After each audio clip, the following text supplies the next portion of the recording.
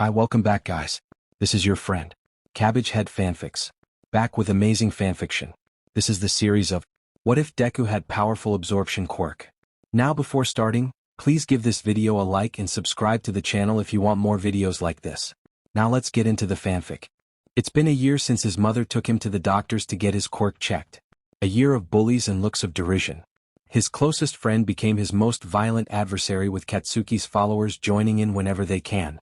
Izuku was smarter than most, and he could see how people began to treat him because of something everyone has. From the day he returned from the doctors, his life became hellish. At first, he didn't understand why teachers and other adults looked at him in a particular way, but he learned what that was. It was pity. He had to learn through the internet what the facial expression was, because when he asked his mother, she turned away in sadness. From pity turned to worse as his life went on. But his dream of being a hero kept him going on with a smile. Some days felt harder to smile than others, but he tried his best anyway. Izuku still tried to get along with his classmates, but they mostly pushed him away from his quirklessness or mocked him for thinking such a thing as befriending them. He was beginning to learn what loneliness was. A year after the fated doctor's appointment marked the worst day of his beginning life. It was a Saturday, and Izuku played alone in his room with his action figures. His mother had the day off and was in the living room while he distracted himself from everything. He was reenacting a fight between All Might and a villain from the news when he felt something at the corner of his eye. He looked in that direction to see nothing but the wall. He felt it again, but in the direction of the sunny window. Looking at it gave him the same result of nothing being there. Confused, he tried to think what might have gotten his attention, but his only answer was a quirk. His quirk, he had a quirk. He felt something, he didn't know what, but excitement surged through him. With a quirk, people will be nice to me, he thought. In joy, he ran out of his room and to his mother, who sat on the couch reading a book. "Mama! Mama!" he shouted in glee, startling his mother. "What is it, Izuku?" she asked when she had calmed her beating heart. He clenched his fists and vibrated with barely contained joy. "I have a quirk," he said, but his joy came crashing down when his mother looked at him the same way the others had, with pity. The rush of elation was replaced with confusion and other things he couldn't understand until later on. "Lying is bad, Izuku. Don't do it again," she said gently and turned to her book again. "But Izuku felt wrong. He felt sad about his mother brushing him off so quickly and the indignity of not being believed. His mother cut him off before he could argue. "You have the toe joint and the blood work said you didn't have a quirk, don't lie." She didn't say it with anger, but instead with firmness. She didn't want to put delusions in anyone's head, so she cut them off before they could sprout. Izuku didn't know what to say as he backed away with tears beginning to come up. He stayed quiet as he returned to his room and cried silently. He tried to bring that feeling back from earlier, but he couldn't. As he cried alone, he couldn't get the image of his mother looking at him with pity. It made him sad and mad at the same time. He didn't want to see that expression on his mother's face, especially when it was directed at him. He had enough of that outside his home. This day would mark when his life began to worsen. Slowly as life went on and years went by, his mother grew more distant towards him. She began to take longer shifts at work, and when she wasn't at work she spent them by herself. When Izuku grew old enough to take care of himself, she switched to the night shift. Less and less they saw of each other as time went on. Izuku learned to cook and take care of himself at a young age. When food ran out, his mother left him money for groceries or lunch. By 9, he was getting groceries by himself when his mother left him a note saying she didn't get a chance to do it herself. It was becoming rare if he saw her once a week. School life only got worse as Izuku grew up. It was not uncommon for Izuku to come home with bruises or burned clothes. He never mentioned his suspicion of a quirk to anyone lest they call him a faking something and making things worse than they are. Katsuki ramped up his abuse slowly as they grew up. He went from pushing and name-calling to using his quirk on Izuku and punching. Izuku had tried to fight back once, but it ended worse than on other days. Now he tried to avoid getting corned as much as possible. The teachers never said anything and turned a blind eye to everything that Izuku was a victim of. He had tried to talk to his mother, but nothing came as a result of it. He went to the principal's, but he brushed him away and claimed he had better things to do. As weeks went by with the same treatment, Izuku began to hate. It was a new feeling for the green-haired boy, but as Katsuki laughed at his broken finger caused by him, Izuku knew pure hatred. With the new feeling guiding him, Izuku stuck back at the laughing tormentor. Katsuki, reeling back with a broken nose, looked at the blood dripping down his crooked nose and couldn't believe what just had happened. It ended as you can imagine, with Izuku bleeding on the ground with the still broken pinky finger.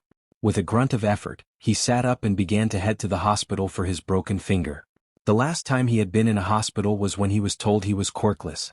He picked up his books and put them back in his bag and headed off. He thought about calling his mother but decided against it since she was probably still asleep. He can take care of himself, he has been for a while. He arrived at the hospital and moved to the desk with the nurse behind it. The waiting room was empty as he approached her. "Excuse me, I have a broken finger. Can you help me?" He had more than a broken finger, but the cuts and bruises can come later. "Of course, dear." She smiled at him, quickly pulled out a form and grabbed a pen. "Can I get your name and quirk?" "Sure, Izuku Midoriya, and I'm quirkless," he said, waiting for the reaction. She stopped and looked at him with compression and badly hidden disgust.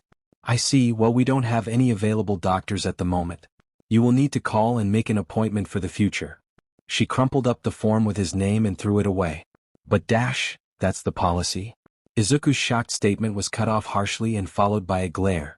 In a single word, a person's disposition toward him flipped like a switch. She continued to glare at him until he left through the door he came from. He numbly walked away from the place where they are supposed to heal him with a broken digit. As he began to make his way to a store, his anger grew at the unfairness of it all. He bought a medical kit and something to splint his finger. In his room and still damp from his shower, he straightened his crooked finger with a whimper and taped it straight with what the first aid kit had.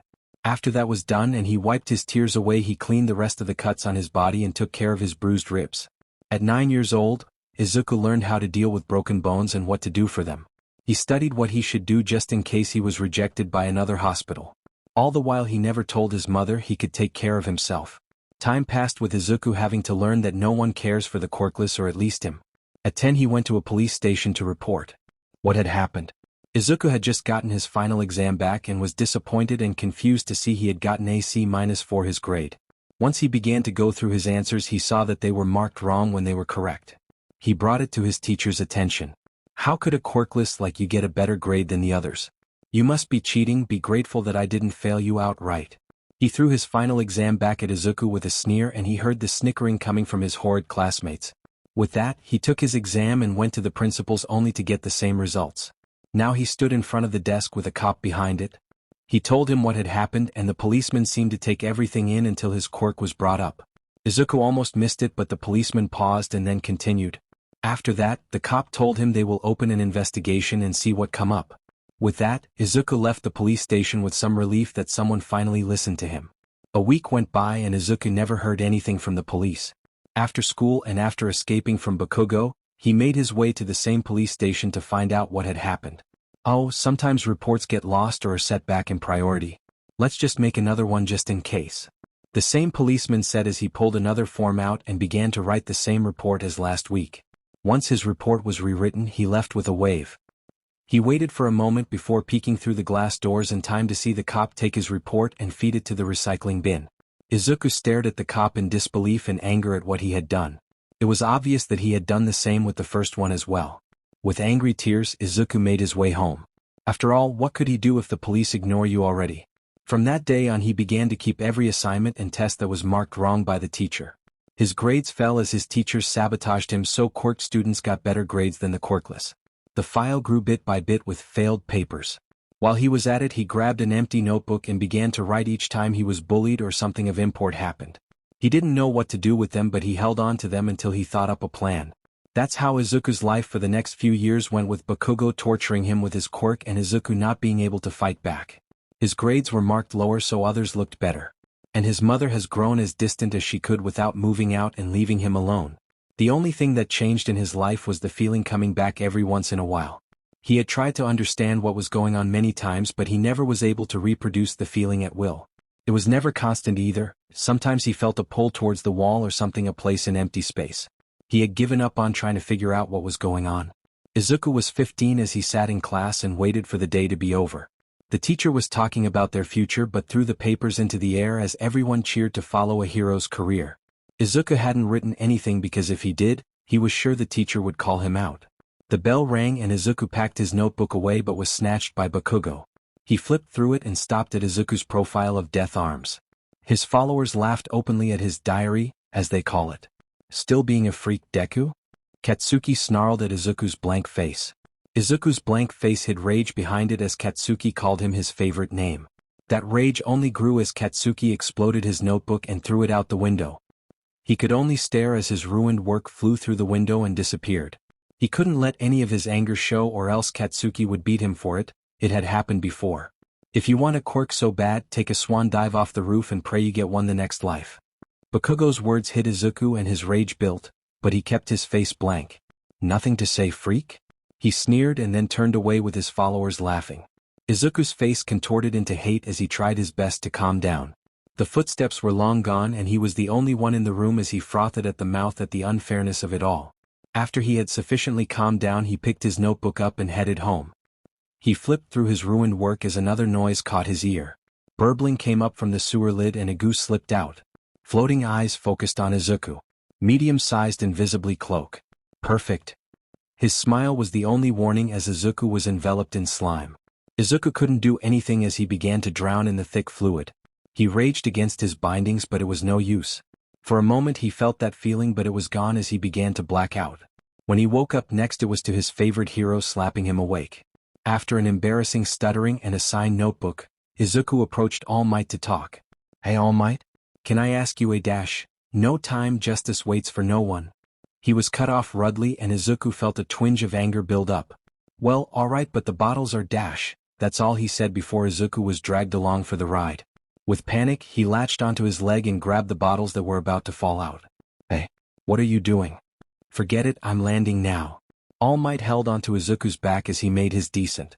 Oh, thank whatever God is listening. Izuku knelt on the rooftop. That was reckless, young man. All Might said in a hurry and began to walk away. Wait, I was trying to fix the bottles so they wouldn't fall out mid-leap. Izuku held out the bottles with the villain in it. Ah, I see. Well, All Might's came out strained and then his body puffed into smoke. After the panic and explanation, Izuku handed over the villain. I've got a question. What advice do you have to someone like me to be a hero? Advise? What's your quirk? He asked, securing the bottles in his pocket. He hesitated in answering. I don't have one. You don't have? Here's my advice, don't. Hero business isn't fun and games. If you want to make a difference, go be cop or doctor. Have some realistic dreams. And he left Izuku on the rooftop, alone. Izuku stood there with an empty chest. He didn't cry or yell or anything, he just stood there as he felt nothing.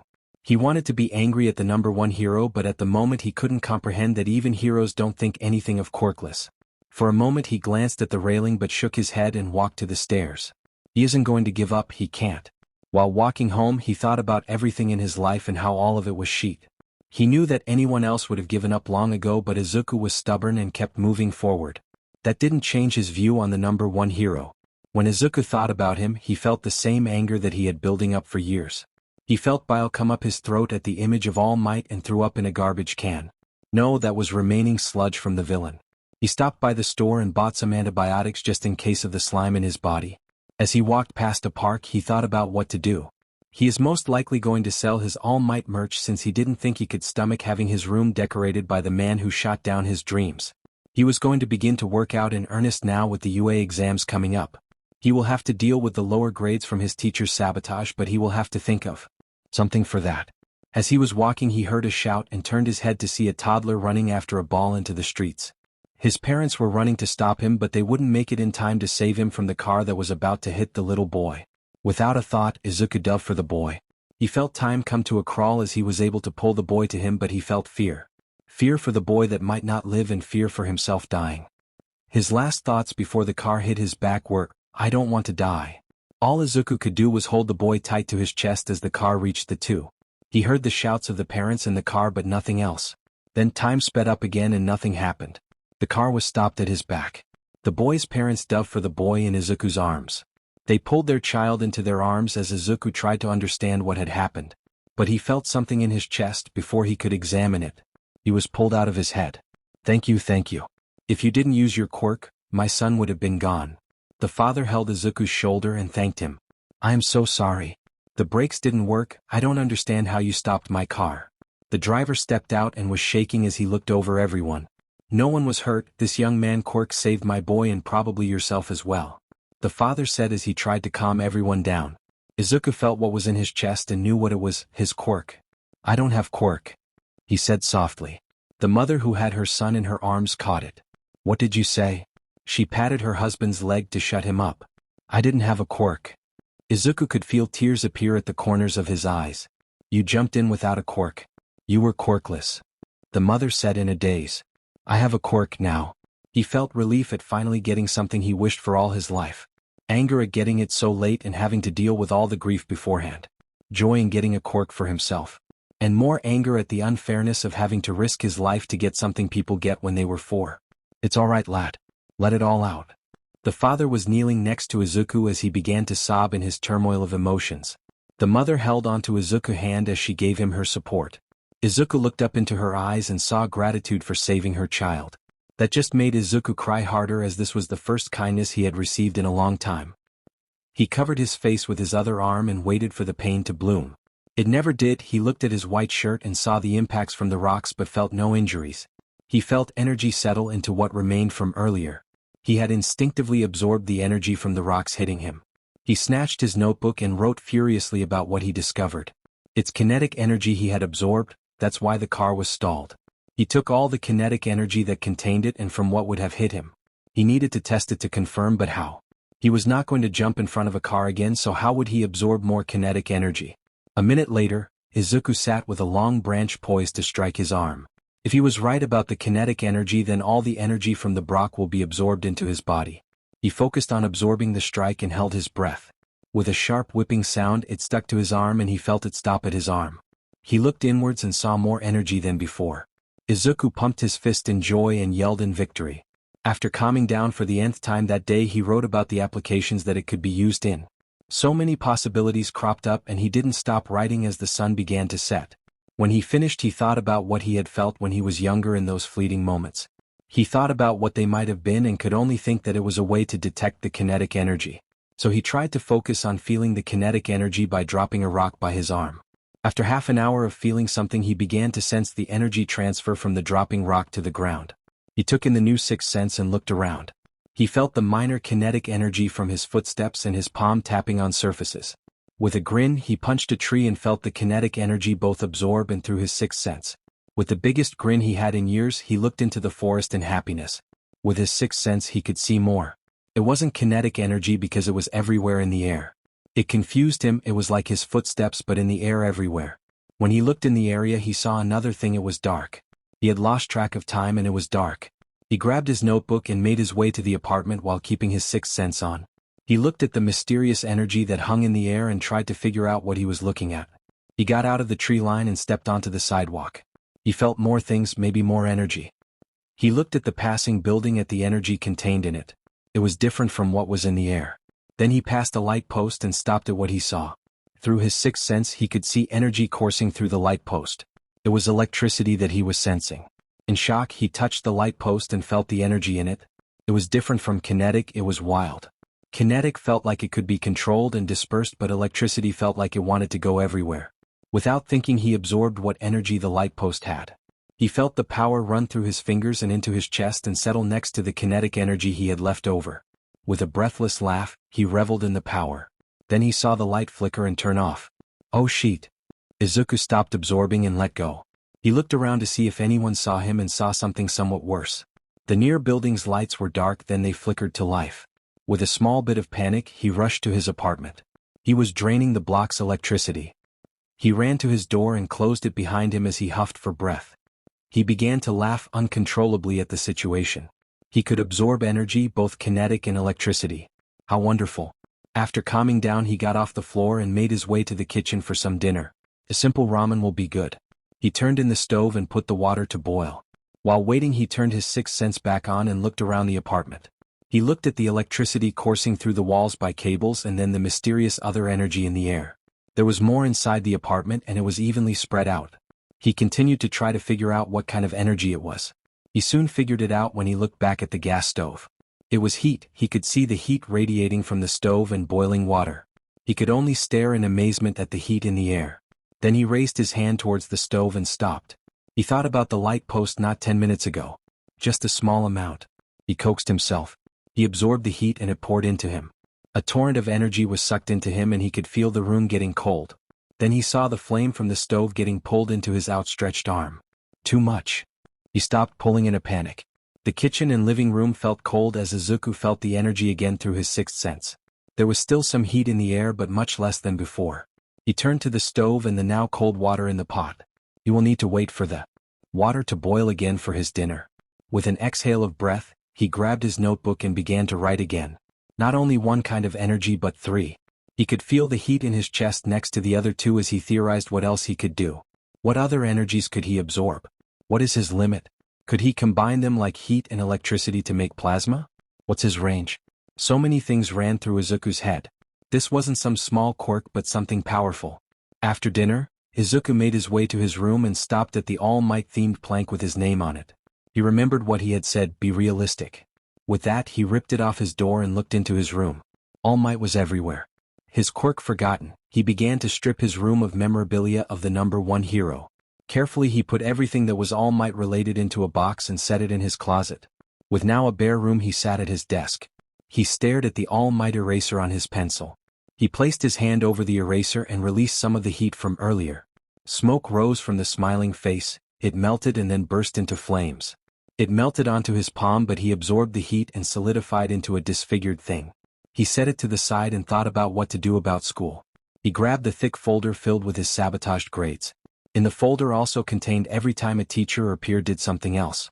Most of the reports were filled with Bakugo's incidents but also contained times a teacher ignored abuse or encouraged it. Just looking at what they had done to him made him seethe. He turned from the folder and searched for someone that he could send this evidence. He found some police but they left a bad taste in his mouth. He didn't know if heroes would be better so he continued to search for people. Many names were in the maybe pile while few were crossed out outright when he looked up past reports of the person. The maybe pile was hard to choose from. It ranged from a detective to news reporters with no filters. So he decided to send evidence to all of them. He made copies and digital copies and made a plan to send them out. He kept the original and a digital copy hidden just in case. Tomorrow he will go to the post office and send everything out to the written addresses. He had 3 people who he hopes to come through. A hero agency, a news reporter, and a police detective. If they don't work then he will just have to post everything to the public and let them do the work. If worse comes to worse then he will probably turn into a vigilante and burn that school down and beat everyone in it. He snorted at the fantasy. He couldn't beat them up, he has not much muscle mass. That made him think about how to prepare for the exam. If he wanted to pass then he will need to be fit and be able to fight. His quirk gave him a fighting chance but his body will fail him if he doesn't put work into it. He looked up diets and workout plan on the internet. He was somewhat lean and just needed a bit more muscle on his arms and core.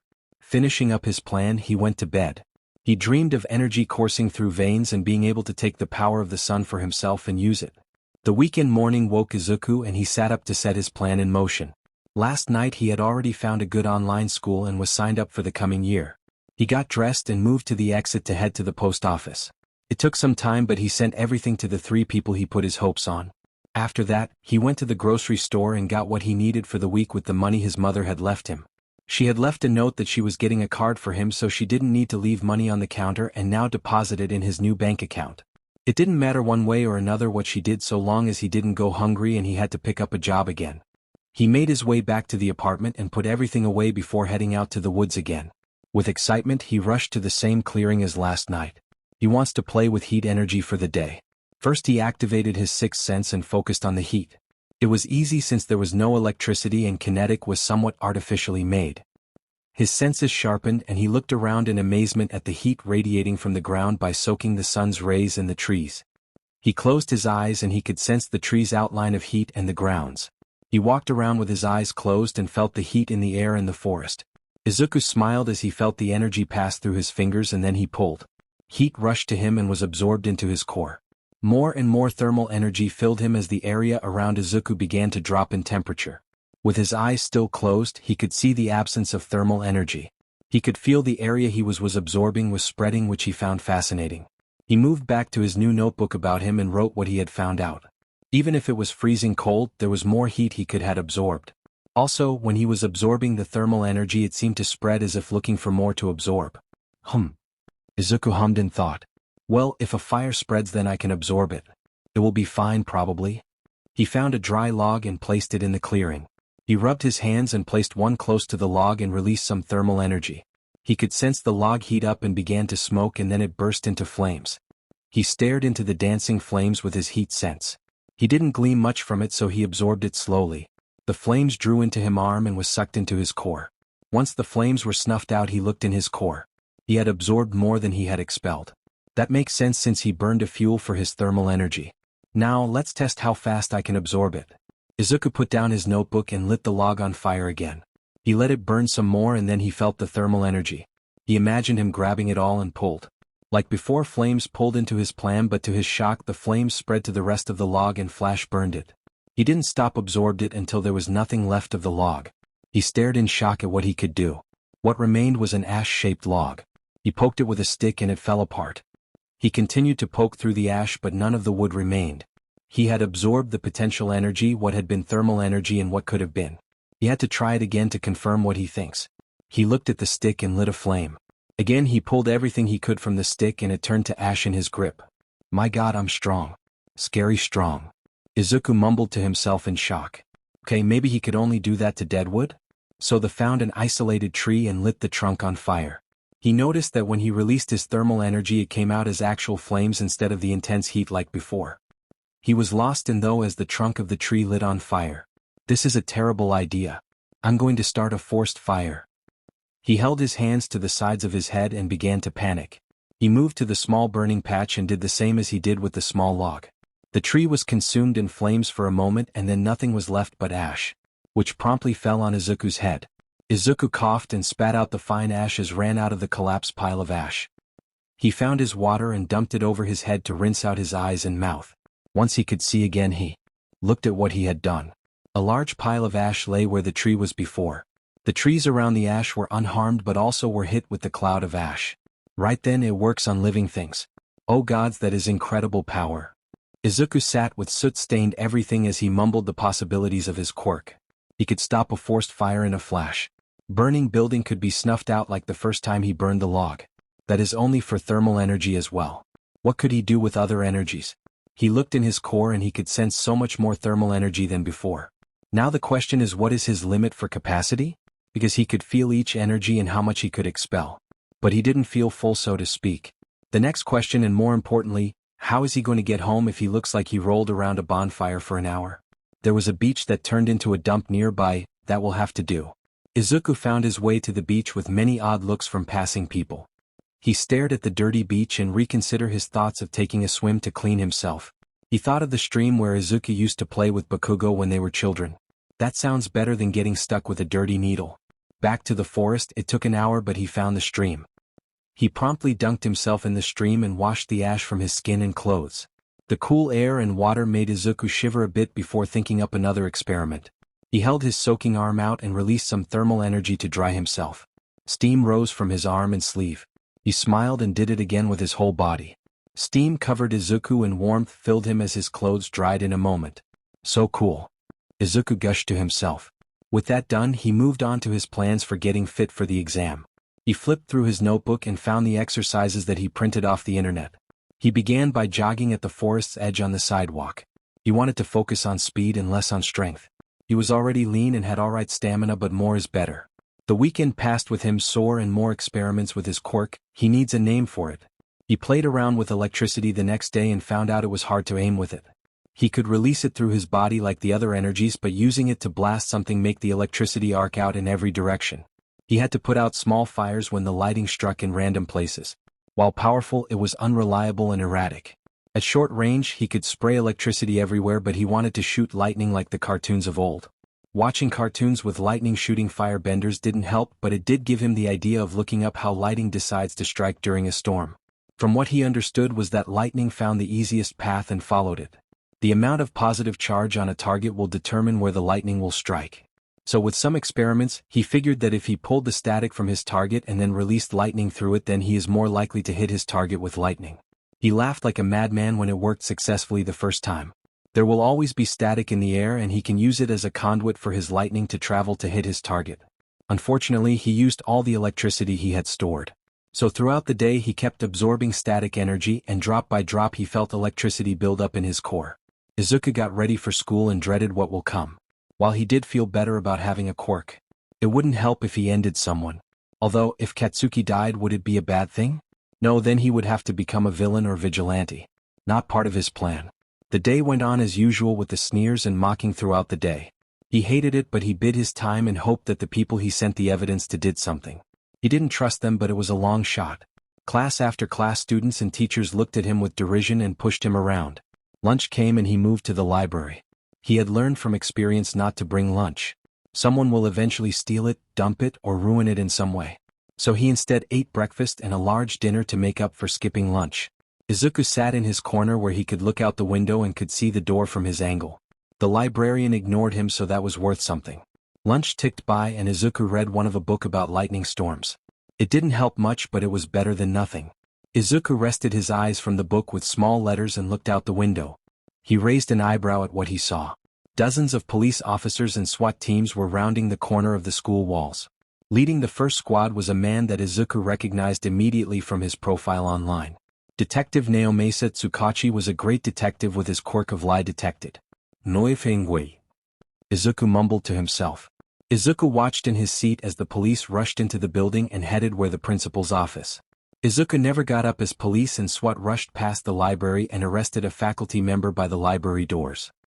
He looked out the window at a commotion and saw the principal thrashing in handcuffs and a red face being pushed into the back of a van. Noifengui. Izuku said again with glee rising in his tone. Did it work? He heard a crackling sound and saw Katsuki Bakugo behind, tackled by a SWAT team and then handcuffed with suppression cuffs. Izuku raised his phone and snapped a few too many pictures. The doors muffled the sound of the commotion throughout the whole school, but the noise was let in by the doors slamming open by a squad of police officers arresting the librarian and the rest spreading through the shelves of books. One officer with a cat quirk stopped when he spotted Izuku sitting at the corner table. Are you Izuku Midoriya? When Izuku nodded, he called through his walkie-talkie. Found him in the library. Izuku stared at the police officer and asked, So, what's going on? Izuku jerked a thumb out the window to see his homeroom teacher getting dragged by the arms to the filling police van. He snapped another picture. He'll be here in a moment, the officer said with amusement in his feline eyes. Detective Tsukachi walked into the library and headed in his direction. Hello, I am Detective Naomasa Tsukachi. Will you please come with me? He bowed and held his hand out to gesture to the exit. Am I under arrested? Izuku looked between the two men. The detective raised his eyebrow. Did you do something to warrant your arrest? Don't answer that. No, I reviewed your package and was very disturbed by what it contained. I had a warrant ordered and was approved if I could confirm one day on the security footage with what you sent me by mail. I did, and now we are arresting all the faculty and one Katsuki Bakugo. All the security cam footage is being pulled by our technicians. Now, could you please come with me to the station to get your statement and story? Izuku was nodding along the whole time he was speaking. Internally he was jumping for joy. He had done it. Part 1 of the plan is complete. Yeah, alright, makes sense to me. Izuku grabbed his bag and followed behind the detective as the Catman followed them. The remaining students stared and glared at Izuku as he walked behind the detective to his car and got in. He couldn't contain a grin as they drove off the police station. With a sigh of relief, he felt things truly turn around for him. At the police station, Izuku sat in a conference room with the detective with a tea set out for him and coffee for the man. There was a third place, but he didn't know for who. He got his answer when his mother walked through the doors, escorted by the cat man. Right, a minor needs a guardian for police interviews. Izuku mumbled. Inko was slim but not unhealthy. She had pale skin and short green hair in a ponytail. She sat down and didn't greet Izuku. He did the same and ignored his negligent mother. Right then, the detective said awkwardly when he saw the mother and child wouldn't greet each other. He went on to ask Izuku about what he gave to the detective and his experience with the school and what they have done to make his life miserable.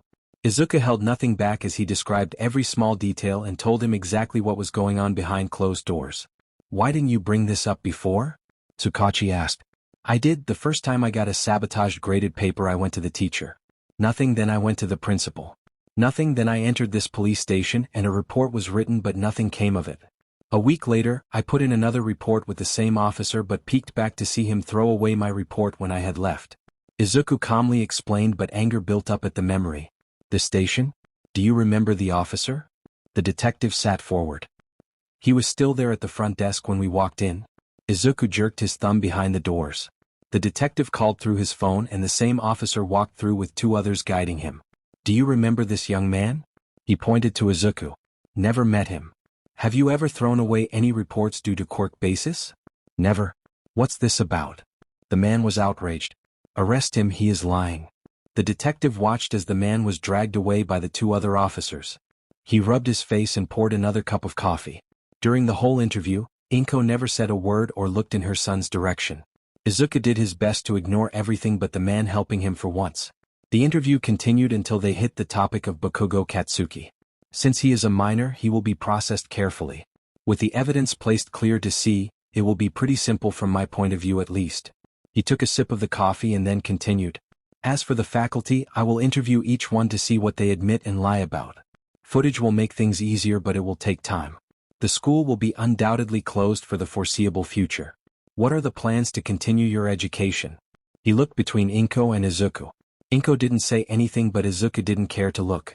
I already am signed up for online schooling and will be taking an aptitude test for where I stand this week. That's wonderful to hear. That's all I have. If there are any more questions, please call me without any hesitation. He stood up and shook Izuku's hand. Inko didn't look at either of them and left without saying a word the whole time.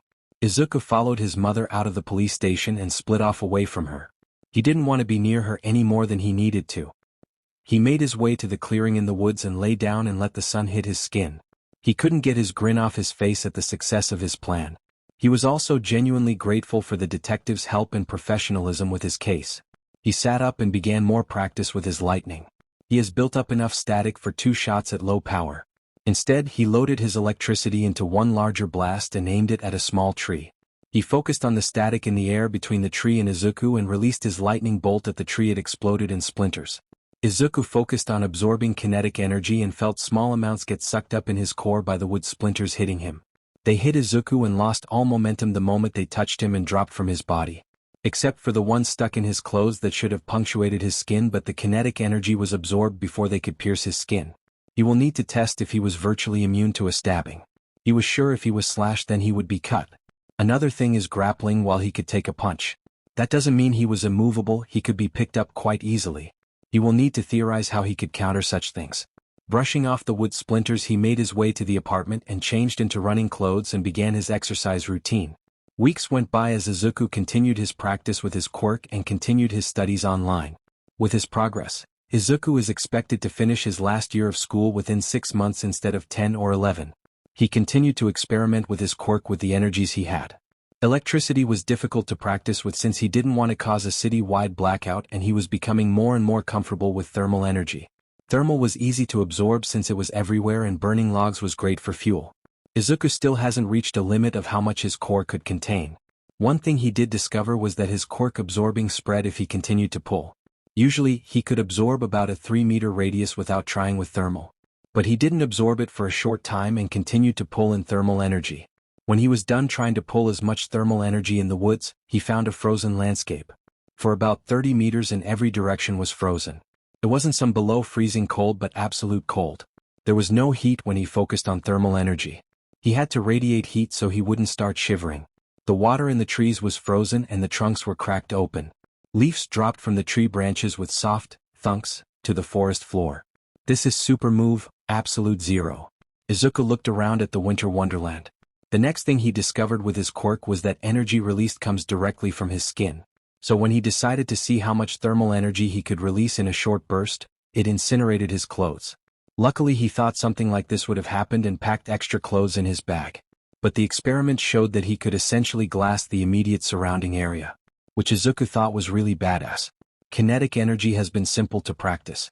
He could punch a tree or rock and the kinetic energy is absorbed before he could hurt his knuckles. This was a great way to practice his punches and kicks. Since he was still registered as quirkless, he isn't allowed in any dojos for martial arts lessons. So he improvised by learning from YouTube and other videos of heroes fighting hand to hand. Grappling was not possible to practice, but he got the theory down. His way of using kinetic energy was simple for combat. He strikes with his leg or arms and then released a kinetic blast for a double impact. He had to practice to get the right amount so he wouldn't launch himself every time he struck something. Blocking was unnecessary since he could just absorb it and use the energy against his opponents. Movement using kinetic energy only led to one thing. As much as he hates Katsuki, his method of using his quirk for propulsion works well. He used a short burst of kinetic to launch himself in any direction. While he needed to practice avoiding face planting every time, it was working. Luckily, if he falls he can absorb the kinetic energy and stop any injuries from happening. That's another thing Izuku practiced. dropping from large heights. Izuku knew he would be able to absorb all the kinetic energy from falling, but his monkey brain said, "You fall, you dead." And so Izuku held onto a tall tree in the woods trying to let go and practice falling. With a large inhale he let go. Wait, no.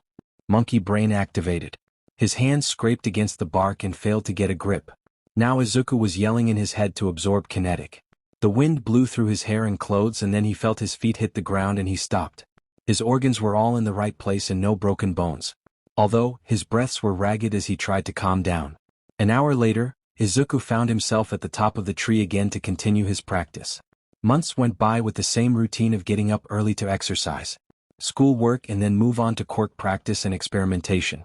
His body was building muscles very well with his diet and constant exercise. Quirk has been going great, although he still hasn't reached a limit for his capacity. The amount of thermal energy stored up is beginning to get ridiculous. One week, Izuku took a break to see what other energies he could use. At first he wanted to focus on kinetic, thermal, and lightning for the UA test. Now that he has a good grasp on them, Izuku wants to see more possible energies. First on his list was nuclear energy. Since he didn't want or have a way to test it, he crossed it off the list. Next was sound energy. It took some time to focus on the speaker of his phone, but his sixth sense picked it up and he pulled the energy into him. His phone went quiet and he felt the energy enter his core. More sound was absorbed and it began to spread as he tested his limits. Izuku's world went quiet and he heard nothing. Not his heart, the wind, or the shifting of clothes. Then he stopped and he was disoriented from the immediate change. Now to test the release of sound energy. With his hand pointed out he released a trickle of sound and nothing happened. He released some more and there was a low thrum and vibration. He used his sixth sense and he could see the sound energy expelling from his palm to the stone in front of him. He released some more and the rock cracked from the loud thrum of the energy. Izuku grabbed his notebook and wrote under sound energy. Most likely lethal, avoid using on people that shouldn't die. He nodded and moved on to the next on the list. Light energy was really easy once the sun was right over his head. His sixth sense caught the light energy coming from right above and Izuku focused on it. Light energy was similar to sound by the way it moves, it wants to spread everywhere. Izuku grabbed it and absorbed it a bit at a time. In the palm of his hand was a void of light. He could feel the light being absorbed and he pulled more. His whole body was encompassed by the void and he felt the absence of thermal energy coming in with the light energy. He saw nothing but heard everything just fine. It was very disturbing to see not a dark room but void, the absence of light. He stopped and he could see again. Releasing light had not much direct combat effect. In his hand was a globe of light that brightened when he released more energy. Could blind someone, void darkness, and then bam, the holy light of God. Izuku chuckled at that. Now, Izuku had a theory that he could absorb the unique energy of a quirk, but he had no one to test it with. Say if someone used light beams to attack, he could possibly absorb the light and thermal. He hopes one day he could put it to the test. Izuku was on the roof of his apartment and he was looking over the edge. He inhaled and then exhaled and then ran and leaped off the roof. He plunged 7 stories and landed on the dark street without a sound other than his shoes scraping on the ground. He exhaled again and pumped his fist in success. It took a long time for him to shut up his money brain and leap without hesitation. He found the idea of leaping off enormous heights only to land without even having to bend his knees very cool looking. Izuku made his way to the woods again to practice his stealth skills. With the combination of absorbing light and sound, he moved in absolute darkness. Then he focused on thermal energy with his sixth sense and he was practically invisible. Except for the large globe of void moving across the woods without a sound. He smiled and genuinely laughed at the scenario of him sneaking around with a void suit covering him. He has plans for that, but it's difficult to keep what he absorbs limited to close to his skin. He has managed an arm that was shrouded in the lightless void, but more than that was difficult. He made it to his clearing and looked around at the destruction. Trees were dead or dying from getting frozen over and over again. Piles of ash were in random locations and craters filled the area from his kinetic blasts. He had come far with his quirk and its application for it. He sat down and focused on his sixth sense and focused again on the thermal aspect. He has practiced with heat sense the most. Looking around he could see clearly with thermal vision. While he couldn't see, he could feel where heat was and wasn't. He had practiced combining different elements to see if they had any effects, but the only one that truly had potential was thermal and lightning. When he released them together, it made a plasma-like substance that was hard to control in large quantities. Thermal energy could be contained and then released to produce a blast of fire or heat, but plasma didn't want to follow the same rule set. Lightning was more like point and shoot if Izuku wants to hit anything accurately. While he didn't necessarily need to aim with his hands, it made things easier. He had tried to blast thermal through his elbow and chest and they were successful, but lightning didn't want to stay on course without guidance. Absorbing multiple energies at the same time had also been successful. While using thermal energy, he was practically immune because he absorbed what hit him. It didn't protect him from kinetic energy, so he had to split his focus on releasing thermal and absorbing kinetic for protection. How did he practice this? By running into trees as he blasted rocks in the clearing, very dignified. It was 1 week away from the UA entrance exam and he was as prepared as he could be. His thermal energy reserves were still not at capacity, he could hold more. Electricity energy was low since he couldn't go around draining the country's electric energy. Kinetic was alright. Ever since he began jumping off roofs, he has gotten a steady supply of kinetic energy. Sound and light both were low, but they wouldn't be hard to absorb if need be. He had passed his last year of online school long ago and had too much free time for his health. His body was lean and very fit from his daily routine and diet. Now all he had to do is wait for the exam. 3 days before the exam, Izuku sat next to the window as he read one of his books. It was almost midnight and the weather forecast said there will be a storm coming in soon. He put his book down and stared at the roiling dark clouds with lightning arcing through them sporadically. I'm fine with thermal. I can pass with thermal and kinetic. There is no need for more. He mumbled to himself, trying to convince himself that his plan wasn't idiotic. I'm going to FN die. I can turn back anytime. He spoke to himself as the wind threatened to knock him over. He couldn't let an opportunity slip out of his fingers. So he stood at his clearing in the woods with menacing clouds overhead. I want more. He stared up at the heavens above and began to absorb the static. In a lightning storm, there was a lot of static and Izuku was filling up with electrical energy with that alone, but he wanted more. The first lightning strike hit near him and he missed the chance to absorb it when he was blinded by the light. Right, thermal for the heat. A small amount of light for the arc. And lightning for the lightning. He began to absorb some light around his face to protect himself from getting blinded again. Again lightning stuck and he was ready. With his arm raised, it took all its electrical energy and what thermal energy it released. He could see the arc go into his hand and be sucked into his core. It was wonderful. That single lightning strike was enough for 2 large blasts. With confidence, he waited and absorbed more of the static around him, but the Zeus didn't want to throw any more lightning at him. The clouds slowly moved away from his clearing. No. I want it all. Izuku shouted to the heavens, but they didn't listen. Fine then. With the lightning he absorbed, he shot it back into the sky and through it followed the cloud's lightning. He absorbed it and he did it again and again until the gods got angry at him and began to rain lightning strike after lightning strike right at him. From far away people could see the lightning storm roll in slowly. It struck somewhere in the woods and then again. The saying goes, lightning doesn't strike the same place twice, but it did that night. Strike after strike landed in the same spot in the woods. People watched as 100 lightning strikes landed back to back in the same location. There were many videos and pictures uploaded that night from the freak phenomenon. After the lightning stopped striking, heroes investigated the scene to find a charred clearing and the smell of ozone throughout the area. A few days later found Izuku walking under the gates of UA. While nervous about all the people, he had confidence in his ability to pass the exam. After the written exam, Izuku sat with thousands of other hopefuls for the practical exam. President Mike walked on stage and explained what they would need to do to pass the exam. Izuku took it all in and felt grateful to develop such a versatile quirk. The explanation ended and Izuku made his way to the provided locker room to change into some sportswear. He wore a tank top and shorts to avoid getting his clothes charred or torn in case of kinetic blasts. Now he was debating whether or not to leave his red quirkless shoes on. He didn't want to ruin them, but he could just take them off at the sight. With a nod, he headed to the buses. The gates to the mock city were huge to Izuku's eyes and probably everyone else's as well. The other test takes had a variety of quirks and mutations. Some stripped some clothing and Izuku followed suit and took off his socks and shoes and set them next to a pile of female clothes. Another article of clothing landed on the pile and Izuku looked back to see nothing. He turned his thermal vision on and immediately shut it down when he got a glimpse of a female figure in a tight suit. With red cheeks, Izuku mumbled, "Sorry," and walked away from the pile of clothes and his shoes. He didn't hear any reply as he got to a space and tried to focus on the upcoming test. He calmed some and thought about his plan to successfully pass the exam. He wasn't sure how many points he needed to pass, but more is better. A loud shout from the top of a tower behind Izuku shocked him out of his thoughts. There is no countdown in real life. Go! President Mike yelled out with his quirk for all to hear. Izuku didn't hesitate and released kinetic energy through his feet to launch himself over the competition. The cement cracked and he was flying forward. Passing the mob, he saw a one-pointer. He aimed and fired a lightning bolt straight through its chest and exited its back and stopped at the ground below it. Too much power, he melted a hole and wasted unnecessary energy. He landed without any issue and kept running and then leaped again. He found himself in front of a pack of two-pointers.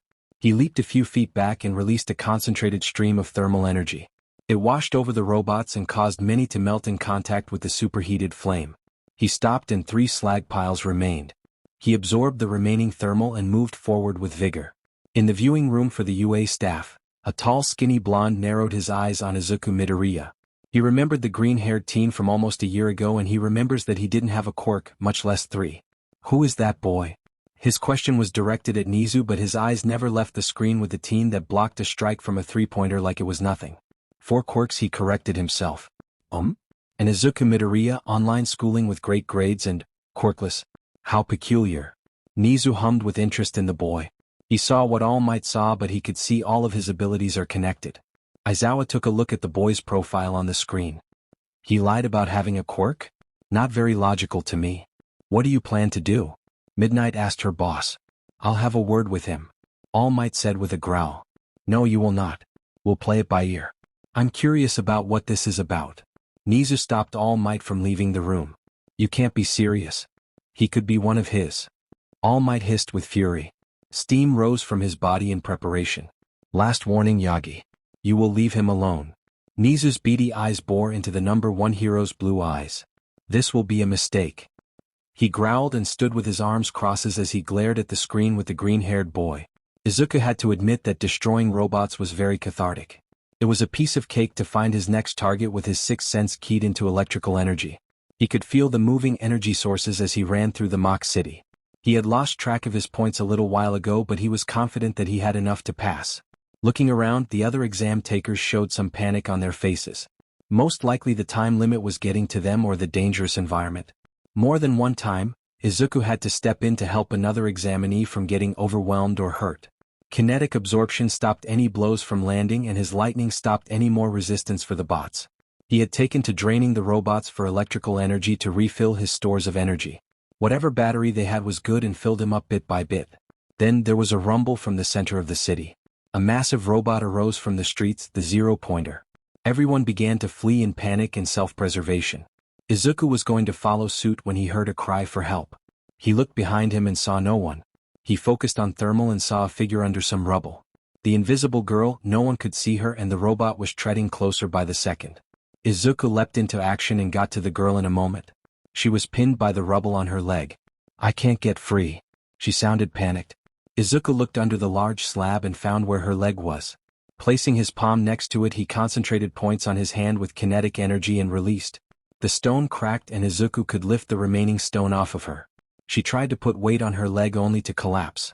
Izuku took one of her arms and slung it under him and helped her move out of the way of the robot. He looked back and it wasn't stopping. Off you robot. Electrical energy arced over his hand and focused on his pointed fingers aimed at the chest of the robot. He dumped half of the electrical energy and fired.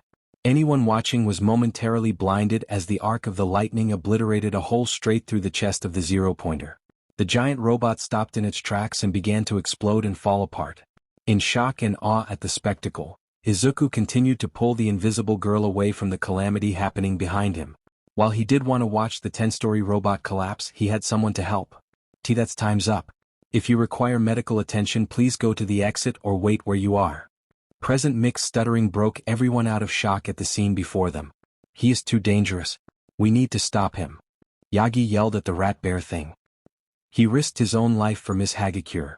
Nizu calmly replied. It's an act. The number 1 hero didn't relent. How can you know that? Nizu was beginning to get annoyed at the skinny man's arguing.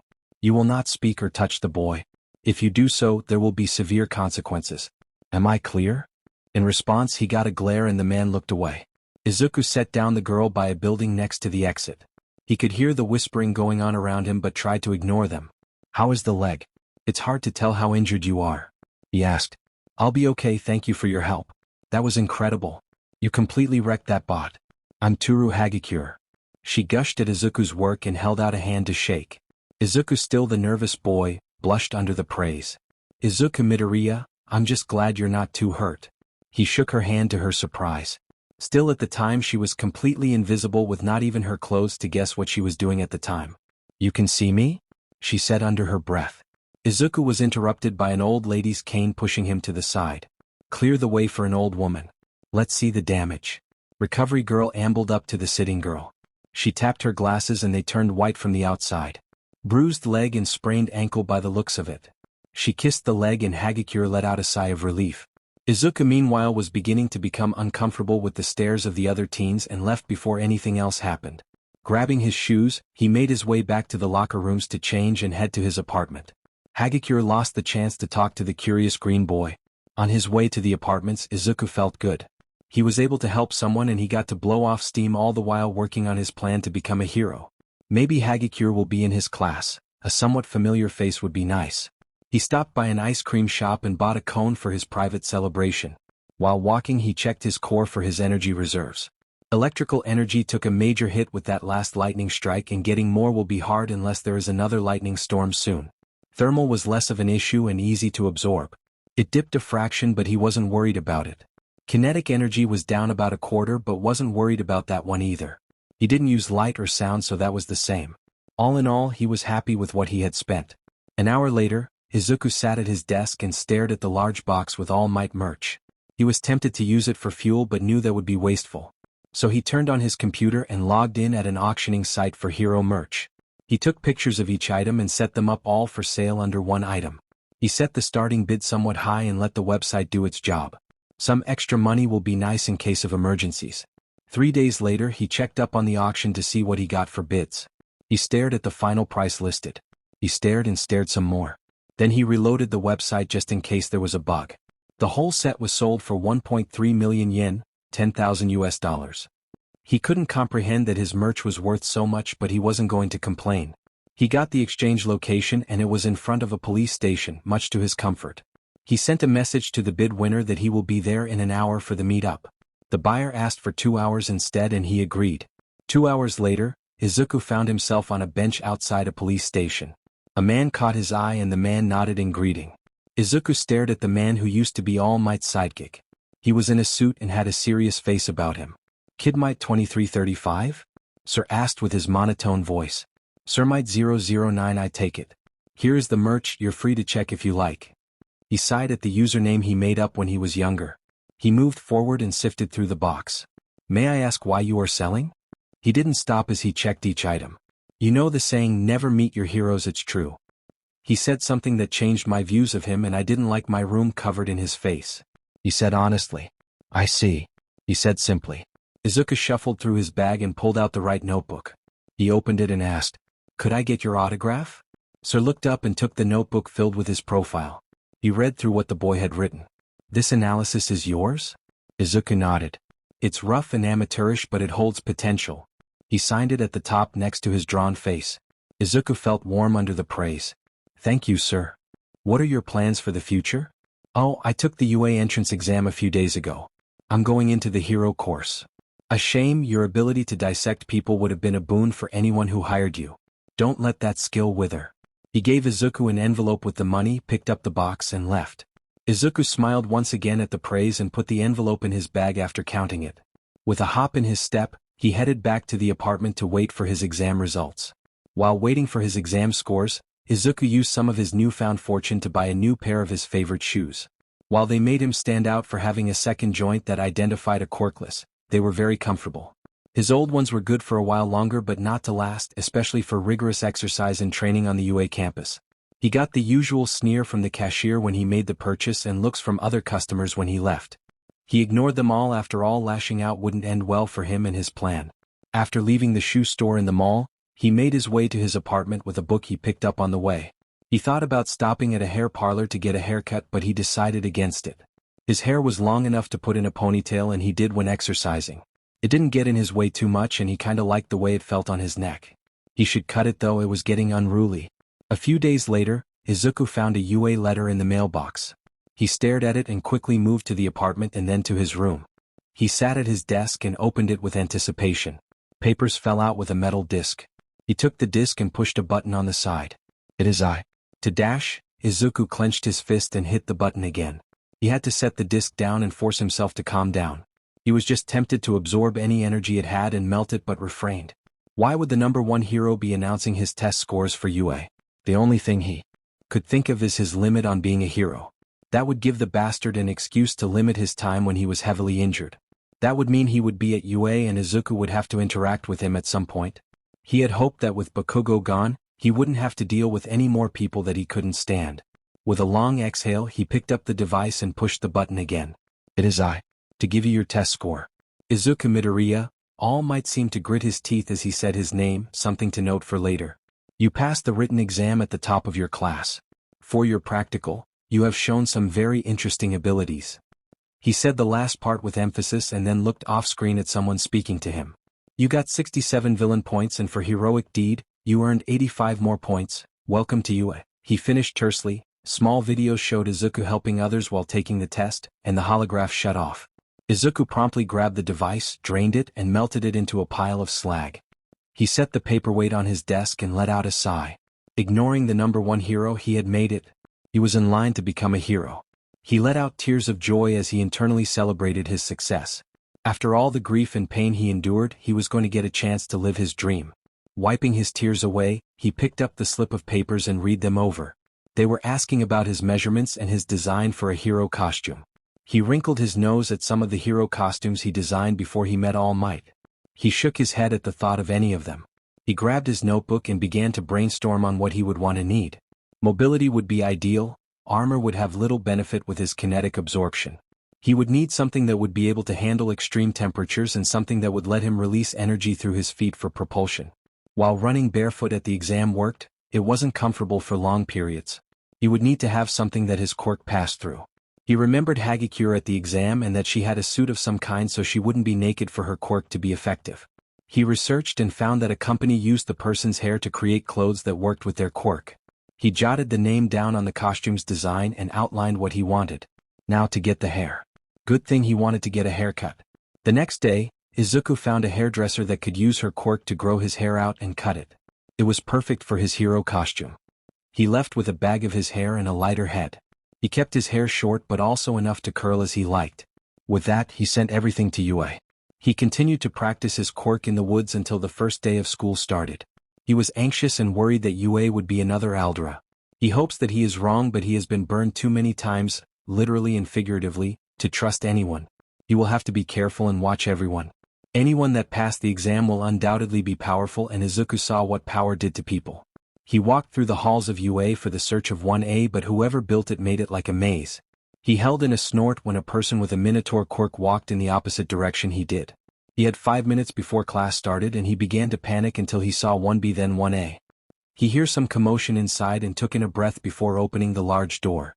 He scanned over his new classmate and then froze at who he saw. Katsuki Bakugo sat by the windows as a tall blue-haired boy said something Izuku didn't hear. He didn't see anything else as he stared at his tormentor for a decade with cold fury. Why was he here? How was he allowed to come here when he was arrested before his own eyes? Bakugo felt someone staring and he turned to meet Izuku's cold eyes. Bakugo snarled and looked like he wanted to say something but instead looked away. The tall teen moved in front of Izuku and he tensed. Greeting. I am Dash. If you are here to make friends then leave. Izuku spun at the voice and stared at the sleeping bag on the ground. He backed away as a man stood up.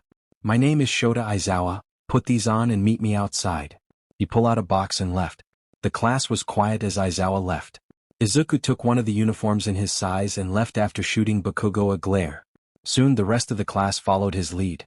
In the locker room, the boys in his class chatted with each other as they stripped and changed into their uniforms. Izuku took a corner and took off his shirt. The room got quiet. Izuku turned to see everyone staring at his back and chest. The split-haired teen got a look and then began to change again. Bakugo didn't say anything and kept changing. It's rude to stare, Izuku said and put on his shirt. His back and chest were covered in burn scars and other healed injuries. His arms were a little better but his tan hid them better. Bro, what happened to you to get so many scars? A red-haired teen asked with worry filling his eyes. Most of the others also had the same look. Bad school life. Izuku left after he finished without explaining any more. The green-haired student stood outside and in front of Aizawa.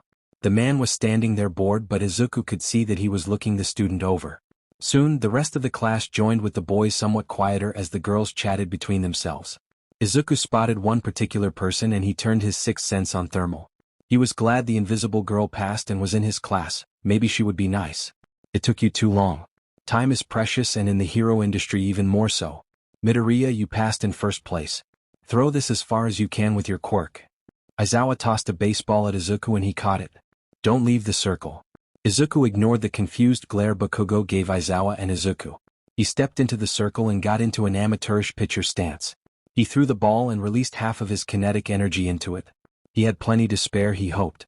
With a crack, it was sent sailing through the air. He turned back to Aizawa and he held up a device with his distance. 583.5 meters, you all will be showing me what you can do with your quirks. He said with a tired drawl. We can use our quirks. This is going to be so fun. A pink girl with horns cheered with some of his classmates. The mood dropped when Aizawa glared at all of them. Fun, you say? Then let's do this. Last place is expelled. Before you say anything about fairness, hero business isn't fair. Get used to it. The class was shocked and some worried about what would come. Izuku barely heard any of it as he kept an eye on Bakugo, who seemed to be grinding his teeth and glaring at Izuku. The class moved forward to a sand strip and Aizawa called forward 2 students to run. Izuku waited in the line of students when he felt a nug on his arm. He looked over and Hagakure stood next to him waving with her sleeve showing the movement. It's nice to see you again, Midoriya. I'm glad to made it. And I wanted to thank you again for saving me at the exam. She said quietly but with vigor. Izuku turned on his sixth sense and smiled a bit at the invisible girl. He could see her features in close range and she was smiling at him in return. I'm glad you made it too. Oh ho, you two know each other? The pink girl stepped close to the two. Izuku instinctively stepped away from her proximity. Midoriya here saved me from getting run over by the zero pointer and then blew it up. Hagakure said to the pink girl while acting out the scene at the exam. Less talking, Midoriya, you're up. Aizawa broke the conversation and Izuku moved to the line next to a teen with a bird head. Tokoyami, as Aizawa called him, nodded to Izuku and took his place to run. Izuku took off his shoes and socks before lining up and waiting. Izuku shot kinetic force through his feet in short bursts with each footfall and sped across the finish line. Tokoyami passed a few seconds later with the help of a bird shadow pushing behind the teen. The rest of the test went along without any issues except for the glares Bakugo shot at Izuku and back at him. Hagakure kept quiet after Aizawa's rebuking but still stood next to Izuku the whole time, which made Izuku feel a bit better. With Bakugo in his class, he felt like he wanted to snap, but Hagakure was a nice distraction from the presence of his torture. Another welcome distraction was all the new quirks he saw. He itched to write in his notebook about all the observations he made. He caught himself mumbling more than a few times and feared Hagakure would make fun of him, but she never said anything. Here are your scores. Read them yourselves. Aizawa put a projection of their ranks. Izuku placed in 5th place after Bakugo, but he expected that. He only had his quirk for less than a year, but he was happy with his results. That didn't mean he wasn't going to train even more to surpass everyone. Hagakure was placed 18th with a short purple-haired boy last. He cried in horror but stopped when Aizawa spoke again. Also, I lied about being expelled. Think of it as a ruse to motivate you all. And with that he left. The class was shocked except for a girl who gave Izuku a presumptuous air to her. The class was dismissed for the day and everyone left to change and leave. Izuku left not to get changed but to find a gym to take advantage of their advanced training gyms. Izuku was tired but he could handle a few more hours. He found a passing upperclassman and he was pointed to a gym with his specifications. The gym he opened to was empty and had a panel for many elements to fire at the middle of the arena. There were also targets on the sides of the octagonal arena for Izuku to practice his aim. It was perfect for him. He played around with the control panel to see what it could do and was very satisfied with it. He set the projectiles for streams of fire, bolts of electricity and small rubber balls. He set it at low to start and at a timer to stop by itself. He stepped into the center and the floor spun slowly as the first object shot at him. Izuku blocked the ball with his arm and it fell to the ground with its kinetic force absorbed. It kept going until the timer ran out and Izuku turned up the difficulty just a notch. He focused on trying to absorb energy directly and then shoot out a different energy at a target on the walls. 2 hours later he was sweating and exhausted but felt like he had a successful training time. He changed and headed to the apartment with a smile on his face. For the whole time he was training, Izuku completely forgot about both All Might and Bakugo. The next morning, Izuku was watching the video again to learn how to tie his tie properly. It took him way too long, but finally it looked proper. He left the apartment with a bagel in his mouth and excitement for the day to come. While having Bakugo in his class ruin some of the experience of learning how to be a hero, he will have to do his best to ignore him. He entered the classroom and found his seat right behind Bakugo. Nope. He turned to look over at his classmates and choose someone at random. His eyes landed on the redhead from the locker room, Kirishima. Kirishima? I am Izuku Midoriya, could we switch seats? Izuku asked directly. Most of the class was watching the interaction. Izuku didn't care. Sure, but why? Kirishima shrugged as he got up. The seating arrangement has been made for a reason. It is very important that we stick to our assigned seats. Ida lectured as he stood and chopped his arms down in rapid movements. Izuku looked over at Ida and saw earnestness instead of ridicule like he thought he would. It would be distracting for my education. More like he couldn't stand to look at that spiky blonde all day before snapping at some point. Bakugo abruptly stood up to lash out but glared and held his tongue instead. Whoa, I'm alright with switching. Kirishima moved slightly between the two glares, one feral and the other cold and calculating. Aizawa stepped through the door at that moment and Kirishima took Izuku's seat. He stared at the two before his eyes snapped to Bakugo for a split second before continuing like nothing happened. From there, school went on normally with heroes coming in and teaching mundane subjects like history and math. Lunch came around and Izuku took a chance to eat in the cafeteria for the first time in years. If worst came to worst, he would eat quickly and find a quiet spot to pass the period. He took his plate of food and found an empty table at the corner where he could see the whole cafeteria without turning too much. Izuku sat and began to eat while watching everyone who got too close or eyed him. He felt anxious as he took his first bite of food. It was good. Hagakure was the first to sit next to him, much to his surprise. He turned on his sixth sense to see her facial expression. Where did you go yesterday? I wanted to chat some more after school. She was very expressive both in her movements and her facial features. She has shown both honesty and a bit of sadness. Sorry, I didn't know you wanted to talk to me. I stayed late to train in one of the gyms. Izuku didn't mention that he wanted to avoid Bakugo also. Mina and a few more of his classmates sat around at the table he was at. He began to feel caged around on all sides but kept it well hidden. Bakugo sat far away from his table with Kirishima, which did make him feel slightly better. So, you never finished how Midori here saved you at the exams. Mina first started. She leaned in towards Hagakure's shoulder. Oh, so I was completely invisible when the 0-pointer came out and some rubble pinned my leg and I couldn't escape. I thought that the thing couldn't see me and that I was going to get run over, so I did what anyone would have done. I screamed for help. Izuku ate as she retold the story to everyone. I thought I was dead, no one could see me. Then, Midoriya came sprinting at full tilt right at me and got the rubble off of me. He helped me move since my leg was busted and the 0-pointer was hot on our heels. So, Midoriya turns around and tells the thing to F off and blasts it with a giant lightning bolt that melted a hole straight through its chest. It was incredible. That thing went down hard. It was some movie-level action. Hagakure gestured with her arms the whole time telling the story. The table was quiet as they listened with rapt attention and many faces were shocked at the end of the story.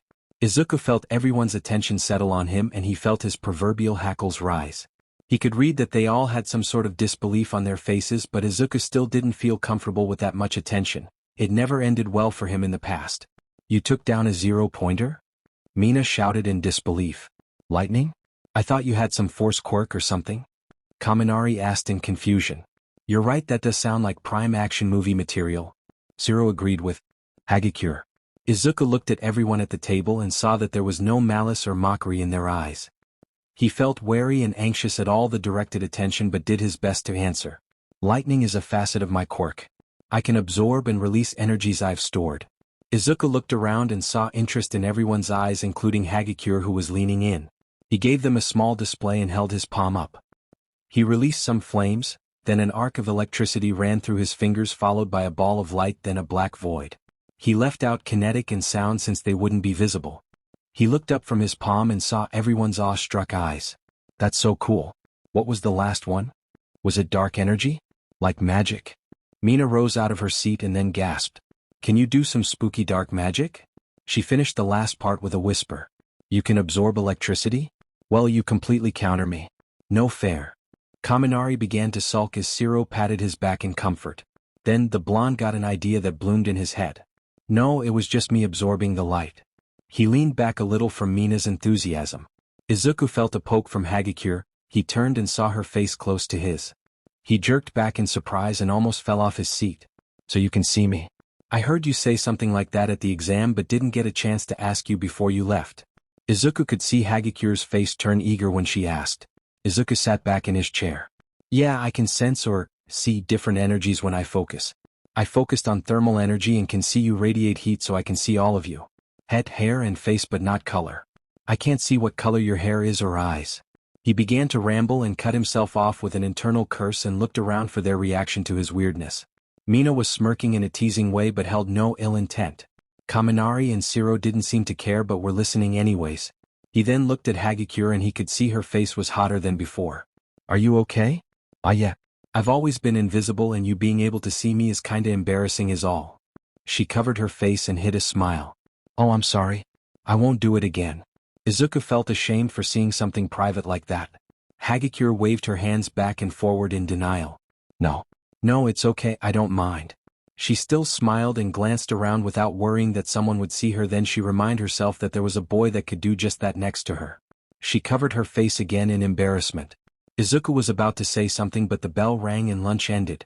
Everyone made their way to their next class. Izuku headed to his first hero class. Kaminari looked over at Izuku with a question to ask but waited for a better time. Shiro strolled along with an easy smile. Mina was talking to Hagakure in hushed whispers but it was clear to hear Mina giggling as Hagakure covered her face with her arms. The class chatted excitedly as they waited for their teacher for hero class. Izuku looked around and they all had the same enthusiasm for the upcoming lesson. Izuku was also giddy and couldn't hide his anticipation. The feeling died when the number one hero slammed the door open. Izuku's face went emotionless as the class erupted in a cacophony of noise. He stared at All Might as he strolled into class with a swagger. The hero gave his first class a show. His smile became forced when he met the cold eyes of Izuku Midoriya. He returned the gaze as the cheering calmed down. Bakugo hid his emotions well but his excitement leaked through.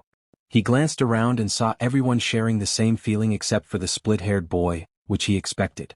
What came as a surprise was the green-haired boy's reaction. He didn't look happy, he didn't look excited, he looked angry to see the number one hero. The look in his eyes was the same one he gave to Bakugo when they saw each other. If we will be having hero class then you will need to look the part. Meet me in Gym D. With that the hero gave one more glance to Izuku and left in a hurry. Everyone scrambled to grab their costume suitcase and run out the door. Where is Gym D? Kaminari shouted in desperation before following the flow of classmates. Izuku waited and grabbed his suit when it was clear. Bakugo grabbed his suit at the same time. Izuku ignored him and left. You think yourself all high and might now with a quirk? Bakugo sneered. Izuku didn't turn but shot back. You think you deserve to be here? He didn't wait for a response and left for the locker room. Everyone was looking over their suits as they changed into them. Izuku took note of each of them and went to change himself. His suit was made up of a tight tank top with a heavy leather jacket over it. The brown leather bomber jacket wasn't anything special but did have a Kevlar layer under the leather. The tank top was made by the special company that made Hagakure's suit. He tested the material by releasing some thermal energy with his hand covered by the fabric. It flowed right past it like it wasn't there. He had a pair of shorts that were made of the same material with a pair of thin shoes to match. He had a pair of combat pants to go over the shorts so it wouldn't look like he was in his underwear. The last parts were his equipment. He asked for a gas mask to cover his lower face and a bag of projectiles. He asked for a bag filled with ball bearings and rubber balls for him to launch with his kinetic blast. He would need to find the right output so he didn't launch the bearings like buckshot but that comes later. The last is a knife in his lower back. He had many options for his quirk but he didn't have anything that could cut something cleanly. Izuku left the locker room and met up with the rest of the class at the end of the corridor. The class had a variety of colors and suits with them. Not many had equipment except for pouches. He felt somewhat uncomfortable with some of the girls' skin-tight outfits and Yaoruzo even more so. Jiro walked up to Izuku. Punk suit, even nicer jacket. I have one of these at home and they are very nice for the winter. Jarikyoka, you Midoriya, right? Izuku nodded and slipped his gas mask down. I'm pretty happy with it, it's even lined with Kevlar. He wanted to be comfortable in his suit. Damn, that's a good idea. Hima steal that idea. Won't it get hot in that though? Jiro felt the sleeve of the jacket and Izuku forced himself not to pull back. He felt like Jiro was alright. Izuku absorbed some of the thermal energy in the close area and it cooled. My quirk helps with the heat. That's rad. Jiro smiled. Midoriya, you look awesome, it fits you nicely. Hagakure strolled up to Izuku in her bodysuit with boots and gloves that were visible. I can't believe you're naked. Jiraiya looked away for her with red cheeks. Hagakure slipped one of her gloves off and held up her finger in a shushing manner to Izuku with a smile. It's not like you can see anything. Izuku held in a laugh and looked away. Alright you newbies. We will be doing combat trials. The deep end is where you will learn the best. Now to draw teams by lots. All Might clapped and got everyone's attention. He was bombarded by questions and he stopped everyone and read a script for the exercise. Now pair up. Izuku took a ball and felt All Might's glare on him, but he ignored him. Izuku should be the one angry at him for what he said. Why was the number one hero angry at him? He didn't care and left to find his partner. He found a green-haired girl for his partner, Tsuyu Azui. Hello. The frog girl said in greeting. Nice to meet you. Izuku returned the greeting politely. Even if his mother wasn't there to teach him manners, he learned them himself. Team D for villains versus Team C for heroes. Izuku looked over to the split-haired boy, Todoroki. His partner is Kirishima. Let the best team win. Kirishima said to Izuku and Azui. Izuku nodded and they left to plan their defense. Once inside, Izuku and his partner took stock of the area where the bomb was located. They could move it easily, but it was in a one-exit room with windows on the side. Good place for a siege. Azui spoke first. We should know each other's quirks and abilities to work together as best we can. I'll start. My quirk is frog and I can do what a frog can. I can extend my tongue up to 20 meters and can excrete stomach acid. It's not that strong. Azui said with a blank face. Alright Azui dash. Call me Tsu. Izuku looked at her in a bit of suspicion but then shrugged. Tsu, how can you handle the cold? Will you go into torpor if you get too cold? Todoroki will be able to take me out easily, yes. Unless you can do something? She tilted her head. I can absorb and release energies I've stored in my body. Kinetic, thermal, electric, sound, and light so far. I'll keep the cold away. Izuku rattled off. Tsu stared at Izuku with a blank expression and then spoke. You have a very powerful quirk. We can't split up or else I would go into torpor and you will be alone to take out both of them. I suggest we go one floor down and wait for them there. Izuku felt good under the praise of his quirk. Thank you, yeah I like that idea. They made their way down and waited in the room that had plenty of space and a room where they could pretend to hide the bomb. Start. They all heard and then ice flashed over the building and froze every wall and floor. Tsu's eyes began to droop until there was a wave of heat that covered the whole room. Tsu jumped onto the wall adjacent to the door and stuck on there. She waited for it to ambush. Izuku didn't hide and stood in the middle of the room waiting for Todoroki or Kirishima to walk in. A minute later, Todoroki walked alone into the room and was surprised by the warm temperature. He saw Izuku and launched an ice wave at him. Izuku took it head-on while Tsu kicked down at Todoroki and knocked him out. Izuku melted his way out and helped Tsu move the unconscious Todoroki to the side. You want to take on Kirishima? Tsu asked Izuku. You sound like a good counter to him. Izuku nodded and made his way down the stairs to awaiting Kirishima. As Izuku made his way down, he evaporated any ice that clung to the floor and walls. On the second floor, Izuku found Kirishima at the other end of the hallway. I found you, villain. Where is my partner? Kirishima played the role of a hero to his heart's content. Izuku took off his jacket and folded it before setting it down. He lifted his hands into a combat position and moved forward. Oh ho, you approach me? Manly. He hardened his fists and ran to meet Izuku. Kirishima's fist swung and hit Izuku's exposed arm and came to a dead stop. What? His eyes widened and noticed his opponent's palm against his abdomen. Brace yourself. Izuku warned in caution and Kirishima hardened everything. Izuku released the stored kinetic energy in a blast and the redhead was launched back in a flash. He went through a wall and lay there trying to catch his breath. Midoriya? Everything alright down there? Tsu's voice came through the communication device in his ear. All good. Izuku walked forward to capture Kirishima but the redhead stood back up with unsteady legs. The bell ain't rung yet. He spit some blood on the ground and took a step forward. It turned into a slugfest with Izuku taking no damage at all and sending the kinetic energy back into Kirishima. The redhead began to tire more and more as Izuku kept a slow but steady pace while delivering 3 punches worth of energy back at him. Not once did Izuku block as Kirishima kept trying to win. Time's up, villains win. All Might's voice came out of their earpieces in an angry tone. You're unstoppable. Kirishima gasped in a breath. No, I can get tired but I wasn't trying to beat you quickly. After all I need to win is waste time. Izuku said to Kirishima as Tsu and Todoroki came down. The boy looked at Izuku with narrow eyes and kept going. Anyone hurt? Sue asked, looking over Izuku and Kirishima. Just my pride. He smiled tiredly. I'm fine. Izuku picked up his jacket and caught Sue staring at his scar-riddled shoulder and arm. He put on his jacket and headed down. In the observation room, everyone was talking about the match that just happened. All Might, on the other hand, hid a scowl at the display of Midoriya playing with young Kirishima.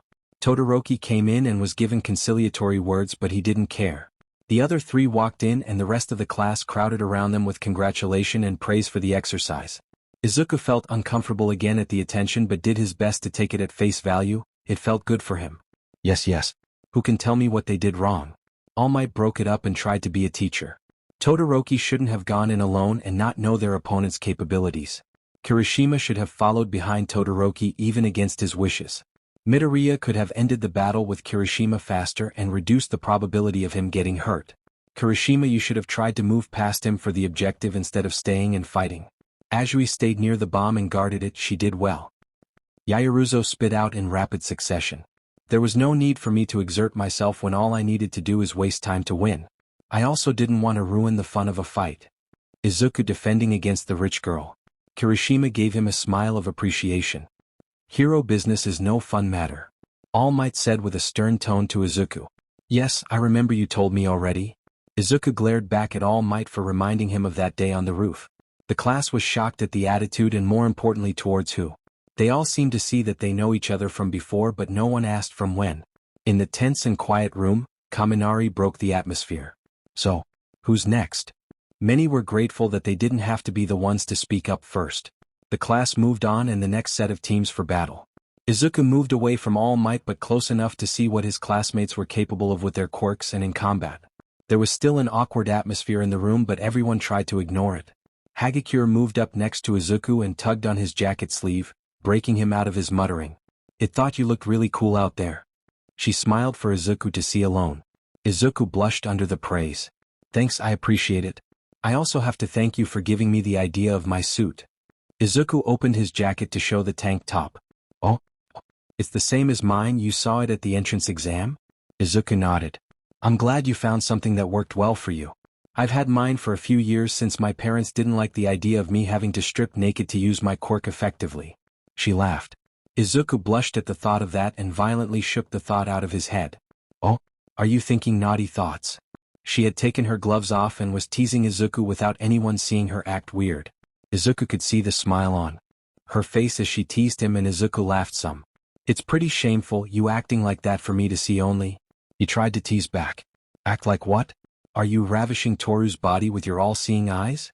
Wait, you're naked and he can see heat. Close your eyes. Mina was playful at first and then moved to shield Hagakure with her body. I'm not ravishing her. Izuku blushed at the accusation. It's alright, Mina. I'm not naked, see? She grabbed one of Mina's hands and put it on her sleeve to feel the fabric. Oh, you little exhibitionist, here I thought the green bean had an all-access pass to lyric you without anyone knowing. Mina hooked her arm with Hagakure's and went back to teasing. I would never leer at anyone, Izuku said to himself. The class finished without any serious injuries and everyone went to change back into their uniforms to go home. Izuku changed into his gym uniform and went to practice his quirk again. He stopped at the exit to the boys' locker room when he saw Hagakure waiting outside the door. She was leaning against the wall opposite the door. Midoriya, are you going to the gym to train your quirk again? Want to skip it and go for some ice cream instead? Hagakure said with hope on her face. She never picked up the habit to hide her expression since her quirk did it for her and Izuku could read her very easily. I'm not sure, I'm not dash. Come on, I never got to chat with you after the exam. Izuku was cut off by her pleading look. He smiled slightly at the thought of hanging out white someone and nodded. Yes, go get changed and let's go. She pumped her fist and pushed Izuku back into the locker room. He followed her instructions and left UA with her and headed to a nearby ice cream store. Is everything alright? You look anxious. Izuku could see the hurt in her eyes and he was confused by it. I'm not used to going out socially like this. I haven't had a friend in a very long time. I mean, if you want to be friends, if that's okay? Izuku fumbled as felt panic rise. Yeah, of course we're friends. I just thought you didn't want to be seen with me or something. She said quietly as she drew her shoulders in. I don't have any reason to be ashamed to be near you. What made you think that? Izuku slowed their pace so they could talk easily. In middle school, People always forgot that I existed and they made fun of me because of my quirk. They always knocked into me and said they didn't see me. People avoided me after school too. She explained and looked at Izuku for a reaction. Izuku was quiet for a moment and then, I'm a late bloomer, I didn't get my quirk until last year. My first and last friend became my bully and tormentor for a decade until I got out of that school. People look at quirkless as third or fourth-rate citizens. Teachers sabotaged my grades, doctors wouldn't see me if I was injured, and I was bullied by everyone. Izuku was scared to look at Hagakure for her reaction and continued. People suck and you just have to find good people to be around. Izuku kept walking in silence, scared that Hagakure would turn away from him after finding he was quirkless. He felt a tug on his arm and he turned to be hugged by the invisible girl. And I thought I had it bad, I'm sorry you had to go through that. She sniffled. Izuku held his arms out and didn't know how to react, but he knew the hug felt so very good. He gently returned to hug. You shouldn't compare your past with others. It's not a competition, and thank you for being a good person and friend. They stayed there hugging for a minute longer as they stood on the empty sidewalk. Mina turned on the road and froze and smiled wickedly. She was about to take a picture for future teasing but stopped by seeing the green-haired boy's tears going down his face. She set her phone back in her pocket and turned down the road to loop around them. She liked to tease and have fun, but that didn't look like the right time. The two damaged teens sat in an ice cream store. They talked about nonsense and nothing important. Which flavor was better or if cone or spoon was better to eat it with. They let the heavy atmosphere from the earlier pass and they moved on to more comfortable moments. For Izuku, it was the first time he had an enjoyable time with someone from school. At first, he didn't know what to talk about after the things they got off their chests, but it came naturally when Hagakure began to talk about ideal ice cream eating conditions. He was more than content. Hagakure for her part was having the time of her life with Izuku. Reading people's body language was pretty important to have friends, and since hers was invisible, it made things hard. But with Izuku he could see everything she expressed. On the walk home, they were in companionable silence. Hagakure rolled her sleeves up and took off her bracelets. What are you doing? Izuku watched her arms become impossible to see once she removed any articles of clothing. She mischievously smiled at him and Izuku got suspicious of her actions. But not in a malicious manner but playfully. Well, since you are the only one who can see me fully, why not do some devious thing? Like what? Izuku's mind went through 100 ideas of crimes they could commit with an invisible person. Like this. She hooked her arm around his and kept walking to the train station. Izuku blushed at the close contact with her. The hug earlier was more than now, but this seemed different. Why are you doing that? He didn't want to admit he liked the contact with another human being. Because I feel like you missed out on a lot of this kind of thing and I'm going to help you catch up to the norm. She was a bit shorter than him, but no one could tell that they hooked their arms together. Unless you feel uncomfortable. She now realizes that it was a bit selfish of her to do this. Izuku thought for a moment and shook his head. I don't mind, it's embarrassing, that's all. It's embarrassing if people see us, but only we will know. Izuku could faintly see more heat in her face than before, but he didn't bring it up. Soon they arrived at the train station to split off. Give me your phone. Izuku did without much hesitation to his surprise. She found his contacts and felt saddened that he didn't have anyone's number. Not even a number for his parents. She didn't ask. Putting in hers and sending a message to it, she gave it back to him. There. Now I don't need to track you down next time. Izuku smiled down at his phone and put it away. Alright, thanks for everything. It was nice. You're saying it like it's gonna be the last. See you tomorrow, Midoriya?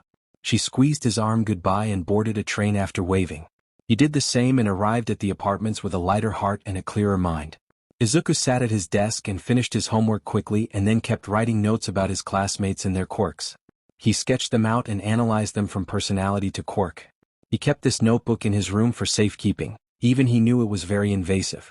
The other notebook he kept on himself was mainly the quirks of people and a quick sketch. He spent a bit more time drawing Hagakure and put in more effort. The next day, the front of the school gates was covered by cameramen and various news reporters. He saw UA students get mobbed by them asking questions about All Might.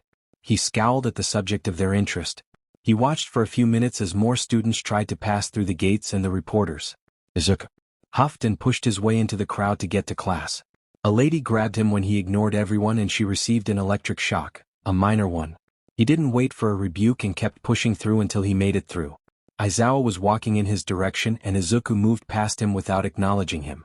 He still didn't trust the teachers even if they were heroes. In class, everyone waited for Aizawa to walk in and begin. Izuku smiled at Hagakure and she waved back at him as she talked to Mina and Kaminari.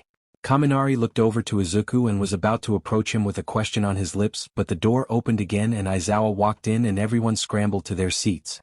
He talked about the trials and he criticized some for their match. Izuku wasn't told anything and he was glad for it. The day continues until lunch came and everyone got up to go and eat. Kaminari stopped by the door and waited for Izuku next to Hagakure, who was also waiting. "Come on. I'm starving," she moaned. Izuku saw that her sleeves were rolled up like yesterday and blushed at the thought of their arms hooked like a couple. Kaminari broke into his thoughts. "Hey Midoriya? Can I ask you something?" When Izuku hesitantly nodded, he continued.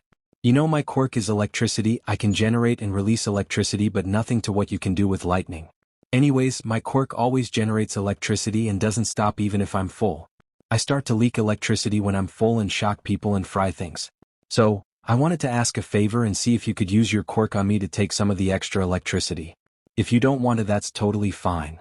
He finished with a smile and a hopeful look. Izuku thought about it and didn't see any downsides to it. He would get energy in his core and he would avoid hurting people unnecessarily. "Alright, I'll do it." Kaminari smiled brightly. "Thanks, man. At home, we have a copper rod driven into the ground to dump excess electricity and I was shooting it out in the field here when I had to. Wanna try it now?" He stuck his hand out and Izuku took it. "Release what you need to dump, I'll take care of the rest," Izuku said when Kaminari hesitated for a moment. An arc of electricity shot into Izuku and he felt a flavor of electricity flow into him and go into the rest of its kind. It was more than he expected as more and more was drained into him. Kaminari let go and had a look of relief. "That wasn't too fast?" the blonde asked Izuku. "I could probably drain you much faster if you want to try next time." He was sure that he could absorb other energies the same way he did with thermal energy. "That looked pretty intimate. Should I have not looked?" Hagakure teased the two. "Why would it be intimate?" Izuku asked with confusion. He looked to Kaminari and he shrugged as well. "Never mind, no fun." She pouted and reached to grab a hold of Izuku's arm. He stiffened and then relaxed but felt odd with Kaminari being so close and not knowing what she was doing. Hagakure saw this and smiled at Izuku with a knowing look. "Can I ask how well electricity works with you? Like how much you can control it?" Kaminari asked Izuku on their way to the lunch line. "At first it wanted to go everywhere like a spray. But I read some books about how lightning strikes where." Izuku began and then Kaminari spoke. "The less static in an area and the path of least resistance. I've studied what I could but I can't choose how much static there is in the air like you, I guess. I've had some lucky days and been able to shoot out lighting but not consistently. They got trays of food and sat with Mina and the others from yesterday. Right, I suppose you're right. I absorb the static in the air between me and my target and then shoot." Izuku thought about it as he took a bite to eat. "What are they talking about?" Mina asked Hagakure. The pink girl never noticed Hagakure's hand on Izuku's arm. "Electricity and lighting stuff for their quirks." She ate one-handed and listened to them talk. "I thought about getting a conducive whip but that's not my style." Kaminari shook his head. "Kinky." Siro smirked at the thought. "You got a smack on the arm for it. We can try some things after school if you like. The facilities here are pretty great." Izuku offered. He felt comfortable with Kaminari. "Yeah. That would be dash." An alarm cut him off and the cafeteria began to panic at the loud noise. Izuku absorbed some of the sound energy and looked around. Jairu was near and he could see her struggling with her sensitive hearing. He moved to her side and extended his absorption. She looked around at the mute sound and then at him. She gave him a grateful nod and stuck close to him. Hagakure also moved to his side and clutched his arm in worry at everyone exiting the cafeteria in a mob. His classmates moved to join the mob and try to exit but Izuku didn't move to leave.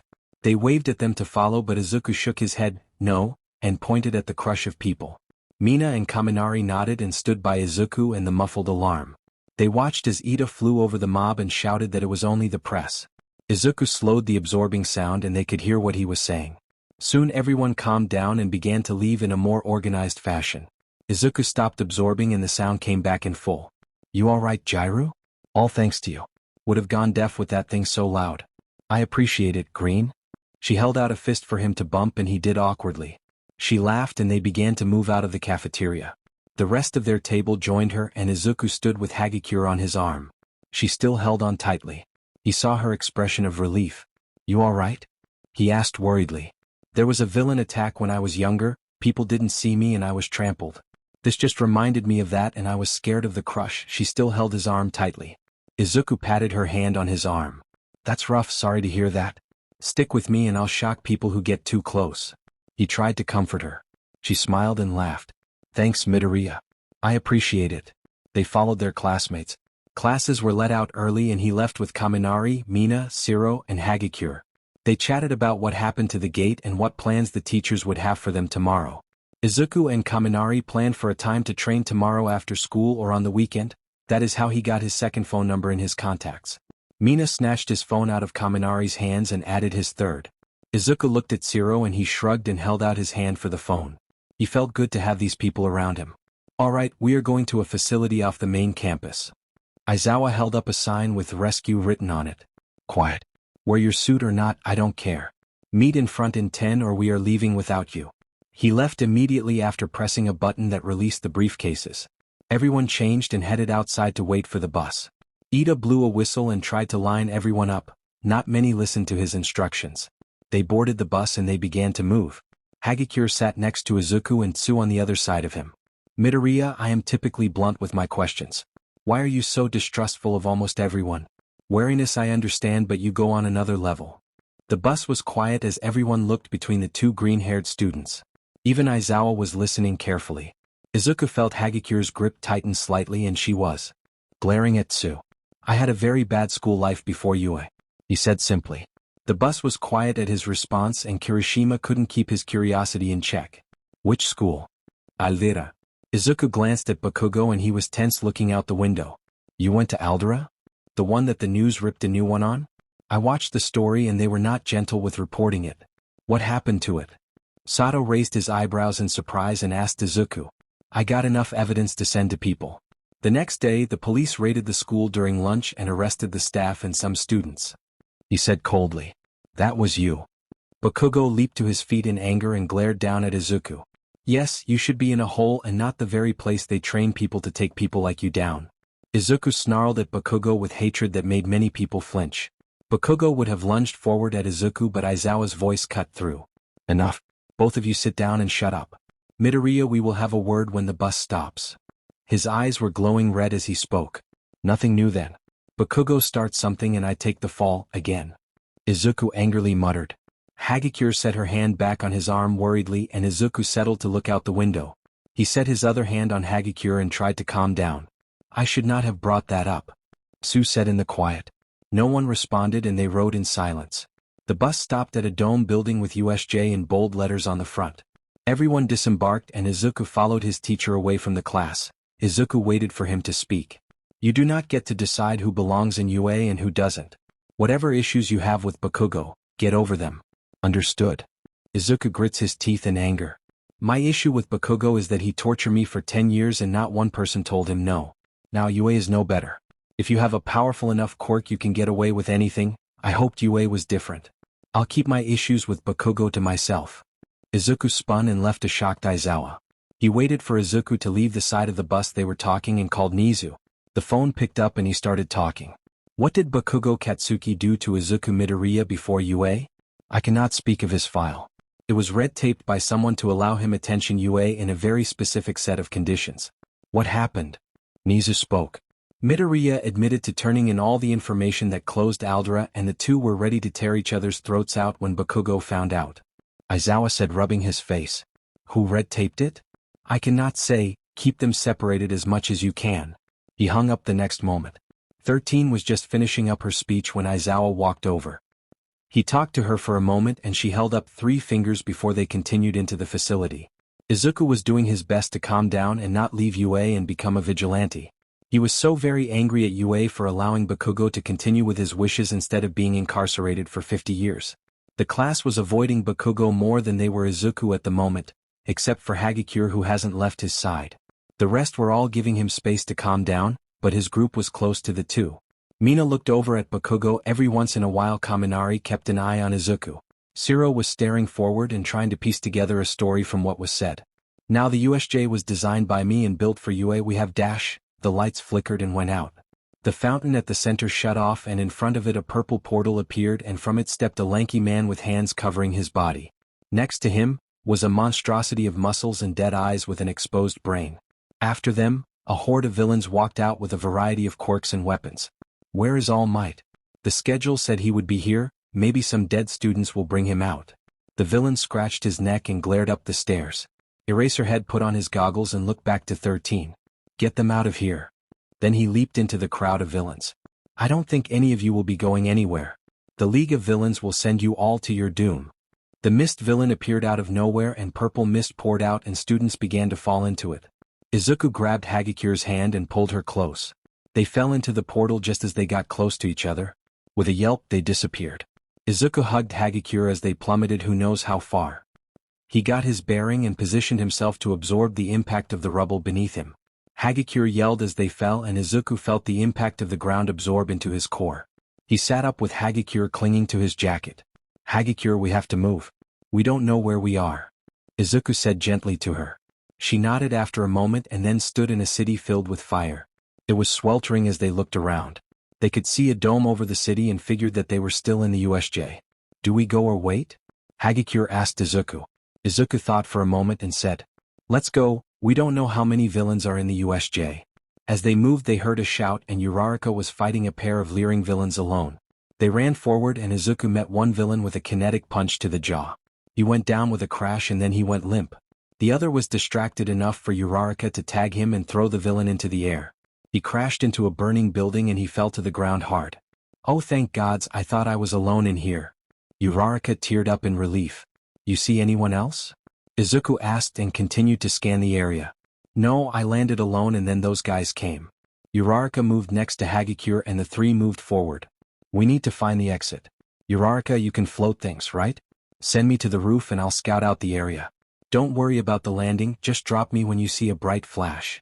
Izuku looked up and nodded. If you're sure, all right. She tapped his hand and Izuku released a kinetic blast out of his feet and flew up. He hit the roof and absorbed the impact before spinning around and finding the exit and a battle near it. He released some light energy and then he felt his stomach want to leave through his throat. He dropped 20 stories and landed without a sound. That way and someone is fighting, let's go. They ran with Izuku in the lead. He was beginning to hate the trip to the USJ. The three arrived at a battle between Shoji and a crowd of villains.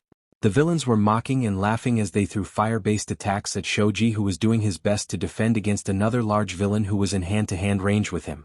Their classmate had burn marks on his body from the continuous attack and couldn't move properly because of the villain assaulting him in front. Izuku sped up and began to absorb all the thermal energy in the area, including the flying projectiles. Fireballs slowed in midair and then dissolved into energy that streamed into Izuku's waiting hand. The area immediately got colder as frost built up at his feet. He focused on the villain in front of Shoji that had molten rock for skin and also began to absorb it. Magma cooled and the man slowed considerably as the glowing sections of liquid rock hardened. Shoji took advantage of his weakness and slammed his right arms into his face and began to pummel him. Izuku turned back to the crowd of villains who continued to try and throw fire at Izuku, but it was no use. More and more frost began to creep away from his feet. The green-haired boy then began to launch lightning bolts at the villains and they scattered. But not before Uraraka tagged a few and some fell to the ground as they got tripped or punched by nothing. The battle lasted no more than 5 minutes before all the villains were down. They didn't have anything to tie them up with, so they piled them up into the side. You alright, Shoji? Izuku asked their burnt classmate. Better now was beginning to look grim. Thank you all for your help. Shoji nodded to them. We should get out of this section of the USJ and see how everyone else is doing. Izuku said to everyone. They all agreed and they made their way to the exit. Izuku looked around at the thermal energy in the air and from the open flames in the building. It would be a waste to leave it all behind. He took off his jacket and put it on Hagikyure's shoulders. What are you doing? She asked him. It's gonna get a bit chilly, give me a minute. Izuku split off the group and walked into the street away from the group who were watching him. Midoriya, what are you doing? Shoji shouted over the roaring flames. Izuku ignored him and looked at the bountiful harvest before him. He exhaled and then grabbed all the thermal energy in front of him and inhaled slowly but deeply. Flames near him flickered and drew into his body. He pulled and pulled more and more.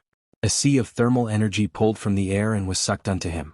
He didn't care about the building and turned them into ash and glass. Frost covered the ground where he was facing and it spread at a steady pace. Streams of fire converged into him and settled in his core.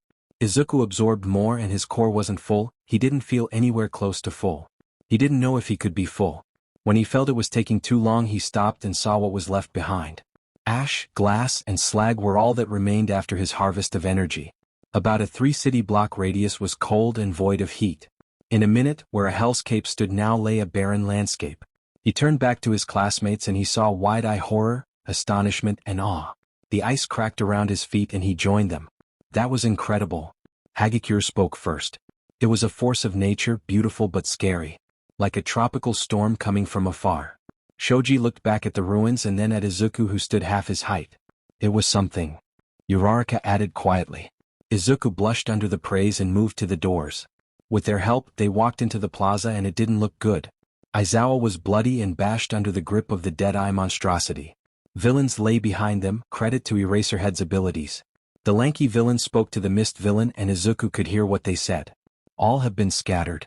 13 has been neutralized, but there is still no sight of All Might. The mist said. I can FN see that Kurojiri. Well, good job with the brats. Might as well have fun while we wait for him. The villain said as he scratched his neck. Then he looked over at the shore where Tsu, Kaminari, and Mineta hid. You guys go grab Aizawa and move to the exit when you see an opportunity. I'll distract the main villains, Izuku quickly said. What? No. Hagakure protested but was cut off by seeing the lanky villain move in front of Tsu, who was grabbing her head. Go. Izuku shouted and cracked the ground with the amount of kinetic energy he released to get close to them. You're so cool, Eraserhead. Nomu. The monstrosity slammed Aizawa's head down and he went unconscious. Izuku launched a lightning bolt straight at the lanky villain and the Nomu appeared in front of its master. Izuku propelled himself forward and got between the 3 cowering students and sprayed electricity at the 2 villains. He heard a shout from the lanky villains but nothing from the Nomu. Run now. Izuku shouted at the 3 in the water and cut off his stream of electricity. He was low and only had enough for 1 lightning bolt.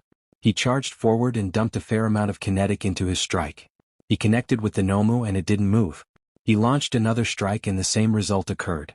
Absorption. Izuku backed away. That's not all, my pet is bioengineering to end All Might. Nomu. The hand villain shouted. And it moved and raised its fist. Izuku's eyes widened at the speed and raised his hand to absorb the strike. It fell faster than he could see and it stopped at his hand. An unbelievable amount of kinetic energy poured into him, more than he had before. It didn't show any reaction but the others did. What? Nomu, end him. The hand villain shouted at it. Izuku braced and punch after punch was absorbed by Izuku. He looked past the Nomu to see Shoji carrying Aizawa with the others on his heels. With that done, he moved to plan a counter. His kinetic store was ludicrously high and moved to strike its leg. He poured half of the accumulated into the punch. The strike connected and the leg from the knee down exploded into gore. The Nomu collapsed in a shriek and Izuku backed away. The leg shouldn't have exploded, so it isn't absorbing hits but negating them to a limit. Who the hell are you? The hand villain yelled in shock. Kurojiri moved to his side and said, Tamura Shigaraki, we should leave. We don't know when reinforcement will arrive. No one got out and not until this one is dead. Shigaraki pointed straight at Izuku. Ice ran up the regenerating Nomu and covered it from head to toe. Todoroki let out a hiss of cold air. That was the thing to end the symbol of peace, pathetic. It won't hold it long. Izuku said to Todoroki. I'll just blast it until it stops then. Bakugo shouted and released a massive explosion onto the frozen Nomu. The dust cleared and the Nomu was missing its arm from the explosion but didn't stop it. What the F dash? It leaped forward too fast for Bakugo to dodge and Izuku appeared to take the blow. They fell to the ground and Bakugo backed away with his quirk.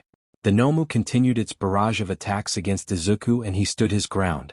Todoroki tried to freeze it again but it shattered the thing's footsteps. Izuku saw it was regenerating from the blast from Bakugo and it took longer. Burned flesh took longer to regenerate. Todoroki, burn it.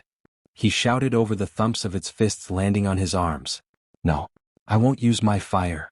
Todoroki denied it and shot more ice at it to no avail. Izuku was shocked at his pronouncements and missed the hand that grabbed him by the arm. He felt it snap under the pressure and he was launched back and landed. He absorbed the landing but cried in pain for his broken arm. Every time he moved it, it shot agony through it. Todoroki was still launching ice at it but it broke the waves of it with ease. Growling in anger, Izuku raised his hand and aimed it at the monstrosity. He poured 3/4 of the thermal energy he had and concentrated it into a bead. It was so bright he couldn't look at it. The temperature of the area rose drastically and Izuku aimed his hand at the Nomu. Move! Izuku bellowed and released a section of the bead. Everyone watched as part of the sun was used to incinerate everything in his path. Air boiled and screamed as liquid fire shot through the Nomu and carved into it. The thing screeched, but Izuku didn't let up as its top left was turned to nothing, including its head. The Nomu was still on fire and thrashing around when it started to regenerate again. You can't stop my pet. Nomu, end them all. Shigaraki dodged another blast from Bakugo. Todoroki was thawed more and moved to freeze the Nomu again, but Izuku stepped up past him. Izuku grabbed all the thermal energy on the Nomu and pulled. Like the log in the forest, he consumed the potential thermal energy. The Nomu began to turn into ash as the flames spread faster and faster. The regeneration tried to fight back, but Izuku burned it all away. Thermal energy settled in his core and the Nomu was nothing but ash when he finished absorbing. You cheaters. Shigaraki raged and charged at Izuku. Bakugo tried to blast him, but Kurogiri redirected it away. Shots were fired and Shigaraki fell to the ground. Mist covered his master and they sunk into the ground. I'll remember you. These were the last words that he said to Izuku before disappearing. Izuku looked up at the entrance and saw UA heroes rushing down the stairs with all might, gathering up all students in a flash. All that remained were Izuku, Todoroki, and Bakugo at the center plaza. His arm throbbed and he clenched his fist. He turned to Todoroki and punched him in the face without his quirk. You would rather have people die than use your fire? Go F yourself. Izuku raged at the fallen Todoroki. You know nothing about me. Todoroki yelled back with a bloody mouth. I hate Bakugo, absolutely loathe him. But we are training to be heroes and save everyone to the best we can. If you can't do that, then you are no better than he was. Izuku jabbed a finger at Bakugo, who stepped back at the vitriol in his usual quiet voice. That's enough. Go to exit and get healed. All Might appear in front of them with Midnight and Snipe behind him. How nice of you to join us. Izuku spat at the number one hero. Just on time. He took enjoyment in seeing the hero flinch at his words. He moved past them and up the stairs with his arm throbbing with every step. His thoughts were halted when a pair of arms wrapped around his chest. Hagakure, wearing his jacket, was sobbing into his chest. Izuku put his good arm around her and held her. She pulled back and she saw his arm. We need to get you to an ambulance, let's go. She pulled him along and wiped her tears away. Izuku sat down, drained from the day. Paramedics began their work as they moved to splint his arm. Hagakure stayed near him and stayed quiet. She looked worriedly at him, but he smiled to try and comfort her. It only worked slightly. Izuku caught a glimpse of Detective Tsukachi leading the operation from the police's side. The rest of his class was rounded up on the bus and headed back to UA. Izuku followed in the ambulance as the paramedics did their best to make him comfortable until they reached Recovery Girl. They arrived and he was carted off to the nurse's office. The paramedic left him and the nurse got to work on his arm. What happened? She asked as she looked him over. A thing with a strength quirk grabbed my arm and threw me, it crushed my arm. He said simply. It. She furrowed her brow and looked up at him. She moved and kissed his arm, it glowed and was healed in a moment. It wasn't alive, the main villain said it was bioengineering and had more than one quirk. It was closer to a monster than human. Izuku explained with the stamina drain settling in. That's worrying. Head on to your classroom and wait there with your classmates. She gave him a sucker and gestured to the door. Izuku arrived in 1A with his classmates milling about. Most tuned to him at the door opening. Izuku could see everyone in the room. His usual lunch mates crowed around him and sat him down at a desk. Sue and Shoji were also close to where he sat, and he could see Shoji with bandages with a familiar burn cream. Glad to see everyone all right. Izuku said first. Are we all right? Are you all right? You were with the busted arm. Kaminari redirected the question back at him.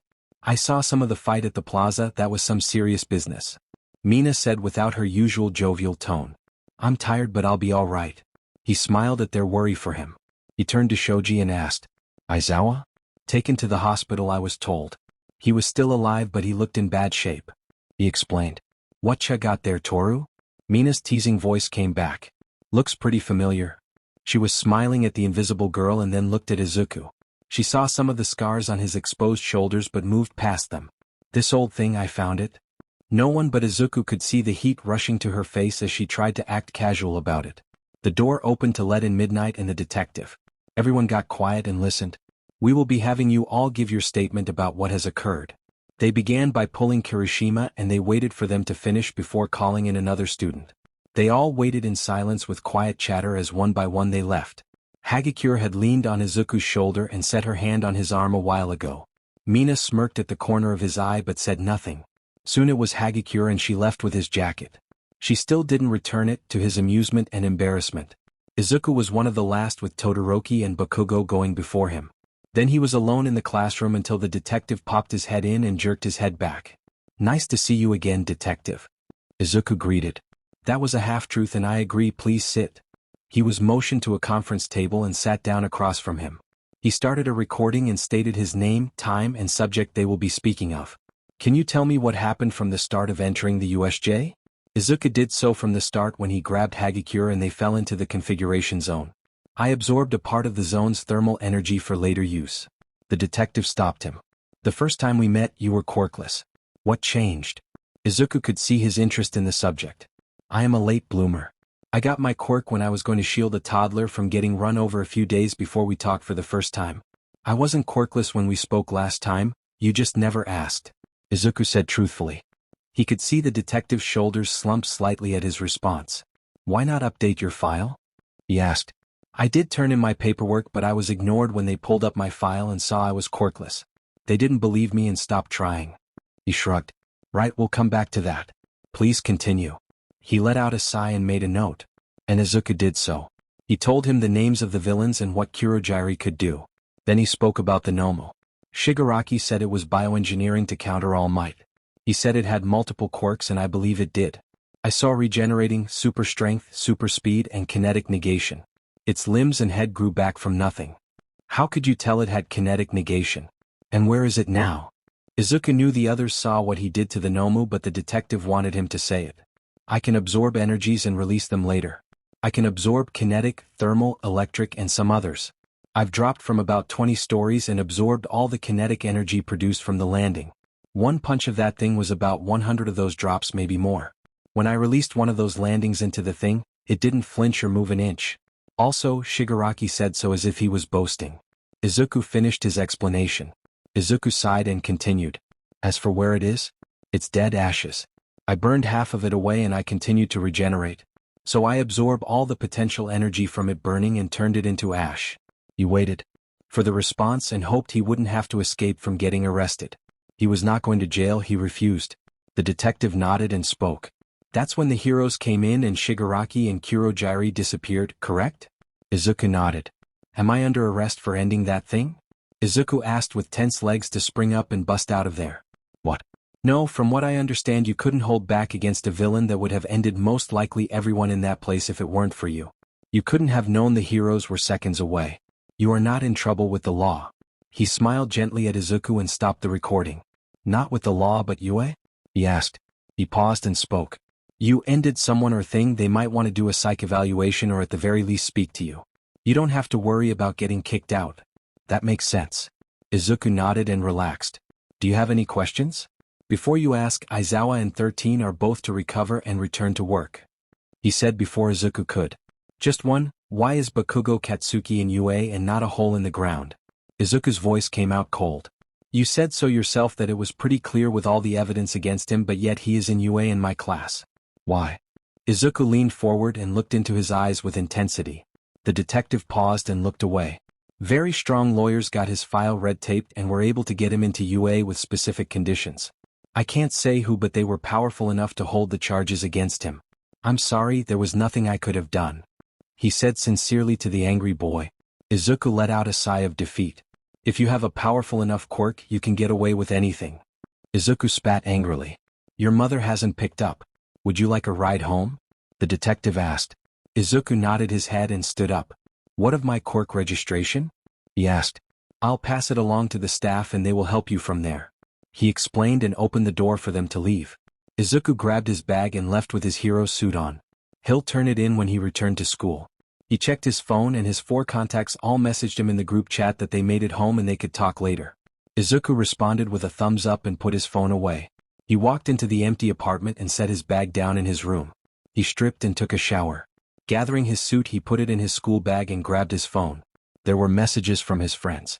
With a smile, he sat in the living room and chatted with the 4 of them until it was well past midnight. Izuku woke up on the couch with his phone almost dead. He smiled at the conversation when he scrolled back up. Kaminari was telling a story of when he thought it was a good idea for him to lick an outlet and ended up frying the whole house control panel even when his parents had safety measures after safety measures. He connected his phone to the charger and cooked up breakfast for himself. After that, he changed and put on his new pair of headphones for a jog. While he did put most of his money away for a rainy day, he did get himself some luxuries. He made his usual routine and exercised his core muscles and a bit of his arms. He finished at the stream in the woods and dunked his feet into the cool water. He checked his phone and saw he got messages from the group chat. They wanted to know if he wanted to hang out and do something. He hesitated but confirmed that he was free.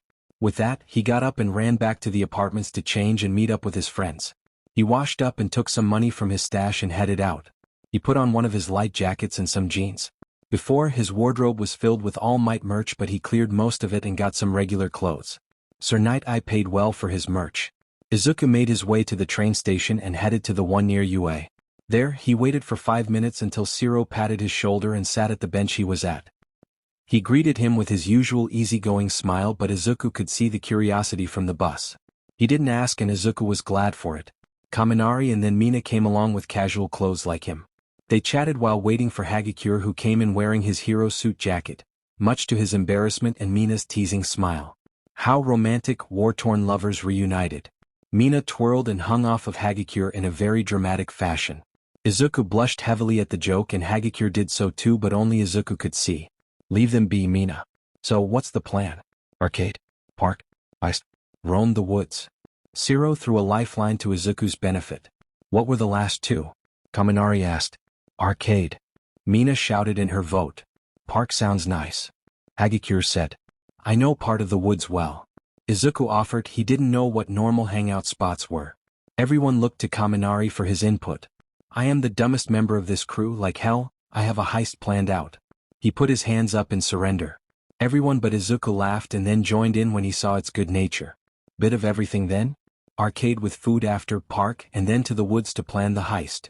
Shiro nodded as he pointed to everyone after their preferred place.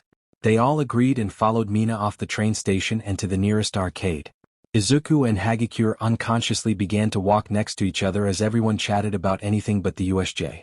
They arrived at the arcade and Izuku was unsure what to do from there. Mina split off to a dancing game and Shiro and Kaminari headed to a coupe game. I've never been in an arcade. Izuku admitted to Hagakure standing beside him. I've been a handful of times. Come when I'll show you. She pulled his arm, which she has been holding for a while, and Izuku never noticed. They all played games that they liked as they wasted the day away with fun. No one at the time thought of the day before. Their competitiveness came out when Izuku began to win fighting games. Even though he never played any video games, he was a genius at it. How are you so good? Mina shouted in frustration as she mashed buttons. I am mashing the same buttons as you are. I don't know what any of these do. Izuku yelled back but also didn't want to lose. You lose? Mina read on her screen and threw her hands up in defeat. I'm done and I'm hungry. Izuku worried that she would be angry at him for winning and he would split off from them, but Hagakure's hand on his arm drew his attention. She smiled at him and nodded at the downtrodden Mina with Shiro and Kaminari teasing her. It was all good-natured and Izuku felt his shoulders relax. He smiled down at her and patted her hand in thanks. I want something greasy like artery clogging good. Mina broke out of her depression. Everyone else cheered their agreement and they marched out of the arcade and down the street to find a heart attack in a box. I want McDonald's, they have good shakes there. Kaminari said and everyone looked at him. Why are you saying it like that? Shiro smiled. Like what? McDonald's, what's wrong with how I say it? He looked for support but found none. It's McDonald's, you fried battery, not McDonald's. Mina laughed. Nana, I'm right. Midoriya, you're the smartest one here. How do you pronounce it? Kaminari asked for help from his draining pal. When I understand what you mean when you say it your way, but when I heard a commercial it was McDonald's. He pointed to a gloating Mina. Well, I'm still calling it McDonald's.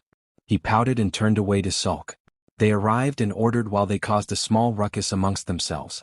Izuku was the one with the biggest order with a shake, a soda, a Big Mac, 20 nuggets and a large fry. He blushed when his friend's eyes landed on his full tray. Ain't no way you finish. Mina pronounced while eating her order of 10 nuggets and a shake. That is a lot, but I bet he can do it. Shiro said confidently. It's been a long time since I've been here and I wanted to try some of everything. He explained but began to eat anyway. How long? Hagakure asked. She took off the jacket and wore a sleeveless shirt underneath. Izuku chewed while thinking and answered. Like 8 or 9 years. He missed the incredulous looks from the other three and Hagakure's slightly sad one. Well, we're fixing that. Now at least once a month we shall go out and, around. She pronounced while waving a fry around. I'm more than down. Shiro agreed with his usual smile. They all agreed one by one and Izuku smiled with warmth at having found people who he could call friends. They continued to chat as they ate, talking about nonsense while they relaxed. After they watched Izuku finish his tray off with amazement. They made their way to a park closer to the apartment Izuku lived at so they could trounce in the woods after. This place is nice. So much open space for activities. Mina said while looking around. Kaminari groaned and sat in the shade. Let us go into a food coma. I don't know how Midoriya can still stand when he ate as much as everyone combined. Izuku blushed again. You just can't handle it, plus Hagakure took my fries. He threw her under the bus. I knew something was missing from your tray, it was the fries. Shiro nodded. I was still hungry and he offered so free food. Hagakure defended herself. No argument there, free food is free food. Mina pointed at her in agreement. They sat for a little while with the sun warming them in the springtime air. Mina, Kaminari, and Shiro chatted about some TV show Izuku never heard of while Hagakure joined in every once in a while. Izuku was content with listening and letting the food settle. They tried to rope him in their conversation but he had no clue what they were talking about. They tried to explain it but it only made him confused. What do you mean the guy was time traveled to tell himself to commit atrocities? I mean I understand where he is coming from but why not try something else in the next timeline? Izuku asked in confusion. Because the whole world was against them. They sent titans, prisoners, to harass them for centuries. Mina argued back. That's messed up. Izuku said as he shook his head. It's a good show though. Hagakure joined in. Alright then. Midoriya, you said you knew the woods like the back of your hand. Kaminari stood up. I never said that. Izuku corrected. I'm going to start walking, tell me when I'm going to trip over a dead body. Kaminari moved to walk into the woods but Shiro wrapped a strip of tape around his waist and pulled him back. Lead the way, Green Bean. Mina pushed him and Izuku began to walk to the clearing he used for training. 10 minutes later, Kaminari spoke up. Hey Midoriya, you aren't going to lead us to our deaths, will you? He asked nervously. Why would I do that? Izuku looked back from his lead. This is how all horror movies start.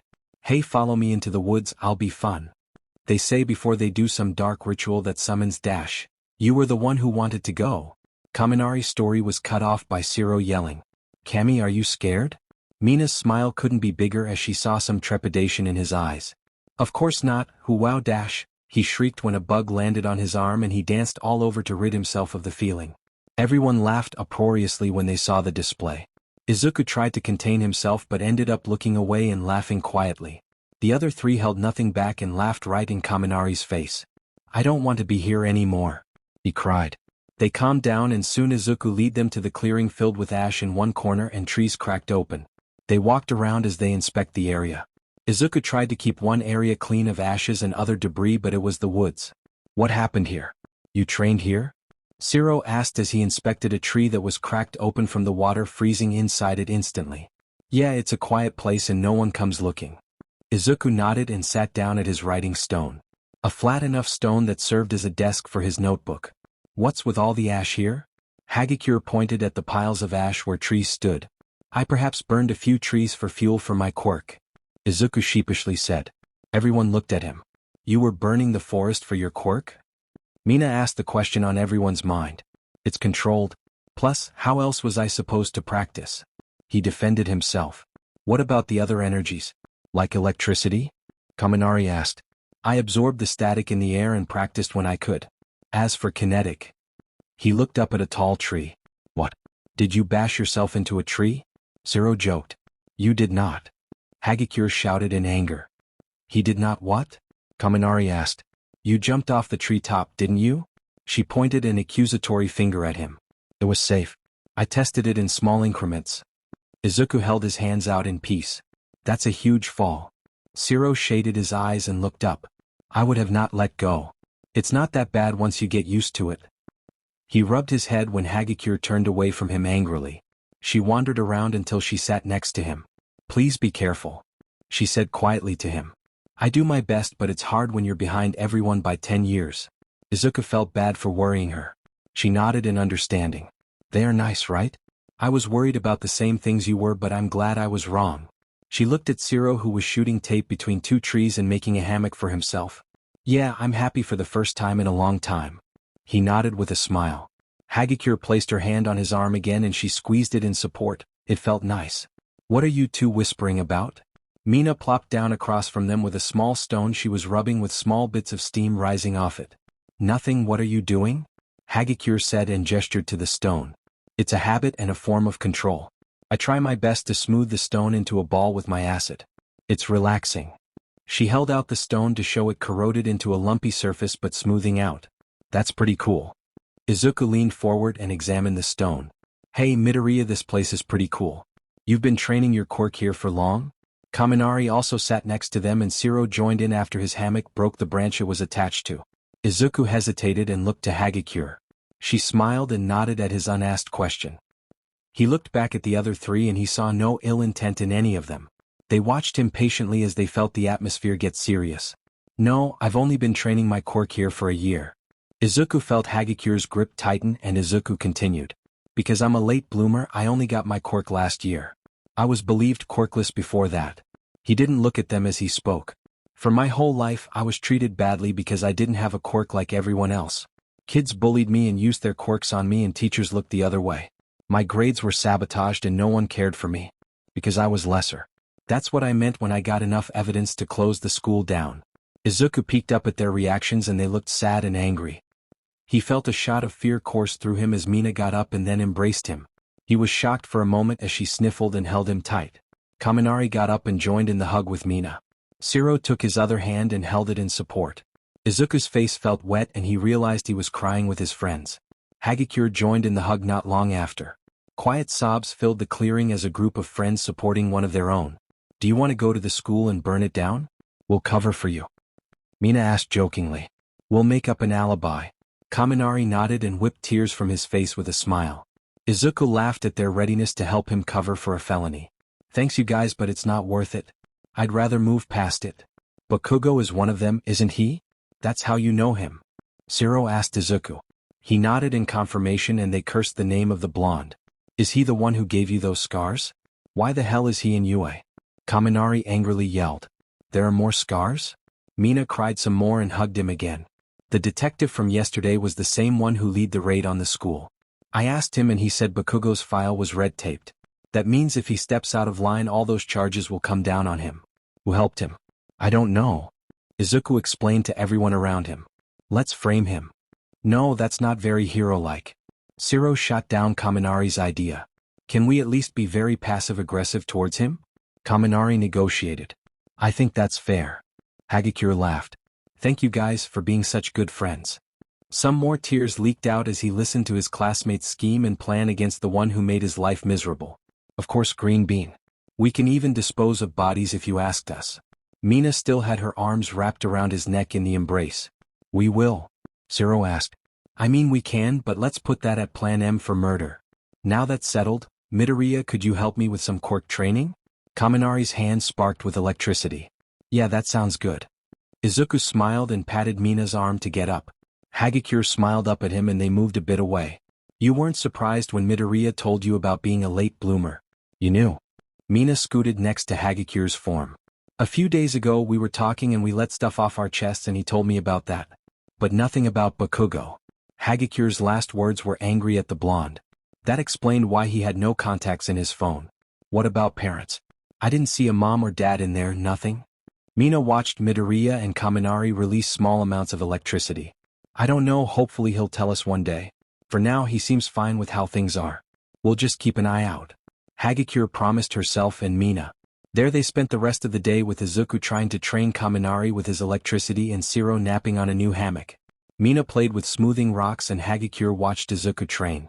That's to be expected. Hagakure sighed to herself. Pretty good if you ask me. She chuckles and held Izuku's jacket tighter to herself. Izuku walked his friends to the train station as the sun began to set. Kaminari began to make progress with lightning with Izuku's help. He drained the area of static and tried to help him feel the absence of it. From there, he tried to get Kaminari to move the static himself, but it was slow going. Izuku walked next to Zero and Kaminari talking about how well electricity would conduct with milk. Izuku wasn't sure how they got on that topic, but he was heavily invested in it. Hagakure pulled Mina back a few steps so they could talk about things. She saw Mina as a good friend, even more now after Izuku told them, but she worried about the pink girl's answer. "Hey Mina, I want to ask you something." Mina heard the serious tone in her voice and placed her full attention on the invisible girl. "Go ahead." She nodded. While she couldn't see her face, Mina could read the nervous tics. "Are you interested in Midoriya? As more than a friend?" If Izuku looked back, he would sense a bloom of thermal energy radiating off of Hagakure's head. Mina blinked and stared at the fidgeting girl next to her. Her smile split her face from ear to ear. With a quiet squeal and giggle, she hooked her arm around Hagakure's shoulders and pulled her in. "He's all yours," she giggled in her ear. Hagakure kept blushing as she looked away. "Thanks, Mina." One by one his friends boarded their trains and headed to their homes. Mina just got on hers when she turned around to give them a big grin. Hagakure's eyes flicked from Mina and Izuku, but he didn't know why. "Everything all right, Hagakure?" Izuku asked as Mina's train left. "Yeah. Just girl things is all." She waved his concerns away, and to her relief, he nodded. "I don't know what that means, but if you're okay then all right." Izuku smiled at her and she turned away for a moment before turning back. They sat in silence for a while longer until she spoke up again. "I'm glad we got to hang out. I had a lot of fun today." Izuku nodded in agreement. "It was nice. I'd like to do it again sometime." Hagakure saw her train begin to roll in. She down at the jacket still on her. "Oh right, your jacket. Too bad, I liked it." She took it off and held it for a moment. "Here, trade." "Trade? My jacket for that one?" Izuku felt heat rise to his face. "It's only fair, a lady needs something to ward off the cold," she declared, and stuck with her on-the-spot plan. Izuku took off the one he was wearing and gave it to her. "Now if you want this one back, you need to trade it for another one." She smiled up at him while it putting on. "All right." Izuku confusingly agreed. Her train stopped. Hagakure turned to him and gave him another hug. "Let's hang out sometime again." Izuku hugged her back automatically and she left after a moment. The train doors closed and she was gone. What just happened? Izuku mumbled to himself while looking at his hero jacket. He heard a chuckle and looked over to an old couple laughing softly. "Don't mind us, boyo. Just keep doing what you're doing," the old man said, and the woman smiled at him. Izuku dumbly nodded and made his way to the apartment. He slipped the jacket on and got a whiff of perfume. He felt the heat rise in his cheeks again and he doubled his pace. The rest of the weekend came and went with him chatting in the group chat. He kept his routine up and practiced his quirk and absorbed more energy where he could. He wanted to find a source of electrical energy, but it was hard to do so without having to drain the country's grid. Lightning storms were rare, and even more so in his location. He resorted to pulling electric energy out of the air and having his quirk branch in search of more, as it did with thermal. It went well. His electric energy steadily increased as time passed. But he reached his limit on how much his quirk could branch out. While more static seeped into the absorbed area, it was slow. Granted, the amount he absorbed was enough for one lightning strike, but something was better than nothing. Classes came calling and Izuku returned to UA. He avoided the news usually, but he caught glimpses of reporters talking about USJ. He noticed some people on the train even glanced toward him. He did his best to ignore everything. The train stopped and he made his way under the gates of UA. He opened the door to his class and was greeted by his friends calling him over. "Midoriya. Good, please sit. We need to agree on a name for our crew. Do you have any ideas, because we don't have any?" Mina gestured to a chair across from her where Hagakure sat on the desk. "Crew." Izuku smiled at the thought. "I'm terrible with names. I still need to think of one up for my quirk." He whispered the last part. "Why not energies or something?" Kaminari asked. "No, that's basic. If I could, I would have named my quirk cool sounding, like corrosion will, or something." Mina argued. "Is there a limit to how much you can absorb? Like, can you get full?" Zero held out his stomach in the motion of eating too much. Izuku laughed at his actions. "As far as I know, no. Limitless absorption," Hagakure stated. The other three nodded enthusiastically. "That's the one. I like that." Kaminari pointed at Hagakure. "Can I use it? You don't mind me stealing the name?" Izuku asked tentatively. She gave a beaming smile only Izuku could see. "Of course." The door of the classroom opened and a severely bandaged Aizawa walked through the door. Everyone was shocked to see him up and about. "To your seats." Everyone scrambled to obey but still shouted questions about his ability to stand, let alone teach, in his condition. "I'm fine. What you all need to worry about is the sports festival." "No, they didn't cancel or move it back." UA wants to show we won't buckle under one attack. Security has been upped drastically this year in preparation for it. He stopped and scanned over the class and locked onto Izuku. Midoriya, head to the principal's office. There were matters to be discussed we didn't get to last week. With that, he headed out the door and waited for Izuku to catch up. Izuku for his part clenched his teeth and left the classroom after his teacher. They didn't speak a word as they walked to the office. The door opened automatically and Aizawa strolled into it without pausing. Midoriya, please sit. Tea. Nizu poured a cup for himself as he sat on the sofa. No thank you. What is this about? Izuku asked and took the proffered sofa across from Nizu. Straight to the point. Very well, a few things. First, I wish to speak to you about your quirk. Detective Tsukachi told me you got it about a year ago. Why haven't you mentioned this to the faculty? Nizu took a sip of his tea and stared at Izuku. Izuku for his part didn't look away and stared back. I imagine you know what quirkless people are treated like. My whole life I've had a very hard time trusting people. I didn't find any reason to trust UA. You were admitted to UA with no information about your quirk. I still don't know exactly what you can do. It's necessary information for us to have. We could have helped train you or have quirk counseling. Aizawa spoke up from his position. I've been on my own for a long time, I didn't see this any different. As for what I can do, I'll turn in any paperwork for my quirk registration.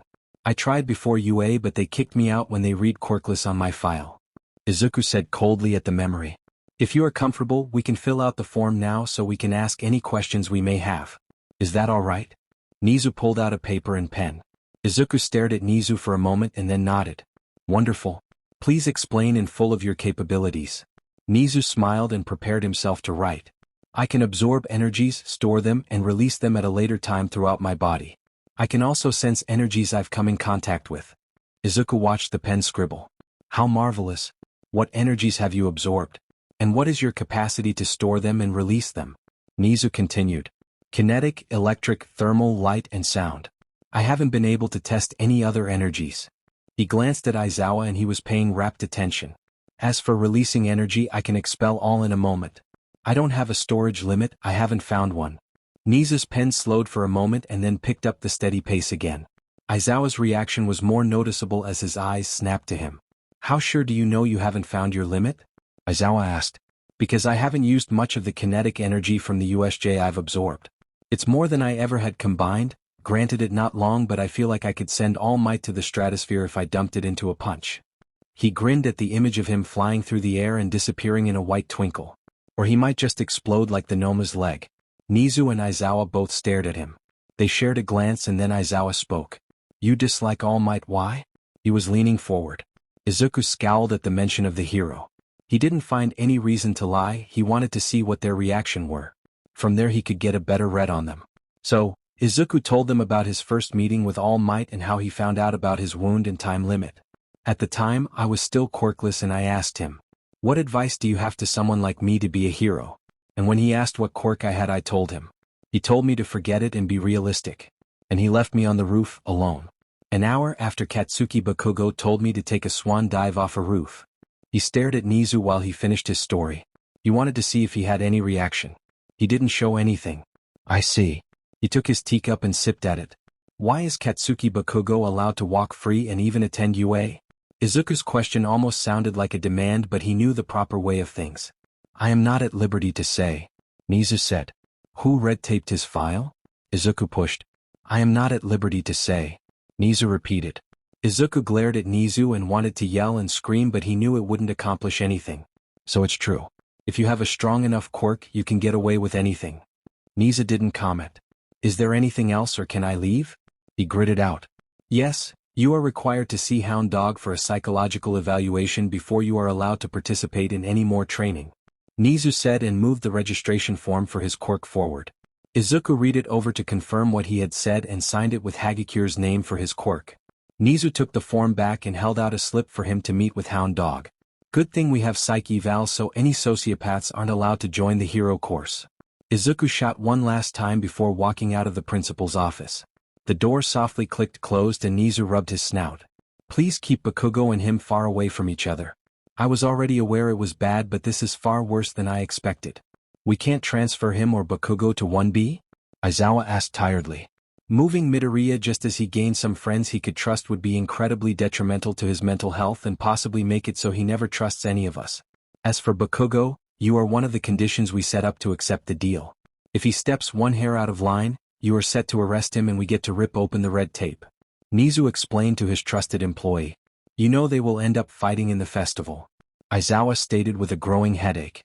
Nizu didn't respond and Aizawa cursed. Well Nizu hummed in agreement. Izuku stopped at the bathroom and dunked his head in cold water. He was seething with anger at the meeting a few minutes ago. He wanted to do something, he needed to vent, otherwise he might explode. He made his way into the empty field where 1A did their quirk apprehension test and drew all the electricity he had stored up.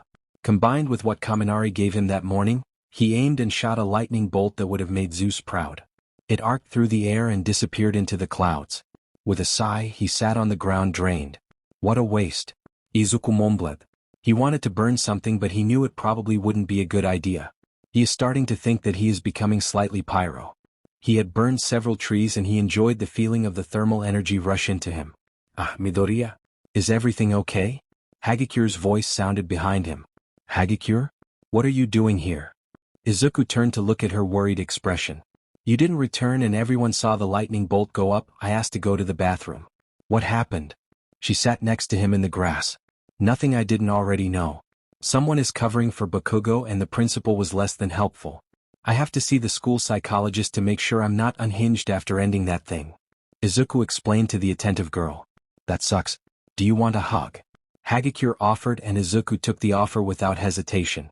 They stayed like that for a while and then they separated. Thanks Hagikure. I really needed that.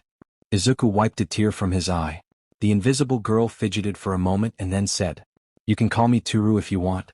Hagikure is a bit of a mouthful. Her ears were hot but she pushed on. Are you sure? I don't want to make you uncomfortable. Izuku has never called anyone by their given name. She nodded with determination. Only if I can call you Izuku, it's only fair. She smiled up at him. Izuku blushed under her intense look directed at him. All right Toru. He shakily smiled at her. For her part, she beamed and got up. Let's get back to class, Izuku, and held out a hand for him to take. He smiled up at her and took her hand. Izuku left the field with a much lighter heart than he arrived, thanks to Toru. On their way to class, Toru hooked her arm in his. It made Izuku feel warm inside. They arrived at the sliding door and walked inside as Ectoplasm glanced over to see the invisible girl and Izuku walk in. Excuse my tardiness. Izuku bowed slightly. The hero waved him off and spoke. Nizu told me already, please sit. And he continued to teach math. The rest of the day passed and his crew of friends grouped up at their table in the corner for lunch. Izuku sat down with a sigh of relief. You sound like my dad when you sat down? Kaminari laughed. What did you talk about in the principal's office? Are you in trouble? Mina asked with furrowed brows. Aizawa and Nizu wanted to know what my quirk was and why I never brought it up to them that I was a late bloomer. Izuku explained while spooning up his food. As for if I'm in trouble, not really. He scowled at the memory of the meeting. What do you mean? Shiro asked with his full attention on his friend. They ordered me to get a psychological evaluation to make sure I'm fit to train with you guys. Izuku growled in frustration. Mina reeled back in outrage. That's total bullshit. If anyone deserves a psych eval, it should be that sheet stain over there. She gestured to Bakugo far away in the cafeteria. Izuku threw his hands up in the air. That's what I said. I mean I get it, but I doubt Bakugo passed anything of the sort. Yet he is still here. Kaminari finished for him. Yet he's still here. Izuku scrunched up his nose in distaste. Toru squeezed his arm in support. He looked over at her and she smiled gently. Let's forget about that. Are you guys excited about the sports festival? She changed the topic for his benefit. Oh hells yes I am. I've seen past years and they look fun. Mina was the first to respond, followed by the others agreeing wholeheartedly. I'm gonna need to train my quirk even more. Izuku was already beginning to make plans. Mind if join you? You're great for teaching. Kaminari asked hopefully. We can all train together. With Midori he will lead us to victory. Mina pointed at Izuku. I do have some ideas for your quirks for you all. If you want, that is. Izuku said tentatively. He worried his notebooks will creep them out. You are the brains of this gang, anything you propose will doubtlessly be helpful. Shiro smiled at him. By the way, we're a gang now. Like Yakuza style. He added smiling. The others agreed with Shiro's words and Izuku was grateful for having such good friends. They finished their lunch and planned times to train together. They agreed that Izuku's place in the woods would work great. Great. Now, do any of you have any ideas for me to get more electric energy without draining the country's grid? Because I've got nothing. Izuku asked them. We make a nuclear dash. I'll stop you right there. Both because we know nothing of nuclear science and it's nuclear. Shiro cut off Mina's idea at the roots. How did you get enough for that lightning bolt for the zero-pointer? Kaminari asked, pointing at Izuku. Izuku looked away and mumbled something too quiet for them to hear. Turu's eyes narrowed at his reaction to the question. What was that, Izuku? Turu leaned into him, trying to make him look at her. Izuku, ho? Mina smirked at the invisible girl and the boys next to her followed suit. She waved her chopsticks at their teasing smiles. Turu poked at Izuku until he turned back and confessed. I stood under a lightning storm. His gang was all quiet and then Mina and Kaminari got out of their seats and slammed their hands on the table, causing their utensils to go flying, and then shouted in unison. You stood under a lightning storm? Shiro was laughing uproariously and Turu looked at her crush in anger and horror for putting himself in such a dangerous situation. Some of the surrounding students looked over at their table in interest and some in annoyance. Nearby, Jairu and Shoji hear the statement and subtly began to eavesdrop on their almost friend. Keep it down. Izuku's face reddened at all the attention. 3 days before the exam, there was a really big storm and I couldn't let the opportunity slip by. So I was struck by lightning a lot. He finished sheepishly towards the end. Jairu choked on her food when he finished and Shoji's eyes widened in incredulity. Tokoyami at their table looked on in confusion as dark shadows slammed their hands on Jairu's back to loosen the food in her throat. Holy shit. Our leader is bats hit insane. Shiro kept on laughing. Hold on a mother effin' minute. You were the reason for the freak phenomenon that caused 100 lightning strikes to land in the same place. Mina whipped her phone out and scrolled frantically until she reached a news headline with a photo of dozens of lightning strikes hitting somewhere in the distance. Izuku reddening in embarrassment even more. I didn't know I made the news for that. He covered his face with his arms to hide from the still laughing Shiro and Kaminari, who looked at him in awe. You angered the storm gods and you took their power? Shiro's face was red and tears lined his face in laughter. Izuku, please don't do that again. Or if you do, please tell someone in advance. Turu asked gently as she tried to pull his arms away from hiding his face. While she was horrified that he would do such a thing, she understood that he was behind everyone by 10 years with his quirk. After everyone calmed down and the lunch period ended, the gang continued with their classes until the end of the day came. Izuku split off from the other four and headed deeper into UA. He arrived at the door with the name Hound Dog written on it and knocked. Might as well it over with. Come in. A growl from the other side came when Izuku knocked on the door. The room held a reclining sofa with a swivel chair across from it, and a coffee table in between. A window cast light on multiple fidget toys laying on the coffee table with a plant beneath the window. There was an office desk against the far wall with Hound Dog seated behind it. It was exactly as he thought a therapy room would look like. Nizu sent me for a psychological evaluation. Izuku met eyes with the intimidating-looking hero. Izuku read about all of the UA faculty's hero profiles and had an in-depth analysis of their quirks and personalities. While the hero appeared angry and aggressive, Hound Dog was usually a very soft-spoken person in interviews. Yes, Nizu told me. Please sit. Would you like something to drink? Tea, water, soda? The hero growled between sentences as he offered refreshments. No, thank you. Izuku sat on the sofa and tried to make himself comfortable. Hound Dog sat across from Izuku at the chair with a clipboard. You did not hesitate when knocking on my door, may I ask why? Izuku raised an eyebrow at the question. Why would I? Hound Dog watched him for a moment and answered. Most are wary of both the idea of therapy and of my appearance. I like quirks and yours is just like any other. And this isn't therapy, it's a psych eval to prove I'm not unstable.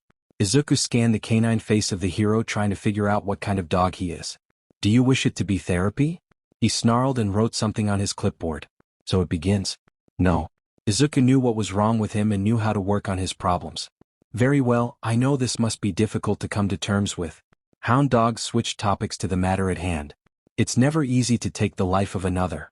But in the hero business, there will come a time when you must decide whether or not it's necessary to take another life.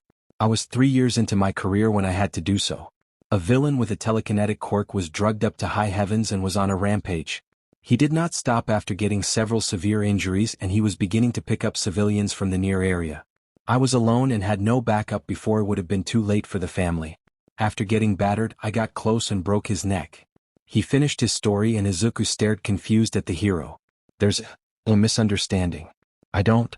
Izuku searched for words but stuck to blunt. Feel regret for ending that thing.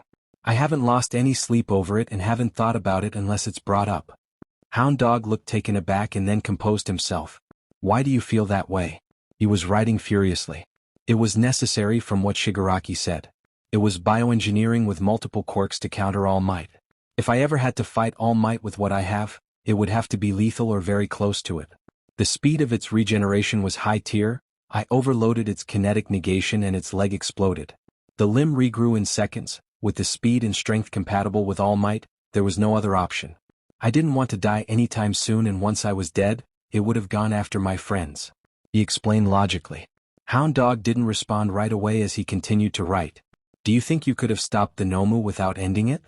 Izuku thought for a minute and shook his head. Not with what I had on me. Todoroki tried to immobilize it by freezing it, but it broke free after a few seconds. Zero's tape is versatile but not strong enough. Mineta's quirk would only have concrete stuck to its body after it ripped it free. Yaoruzo couldn't have made enough chains to tie it up. With not knowing when heroes would arrive if they ever did, I choose to end it. Izuku rambled on, but Hound Dog listened with rapt attention while still writing. You have a very analytical mind, Midoriya. Hound Dog watched him as if he was trying to read his thoughts. Any other questions? Izuku appreciated the compliment but wanted this to be over with. Yes, please do your best to answer truthfully. Hound Dog continued asking him questions. He set scenarios for Izuku and asked him what he would have done and what he would have felt. Izuku was not fond of many of the scenarios where Hagakure was put in danger. For another hour and a half, he answered everything the hero put in front of him. That was my last question for you, he said to Izuku's relief. As far as I can tell, you passed the evaluation. You will be able to participate in class training, but I am putting you on training probation. What does training probation mean? Izuku was annoyed that he wasn't finished with Yue's bullshit. You won't be allowed to train alone in the facilities and will be watched closely in class training. Give this to Aizawa. Hound Dog wrote something on a slip of paper and gave it to Izuku. Izuku clenched his jaw and looked at the paper. It was what the hero just said in writing with his signature. Understood. With that, he stood up and made to leave. Come back if you wish to talk anytime, the hero said just as Izuku opened the door. He paused to listen and then left without saying anything. The green-haired boy made his way to the gates and then to the apartment. He thought about what he should plan for the sports festival. He wanted to do good like in everything else. He also wanted to help his friends train their quirks. He had a few applications for each of their quirks. He also wanted to try some things for his quirk but would need someone like Jairu for help. She was the best bet for sound energy and she seemed nice enough for a training period with them. He would ask her the next time he saw her. The apartment was empty as always. Izuku stripped and changed to head into the woods. Before he did, he went online and placed an order for another shirt and shorts from the company that made Turus. He wanted one for himself. The best part, now that the company has sold to him, they don't need Izuku to send in more hair. Izuku would be interested in getting a tour of their facilities. Sadly, they don't offer anything of the like. With that done, he jogged in the forest. It was starting too late, but Izuku wasn't worried. He got close and heard noise from his clearing. He furrowed his brow and slowed. In the shade of the treetops, Izuku absorbed the light around his body and he was enveloped in a void. His practice was worth it as from the outside he looked like a silhouette of the purest black. He absorbed less around his eyes to see and crept forward while absorbing the sound of his feet. He stood in the shadows of the trees and looked upon who was in his clearing. A shrill scream was heard when someone saw the void of light. What the F is that? Kaminari yelled like a girl. The rest of the gang turned to his pointing finger and saw a void. Hello. Mina greeted shakily. She backed away slowly. Izuku dropped his quirk and stepped in. What are you guys doing here? Midoriya. Not funny. Zero let out a breath. Wait, maybe a shape-shifting quirk. Prove that you're the real Midoriya. Mina didn't let her guard down and watched him warily. Everyone but Toru got suspicious of the newcomer and watched Izuku. He shrugged and turned to a tree. He set it on fire with a torrent of flames and then he absorbed it all as the tree crumbled into ash. He turned back to the gang and raised an eyebrow. Kaminari calls McDonald's, McDonald's? He pointed at the blonde. Alright, it's him. What the hell, Midori? You scared the crap out of me. Mina sat on the forest floor. I wasn't expecting anyone here and crept up when I heard the noise, sorry? Izuku apologizes to them. What was that, you absorbing light? Shiro asked as he patted Izuku on the shoulder in greeting. He felt bad when Izuku flinched at the placement of the hand. Sorry, won't happen again. It's alright, not your fault. Yeah, I managed to make a pseudo-suit of darkness. He changed the topic to the first question. It was really neat. What's it feel like? Toru skipped over to him closely. Mina gave out a quiet snort. You can try it if you like. Izuku felt heat rise to his ears at the proximity of Toru. How? Kaminari approached also. I continue to absorb light until it encompasses you all. I've done it with sound and made it into a deprivation chamber but outside. He moved to the center of the clearing and sat. I've always wanted to try one of those. Mina rushed over and sat next to Izuku and the rest followed. Toru sat at his side and put her hand on his arm. I'll do it for a minute, it's very disorienting.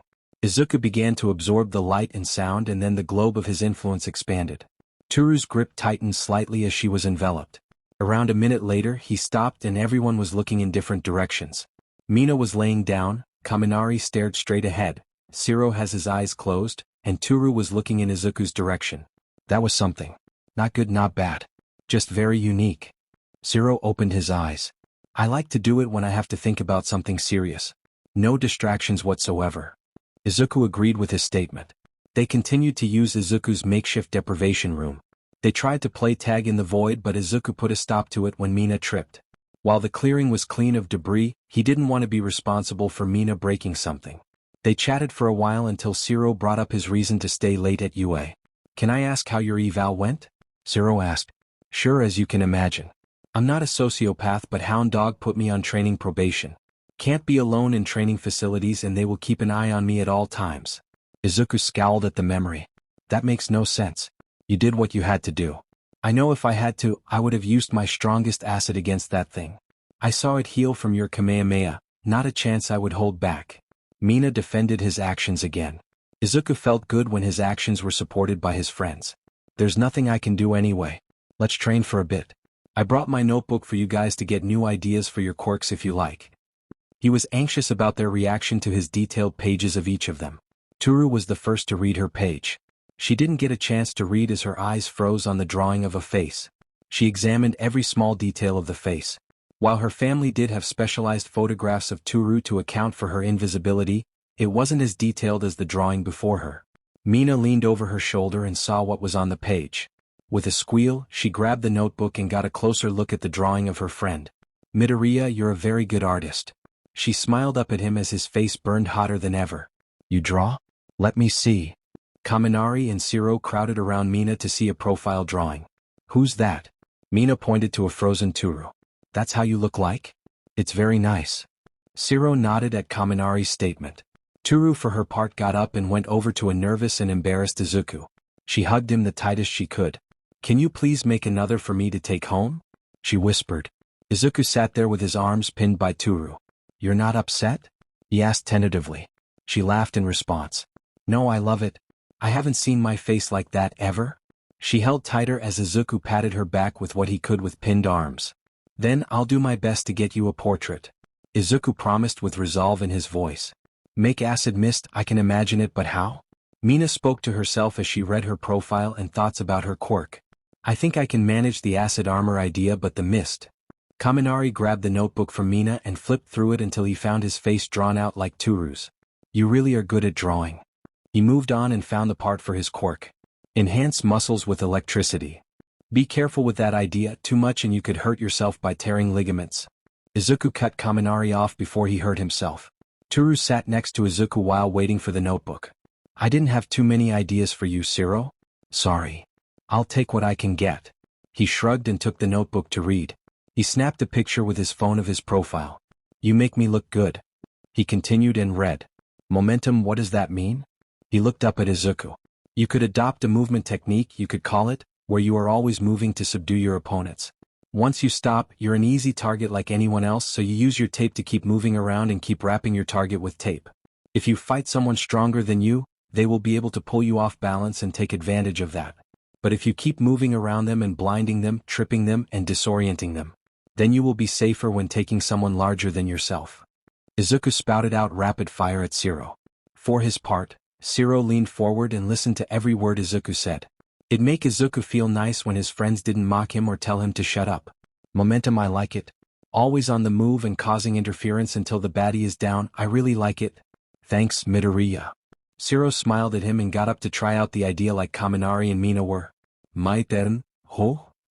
Toru took the notebook and stared at the drawing once again before moving on to what was written about her. She was impressed by the amount of detail Izuku had written about her. You could be a private investor with how good you are at this. She smiled at his abashed face. Thanks, I appreciate the comments. Izuku turned away from the smile with a small smile of his own. Let's see what you got for ideas. She unconsciously leaned closer to the boy and he stiffened up at the action. You believe I'm bending the light around my body? What makes you think that? One big reason is when you eat the food disappears. If you were transparent, the food would be seen chewed up and so on. So, I think you might be able to bend the light going into your body and maybe shoot it out or use it to blind someone. Izuku explained while forgetting Toru was still leaning against him. She was quiet as she thought. How can we test that? Izuku lit his hand up with light energy.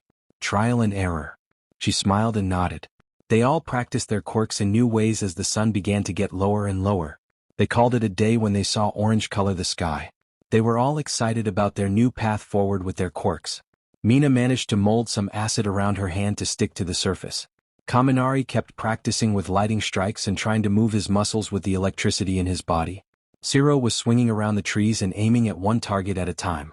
Toru could faintly reflect the light Izuku put out against her. She was immensely pleased with the result. The gang split off at the train station one by one as their rides arrived. Toru was the last like last time and she spent the time chatting comfortably with Izuku. The train arrived and Toru got up to leave. She turned and gave Izuku a farewell hug. He was beginning to get used to her embraces and hugged her in return. That's how the week passed, with the gang getting together after school for training every once in a while. On other days they trained separately. One day during the week, Izuku approached Jairu. Hey Jairu. Can I ask you something about your quirk? Sure, Green. What's up? Jairu leaned on her desk as everyone packed up to head home. You can project sound with your quirk. How do you do that? I mean, how don't you make it not lethal? Jairu's eyebrows shot up in surprise. How lethal we talking? Like shattered glass? Izuku winced slightly. More like cracked stone. Yeah, that's pretty lethal.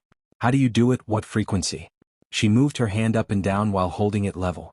I just aim and release. I'm not sure how to do the frequency, that's why I'm asking you. Izuku hoped she agreed and he could have a way to use another energy effectively. I don't mind helping you. I need a break from my training anyway. Where do you go to train? They began to move to the exit. Izuku's gang was outside chatting and waiting. Deep in the woods. Mina said in a low tone while waving her hands in their faces. Knock it off, but seriously, where are we going? She batted Mina's playfulness away. Nah, she was right. We train in the woods, it's Midoriya territory. Zero gestured to the green head. It's a clearing I found a while ago and I've been using it to train in private. I invited them to join. Izuku explained. Jairu nodded and they all boarded the same train to Izuku's stop and then they made their way into the woods. 5 minutes into the trek, Jairu spoke. You all aren't going to sacrifice me to some blood god, are you? No, we're too close to you. We'd be suspected immediately. Mina said morosely. She yelped and held her arm. Izuku zapped her with some static. Stop that, we don't sacrifice anyone for anything. I'm glad I can hear your heartbeat and can make sure you're telling the truth. Jairu laughed. How about now? Izuku absorbed sound around his chest. That's so weird, it's really trippy. Jairu moved her earlobes around Izuku's chest as she tried to feel around for sound. She moved in and out of the sphere of absent sound and there was nothing. Very disorienting for me. That's a good tactic again, enhanced hearing. They arrived at the clearing and Izuku's friends spread out to begin their training. Jairu looked around and set her bag to the side with the others. They stretched and Izuku and Jairu moved to an empty area. Alright, show me what you can do, Jairu said to Izuku. He looked at a boulder and began to release sound at low output and then steadily cranked it up until the stone vibrated and then cracked. He looked over at Jairu and she had her hands over her ears and stared at the rock. Give me a sec. She ran over to her bag and pulled out some heavy-duty noise-canceling headphones and put them around her neck. Easier than covering my ears all the time. Alright, so. That would most likely end someone. You are releasing raw sound and enough of anything can do that. She waved towards the split stone. So how do you use your quirk and not end people? Izuku asked. Jairu thought for a moment and then spoke. I learned to set my output in a certain range for combat and not do that. She pointed at the stone. Can you tell me how your quirk works? I know you can isolate sound like at the cafeteria. But you also took on that monster at the USJ. She held no contempt or malice when she talked about Izuku ending the Nomu. He felt somewhat sure Jiraiya was alright. I can absorb energies and release them. Kinetic, thermal, electric, sound, and light. I can also sense the energies I've interacted with. He gave her a small show with his hand. Energy flashed through it in various forms. That's so OP. What's your limit? Jiraiya looked incredibly impressed. I don't know, both for energies and how much I can contain. They were beginning to get close to the truth of his past. Jiraiya paused and watched his tensing shoulders. Should I stop asking questions? Izuku hesitated and looked around at his friends. They were all trying their best to listen in without trying to look like they were. Toru turned to him and then to Jiraiya. She shrugged in a, it's up to you motion. He let out a sigh. I'm a late bloomer. Last year I got my quirk. That's why I don't know much.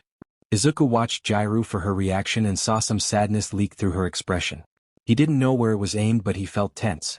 Judging by the outburst in the bus and the news reports, it was bad? She asked. Izuku nodded and looked away, subconsciously rubbing his shoulder. Very. That's all he said. There was an upperclassman who was quirkless in my middle school.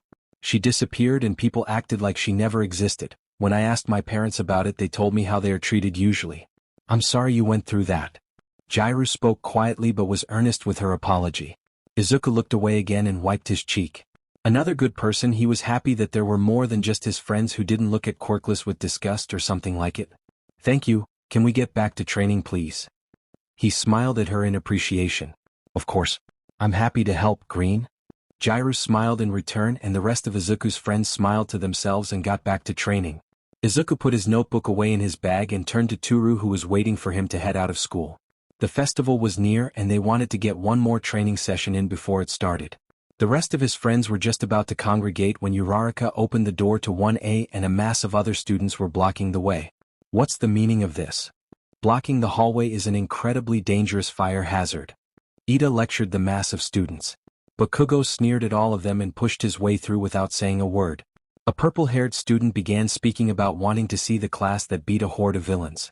You don't seem so impressed. Who was the one who took out the monster? He looked around and caught Izuku's eyes. I'm here to declare war and take one of your spots in your class, maybe your seat, he said to Izuku. Izuku was happy to be an observer to the whole performance go on until he was dragged into the center stage. He tilted his head and began to analyze every detail of the boy who wanted to declare war on him. Once he had enough information, he spoke. You took the entrance exam for heroics but failed. Your quirk is in combat, or more likely, doesn't work on non-living things. The boy's eyes widened ever so slightly. Probably a mental quirk. Of what degree? I don't know. You relied on your quirk to pass without even working on your body, yet you want to try to take my seat. Izuku always hated when people looked at him like he was nothing.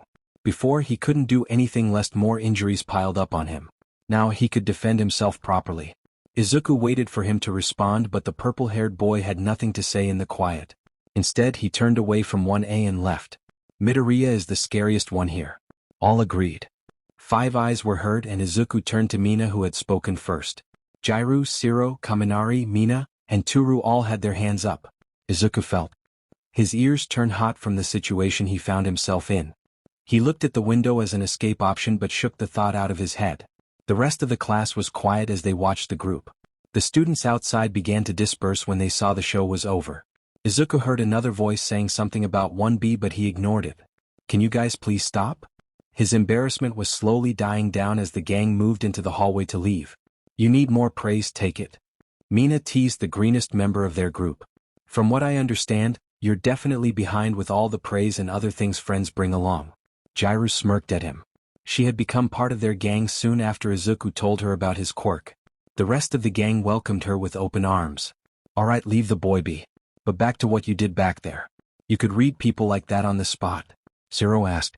Yeah. That was some detective show stuff right there. Kaminari added. He gave most of the information already, I just said it out loud. He wanted a seat in 1A, he probably failed the entrance exam. The reason to fail would be a lack of physical strength or a lack of a physical quirk. Mental quirks are unique, but against a non-living being, he had to resort on his body. He spouted out, his friends listened raptly to his impromptu lecture. He's the leader of the gang, right? Gyro asked the rest of the group and they all nodded. I'm not the leader. Izuku protested. They were out of the gates of UA. All vote for the green bean of annihilation? Mina said. 5 eyes. They spend the day training in the woods. They lightly sparred with each other as the day went along. They stopped early and sat to chat until they had to go home. Izuku told them what to expect from the festival games. First round weeded out the competition to a manageable number, second round they made it into a team game, and last was always a tournament. They all came along with their quirks and new ways of using them. The time came and they all made their way to the train station and made their farewells. Toru gave Izuku her obligatory hug and boarded the train. Class 1A waited for the festival to begin with everyone anxious for the start. Izuku sat with his friends as they chatted about the day to come. I'm just saying that we should get a prize or something for winning in the top 3. I mean, a medal is great, but I'm thinking of a cash prize. Zero argued. That seems kinda trashy. I think so. Toru said. No, I agree with Zero. A bit of cash. Wow dash. He was cut off by Todoroki stopping next to their group. Objectively speaking, I am dash. Sound was absorbed and he was cut off. The two-tone boy glared at Izuku and he glared back. Izuku released his quirk and spoke. Are you going to use your fire? I don't dash. He was cut off again by no sound leaving his lips. Izuku didn't want anything to do with someone who didn't use everything in their toolbox to be a hero. He understand why Aizawa never expelled someone who wasn't giving their all in the quirk apprehension test. The number 2 hero, power trumps all, he had grown to learn personally. Todoroki turned away with an angry face and Izuku let sound work again. All of his classmates in the waiting room watched the interaction. That was rude. Toru pinched Izuku's arm slightly. He was going to monologue like some supervillain. It's kinda egotistical, don't you think? Zero added as Izuku rubbed his arm. Still rude, I say. Toru pouted for only Izuku to see. She smiled when she saw his cheeks pink when he looked at her. Izuku shook his head from the thoughts that plagued his mind for a moment. I don't want anything to do with someone who held his pride over helping someone else. That's fair. Jairu nodded her head.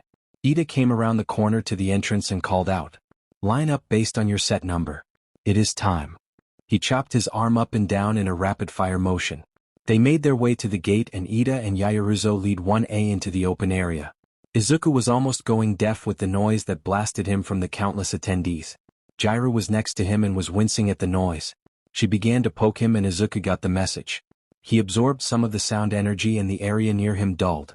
The amount of energy he was receiving was impressive, a wonderful opportunity. Jairu smiled at him and they made their way to the seats. Present Mike was announcing every class that walked out of the gates with a bit too much enthusiasm. He heard his homeroom teacher was in the box with Present Mike and he sounded annoyed, but that didn't surprise the boy. Midnight walked on stage and began to speak into the microphone.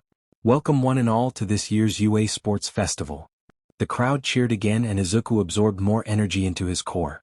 To start us off with the athlete's oath, the first-year representative. Izuku Midoriya.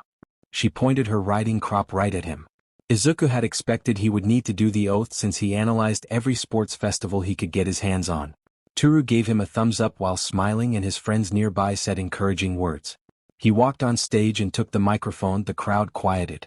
I will do my best to change society where your quirk doesn't determine your worth. He stared into Bakugo's eyes and the seated students. He could see his tightened jawline and then he turned to the rest of the watching crowd. I will do my best to make sure those who hurt the innocent will get their punishment no matter who they are. This is my oath. There was some scattered applause in the crowd and many eyes on him. What they saw was a determined face on a boy who grew up much too fast. Many narrowed their eyes at Izuku's words, some with better intentions than others.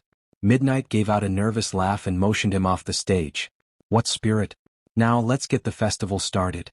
For the first event, an obstacle race. Midnight riled up the crowd again as she explained the rules. Everyone scrambled to the starting line and prepare for the race to begin. Toru found Izuku and gave him a worried look.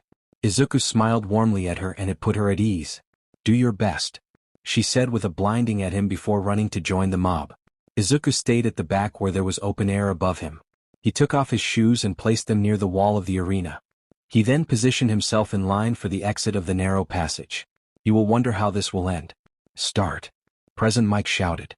Izuku crouched down and jumped while releasing a massive amount of kinetic energy from his feet.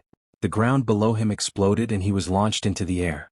He cleared the top of the arena and kept climbing into the air. The crowd watched in shock as Izuku began to fall. He released kinetic blasts to propel himself forward and he fell at an angle, skipping the narrow exit. He could see the whole course below him and he found where he wanted to land. There were robots from the entrance exam and a few zero-pointers behind the smaller ones. Izuku angled himself down and sped up his descent. Once he was sure he would land on top of the big robot, he moved to land on his feet. Absorbing the kinetic energy from the landing, he placed his palms on the surface and ripped out the electricity in the robot. The zero-pointer shut down and Izuku felt a good amount of energy settled in his core. He looked back and saw Todoroki just getting past the smaller robots. Izuku made his way to the edge of the head and leaned off, until he was falling off with his feet still touching the robot's head. With a loud boom, he released more kinetic energy to launch himself forward and causing the 10-story robot to fall forward. Todoroki watched as the zero-pointer's head caved in from the back and tilted toward him. He didn't even know he was in second place. Izuku looked back from his flight and watched as a glacier shot out of the ground and pierced the remaining head of the robot, causing it to stop in its tracks of falling. Izuku turned back and absorbed the landing before continuing to run with small kinetic blasts from his feet to propel him forward. Reaching the large cliff, he didn't pause and launched himself over the gap. He could hear Present Mike announcing what Izuku was doing, but he tuned him out. He just kept running in long strides with the help of kinetic energy. He arrived at the last obstacle. There was a sign to the side. The minefield. Don't worry, it's more bang and boom. The loudest hero ever said over the speakers. Izuku paused and tilted his head in thought. Possibly opportunity? Let's test just one. Izuku stepped on a mine with kinetic and thermal being absorbed. There was a bang and a pink cloud bloomed around a still Izuku. He grinned at his success. Izuku calmly walked through the minefield with an explosion going off almost every other step. He walked past the finish line and looked back to see both Bakugo and Todoroki fighting to reach second place. Izuku narrowed his eyes at the frost covering Todoroki's side, something to note. Izuku turned back and sat down while absorbing the sound. He was growing stronger as he waited for the rest of the competition to pass the finish line. His gang joined him one at a time and sat next to him. Toru finished and joined their friends. She stopped and stood over Izuku with her hands on her hips.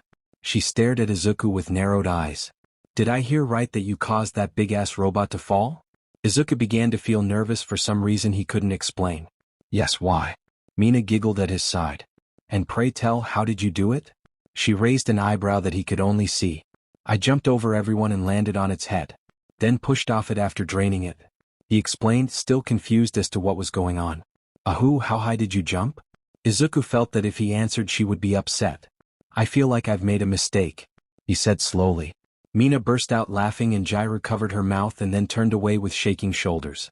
Shiro and Kaminari looked at him with pity. Oh buddy, don't think too much about it. Kaminari patted his shoulder. That's everyone, Midnight announced. Toru gave Izuku the "I'm watching you" motion with her hand and they got up to join the rest who made the cut for the next event. Midnight then spun a wheel to determine the next event, a cavalry battle. Last place will start with 5 points and second to last will be 10.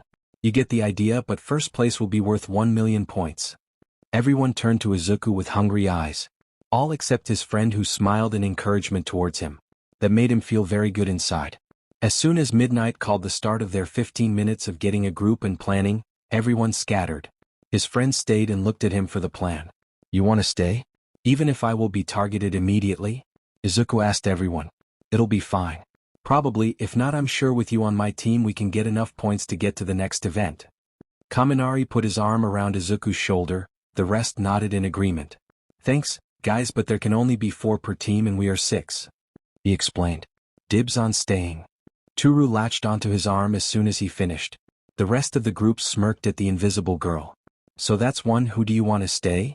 Jairu asked Izuku. I can't choose between you guys, it feels wrong. Izuku could choose an optimal team, but he didn't want to make anyone feel outside the group like he felt so many times before. Mina saw through him and chose for him. That's alright, I'll do it. Kaminari and Shiro, you stay. Me and Kyo can find another team. We'll see you in the tournament. She hooked her arm with Jairu and she dragged her away. Well, that's settled. What's the plan? Shiro clapped his hands and made everyone focus on their objective. Toru, you'll be the rider. You have your suit on like me? Izuku asked. They both requested for their suits to be worn since Toru didn't want to be naked on live TV even though no one would see. And Izuku wanted to just in case he burned his clothes off. Yeah, I do. But why do you want me to be the rider? Toru looked at Izuku with their arms still hooked together. Izuku only smiled in response as plans began to run through his head. Izuku felt Toru steady herself on his shoulders as Kaminari and Shiro were to his left and right. The only thing visible was the headbands around Toru's head. Once she got settled, she patted Izuku's head. Then she froze with her hand on his hair. "My God, your hair is so soft." Toru ran her fingers through his hair as she spoke softly. "Really?" Kaminari heard and reached out with his other hand to feel. "You're right. It's very nice hair. What products do you use?" Shiro joined in and gave a sound of agreement. "It's so fluffy." Izuku's face was burning as his friends felt his hair. "Can we focus, please?" He had to admit it felt nice to have someone run their fingers through his hair as Toru did. Mina and Jairu joined a team with another girl, Hatsum, from the support department and Tokoyami. The two girls from Izuku's gang watched as their leader blushed furiously. "Kyo, what are they saying?" Mina asked. "Apparently his hair is super soft. It does look nice." Jairu was curious as well. "I'm so gonna try it when we're done." Mina smiled in anticipation. "You both are close to Midoriya?" "He is a mystery in the way he acts. Aggressively distrustful with everyone yet like brothers and sisters with his inner circle." Tokoyami asked the two girls. Mina's smile fell a bit. "There's a good reason he is distrustful, not my story to tell. But he is a good guy and a better friend. You should try and talk to him, he likes quirks." She smiled more as Izuku was teased by the others but smiled as he batted their hands away. Dark Shadow watched with Tokoyami. "I will think upon it." Dark Shadow poked him. "He seems nice." The quirk said and Tokoyami agreed. "Time's up. Everyone prepared yourself." Midnight shouted and those who weren't mounted did so. "Ready? Start." Chaos erupted immediately. Welcome back guys. This is your friend, Cabbage Head Fanfics. Back with amazing fanfiction. Everyone charged at Izuku's team and theirs charged back. Izuku released a large amount of light energy into Toru and she redirected it and blinded almost everyone who was looking straight at the band on her head. There were many curses as Izuku's team didn't stop their charge. Once in the middle of the blinded teams, Izuku and Kaminari released a spray of electricity in every direction. Pure chaos reigned with their aggressive move, quirks fired in every direction and people were confused at what had happened. But Izuku's plan didn't stop there as a black void encompasses everyone in the near area. Izuku detached from his team and rushed to Todoroki's confused team. He launched himself at the split-haired teen and ripped off his band. He felt heat bloom from his side and Izuku absorbed it before it could hurt him. Then he rushed to Bakugo's team and did the same, only leaving the 1 million band at their feet. Bakugo, in his fashion, was throwing explosions everywhere but did nothing to Izuku. Just to add to the chaos, he absorbed the sound and everyone went deaf and mute for the time it took Izuku to rejoin his team to the side. He stopped his quirk and everything went back to normal. It was deafening compared to the absolute silence a moment ago. "What the hell just happened?" Present Mike shouted. "How would I know? I saw the same thing you did." Aizawa drawled out lazily, but his eyes were laser-focused on the field at what just happened. "Did you get it?" Kaminari asked excitedly. "Of course he did. His plan worked out perfectly." Toru shouted as she tied the new headbands on her head. "Midoriya, you're one scary smart guy. I'm glad we're friends." Shiro added with a smile. "Thanks, but we need to focus. It's been only a few minutes." Izuku blushed under their praise. He was right as every team tried to reorganize and find the 1 million prize. A team filled with 1B students spotted them and charged. 1 million spotted. "Wait, where is the 1 mil?" They screeched to a halt and Izuku was more than glad to point at the confused blonde. Bakugo was with his team of Kirishima, Sato, and Koji as the redhead grabbed the band left in front of them and presented it to the blonde bomber. He grabbed the band in confusion and then his eyes zeroed in on Izuku's pointing finger aimed right at him. Immediately everyone targeted Bakugo, and Todoroki's team was no different. The son of the number 2 hero was slightly distracted as they charged at Bakugo's fleeing team. Izuku smiled with joy as his plan worked out perfectly. They didn't need to be in first place to get to the next event, this was much easier. It was a bonus that it was Bakugo who was behind mobbed by every other team. "Okay. Now what?" Kaminari asked as they watched the chaos. "We play defensive and wait, if we get a chance let's grab a band." Izuku scanned for anyone who was trying to get near them. They kept moving around as time ticked down and the purple-haired boys team got Izuku's attention. He was the rider as blank-faced Aoyama Ojiro and 1B student carried him. They got close to another team and spoke briefly before the other team handed over their band. They sped away quickly after that and the stolen rider was confused at what happened. "Hey guys, make sure not to talk to that guy. I think his quirk is based on speech or something similar." Izuku pointed Shinso out. Got it, boss. Shiro nodded without asking. Boss? Toru asked. I told you we are a Yakuza gang. He is the boss and we are his lieutenants. All we need is tats. Shiro explained. I want a big old Chinese dragon on my back. We are too young for tattoos. Toru protested against the tattoos but not the Yakuza part. Oh, we'll just get those temporary tattoos that stick on there with some water. Kaminari proposed. I feel like getting Toru a tattoo would be a terrible idea since it would ruin the effectiveness of her quirk. Izuku was getting very comfortable with these random conversations his friends came up with. At first, he was worried that they would do what they are talking about. But when Toru explained with Mina's help, he understood it was all in fun. That's true. So no tats for Hagakure. Shiro agreed as he shot some tape at a team and almost got their headband. Damn. He cursed. What about a name? Kaminari asked. I'll take his name, Toru whispered jokingly to herself. What was that? Izuku asked while absorbing the sound below his waist for some stealth. Nothing. Toru exclaimed with a burning face for no one to see. 3, 2, 1. Time's up. Present Mike shouted the end of the cavery battle. What an exciting battle between everyone. Many unique ways of going about it. Now to see who passed. Midnight pointed at the screen to show the leaderboard. Bakugo placed first but their team was heaving in lungs full of breaths. Toru's team was in second, and the third place was Todoroki's team and he didn't look happy. Fourth was reserved for Shinso's team and as Izuku expected, his team was confused about what was going on. He'll talk to them later for information. I'd like to step down from my place, Ojiro said and the 1B student stepped next to him and agreed. There was a commotion throughout the crowd and Midnight quieted them down. Such naivety. I like it. For the next team up, choose who will advance. Mina's team was who was next up, they grouped up and then Mei and Tokoyami stepped up. Mina and Jiru joined Izuku and the rest of their friends. You didn't want to join the tournament? Izuku asked. Nah, I'm fine with what I showed. Plus, those two did more work in this round. Mina waved his concerns away. Yep, Mei played rock, paper and scissors against me for the other placement. She won as you can see. Jiru shrugged. Now with that out of the way. Time for the real prize. Mina rubbed her hands together with a smile and placed both on Izuku's hair before he could protest. Oh right. Jiru also placed her hand in his hair and felt it. It's so soft. Like a cloud. Mina rubbed her hands through his hair as Izuku bore with it. Will you all knock it off? Izuku batted their hands away with a blush. Then he felt another hand land in his hair. It is very nice, Izuku. Toru gently stroked her finger through his hair. How about we get some food? Shiro laughed as he watched the group interact. They sat together at the lunch area and began to devour what they grabbed. Tokoyami approached and spoke, mainly at Izuku. May I join you? Dark Shadow popped up and sat on his shoulder. What do you say, boss? He looks all right. Shiro spoke in a gruff voice and leaned on the table while sitting. Sure, I'm okay with that. Shiro, knock it off. Izuku nodded at Tokoyami and then turned to Shiro who smiled at him. Sure thing, boss. He replied in the same gruff voice. The rest of the table chuckled at that. I thank you. Tokoyami bowed his head and sat next to Jiru and Mina across the table from Izuku. Tokoyami wanted to speak to Izuku but didn't know how to start. Dark Shadow watched Izuku from his owner's shoulder with the same curiosity. Mina spotted this and poked the quirk. She jerked her head at Izuku and smiled. Izuku, with his sixth sense almost always on, sensed this but didn't say anything. He felt like Tokoyami was an alright guy, given Mina's encouraging gestures.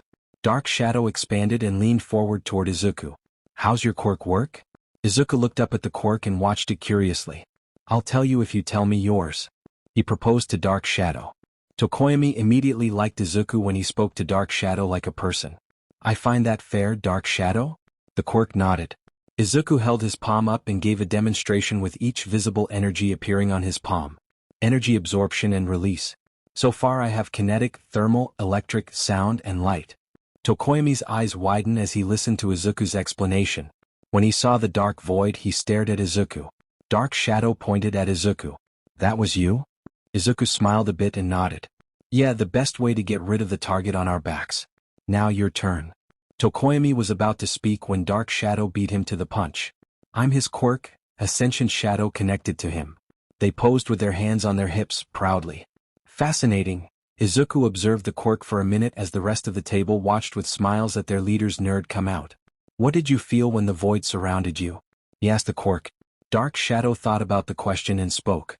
It was weird, I thought I would have dashed. Tokoyami put his hand over the quirk's mouth. Too much, sorry Midoriya. You're weak to light and absolute dark, you need a balance of the two to manifest properly. There are no shadows with no light and no shadows with no dark. Izuku said and Tokoyami winced. I did witness you do the same to that other student yesterday. Yes, you are correct in your assessment. I was also surprised when Dark Shadow did not go into a rampage in the darkness, but your statement was accurate. He nodded and Dark Shadow had stars in their eyes while looking at Izuku. So smart, Fumi. Why aren't you smart like that?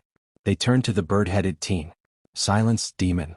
Tokoyami's feathers seemed more ruffled as he batted the shadow down. Since I found out your weakness, here's some information against Shinso. Don't speak to him or you Dark Shadow. He has some sort of mental manipulation quirk he used on his team. I'm not sure about the parameters of it, but don't look in his eyes or speak to him to be safe. Tokoyami listened carefully and nodded. I thank you for your information. We will do our best against him. He hesitated. You wouldn't perhaps feel like divulging any other weaknesses? Tokoyami leaned forward in intrigue. Izuku smiled at that. Seems unfair but sure. Bakugo sweats nitroglycerin through his palms and ignites them. He can overheat and become dehydrated with enough time, but he is strong. Todoroki will only use his ice side and is prone to freezing himself instead of using his fire to negate the frost that spreads when he overuses his quirk. Kaminari dash, the blonde cover Izuku's mouth. Dude? Not us. The table laughed at Kaminari's panic. The table talked for the remaining time about their usual nonsense. Mineta tried to convince Yaoruzo about the cheerleaders tournament, but Jairu told her he was lying. He was dragged away after they notified Aizawa. The time came and the remainder competitors waited for midnight to show the brackets. Izuku Midoriya vs Hitoshi Shinso. Shoto Todoroki vs Hantashiro. Denki Kaminari vs Toru Hagakure. Tenya Lita vs Mei Hatsum. Jatoipa Letrev. Fumikage Tokoyami vs Momo Yaoyorozu. Ajiro Kirishima vs Sato Rikido. Katsuki Bakugo vs Achiko Uraraka. I guess you don't have to worry about Shinso, he said to the group. He noted that Bakugo and him were on opposite sides of the tournament. I'm sorry Hagakure. I only wished it weren't like this. Kaminari had fake tears in his eyes as he put his hand on her shoulder and looked away with a pained expression. It's alright Kaminari. You'll lose with dignity, Toru said smiling. His expression turned to affront. Lose? How dare you? I'm sorry boss. I'm F'd for my match but I won't go down without a fight. Siro continued to use the gruff voice from before. There's a chance you could win. Just keep using what you trained. Izuku encouraged his friend. Midoriya Izuku, may the best man win. What do you say? Shinso came up to Izuku with his hands in his pockets and a smirk. Izuku stared at him with his head tilted as he observed the boy. He made a point to look into his purple eyes but not speak. He could see his hands clench into fists in his pockets and his jaw tightened. Ojiro came up behind Izuku and patted his arm. Can I speak to you? Ojiro watched Shinso as he left with a grimace. Sure, let's go to my waiting room. See you guys later. He directed the last part to his friends and Tokoyami who stayed near. They gave him good luck, and, do your best, as he walked with Ojiro. Izuku closed the door and waited for Ojiro to speak. You were right when you said he had some sort of mental quirk when Shinso declared war. I spoke to him and the next thing I knew everything was foggy and then I was jolted when someone bumped into me during the cavalry battle. You're sure it was when you spoke to him? Izuku asked. Yeah, he asked me about teaming up and as soon as I responded, I was under. Ojiro nodded his confirmation. I thought so, thank you. I appreciate you telling me. Izuku smiled at his classmate. He was beginning to see his friends weren't the only ones who were good people but most of his class was too. Of course. Ojiro smiled back and turned to leave. Good luck. A few minutes later Izuku stood across Shinso who had an air of nonchalance and still had his hands in his pockets. Izuku for his part set his shoes to the side and prepared himself. Midnight stood to the side with Cementos sitting behind her. Here are the rules. Loss by ring out, tapping out, unconsciousness or can't continue. No lethal attacks and no unsportsmanlike actions. Do you understand? She looked at Shinso who shrugged and nodded and then at Izuku who nodded. Fight. Must be Shinso's voice was cut off as all the near sound was cut off. He tried to speak and yell but there was nothing. He was mute and deaf as he looked across the arena at his opponent who was approaching Shinso. He threw caution to the wind and charged sloppily at Izuku who took the punch with no reaction. Izuku countered and stuck his opponent's jaw with twice the force it should have contained. The punch connected and then the kinetic blast was released, launching Shinso out of the ring. Izuku stopped his quirk and he heard the cheers of the crowd as Midnight announced him the winner. Shinso got up with a bloody mouth and glared at Izuku. For his part, Izuku nodded at his opponent without any derision and walked off the arena and to his friends. They clapped him on the back as he sat down with them in the stands. Izuku watched as the next two arrived at the arena. Shiro waved but everyone could see he was nervous. Todoroki for his part looked angry as he stood across Shiro. Midnight gave the start and Todoroki stuck immediately. With a wave, a glacier stuck out of the arena and encompasses a third of the arena. But Shiro wasn't caught as he pulled himself with his tape across what remained of the arena and shot tape at Todoroki. Shiro was trying to pull Todoroki up in the air to launch him out of the arena, but Shiro didn't expect ice to shoot up his tape. He immediately cut off the tape, which caused him to lose his balance and fall out of the ring. Todoroki wins. There was mixed applause for both Shiro and Todoroki. Shiro covered his face in frustration as he lay on the grass. "No, I was doing so well, boss ain't gonna be happy about this." He said the last part with his gruff voice and laughed to himself. With that done, he got up and headed to the stands with his friends as he waved at the crowd in thanks. Izuku heard a slow croak from behind and saw Tsu's eyes drooping. Izuku began to radiate heat for her benefit. The giant ice cube was cooling down the area and was making Tsu go into torpor. She sat straight and croaked happily and smiled at Izuku. "Thank you, Midoriya." Izuku nodded and gave a small smile in return. Shiro arrived at that moment and knelt by Izuku's chair and looked down. "I failed you, boss. What's my punishment? Will you knock it off?" Izuku dragged him to a chair and Shiro laughed at Izuku's burning face. "Also, you didn't fail. I think you gave a good showing against the number 2's son." Shiro nodded in thanks and sat back to enjoy the show. "So who's next?" "Kami and Hagakure. My money is on Kami." "In this case you're right. Toru is ideal for surprise attacks, but her opponent both knows she is coming and knows her quirk. Toru for her part knows Kaminari and has been practicing against an opponent who could see her movement." Izuku gave one of his lectures as he observed the two stand across from each other. Toru was completely invisible as she shed the outwear and was left with her hero suit. Kaminari was trying to see any indication of movement for his friend. He saw nothing and spoke out loud. "We will still be friends after this, right?" "Of course." Toru shouted back. Her voice gave him an idea and he smiled both at the idea and her response. Midnight gave the start and Kaminari ran to the center of the arena and then spoke again. "So, when are you going to ask Midoriya out?" He smiled mischievously. "What?" Toru reeled back in embarrassment at his words and caused Kaminari to turn in her direction and shot out a spray of electricity. She dove out of the area and ran closer and then slowed to keep her stealth. "So I was right. You do like him, you know you will have to make the first move." He continued to try to get a reaction out of his friend but there was no response. That didn't stop the teasing smile. "While you will have to guide him through it, I'm sure he would be happy for you to take the lead." Toru's face was burning as she was close enough and then stuck. She kicked his knee and he collapsed to his other knee in pain. She immediately struck him in the face but Kaminari released some electricity from where the punch came from and she yelled in pain. He shot more electricity and then backed away and then waited. "Ah, Hagakure, are you still in the match?" he asked nervously as he didn't hear anything from the girl. "Nope, Iki." That last shock was too much. Toru's voice was shaky as she lay on the ground. Midnight called the match and the crowd cheered as Kaminari walked forward slowly to try and find his friend. He listened to her voice and helped her up to her feet. They moved to the exit and the crowd cheered at the sportsmanship. "You better not say anything to Izuku," Toru said to Kaminari. "Of course not. I will tease the sheet out of the two of you whenever I get a chance though." He smiled forward as they made their way to the class section. "I was serious about you having to take the lead. I'm sure he never even had a chance for anything romantic before you," Kaminari said a bit more seriously. "I'll figure it out. For now, I just want him to be comfortable and happy." Toru nodded. "And then you'll seduce him." He got a hard punch to his arm for the statement.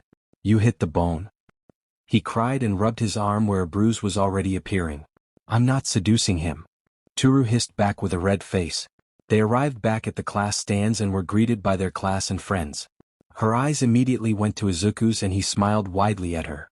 The red face came back in full force as she smiled back at him and sat closer to him than normal. Maybe a little seducing, she thought to herself. The next few fights were more of a bore. Hatsum turned her fight onto an advertisement for her equipment, which worked because he kept her in mind for any new kinds of energy she might have. From Jiru's and Mina's descriptions of her, she would have something up her sleeve or make it if asked.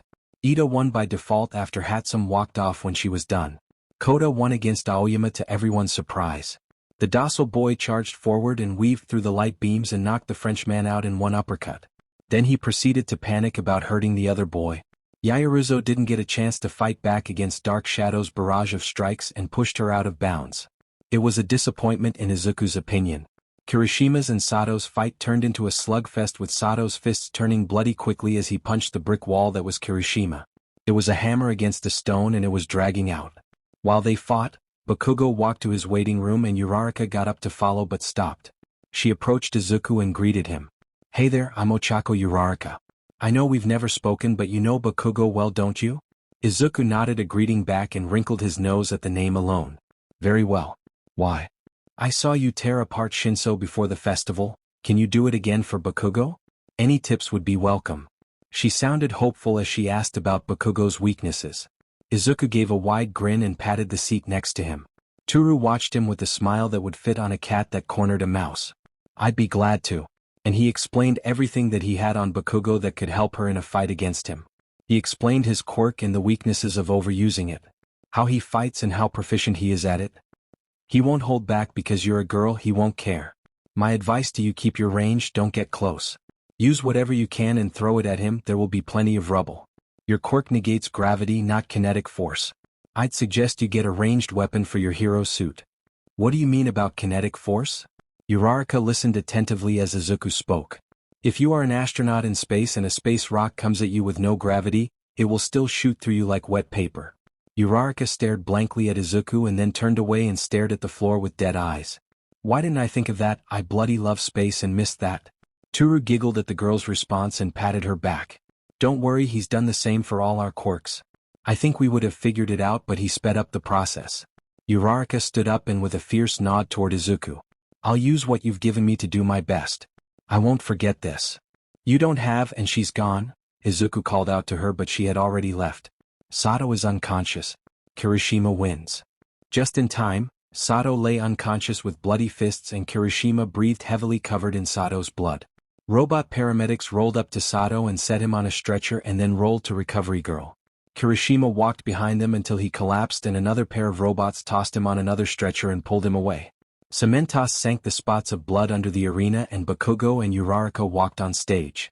Present Mike introduced them like always and Midnight gave the rules out to them. Midoriya, will Bakugo truly not hold back? Sue asked from behind Izuku. He turned around and many classmates' eyes were on him waiting for the answer. No, he won't.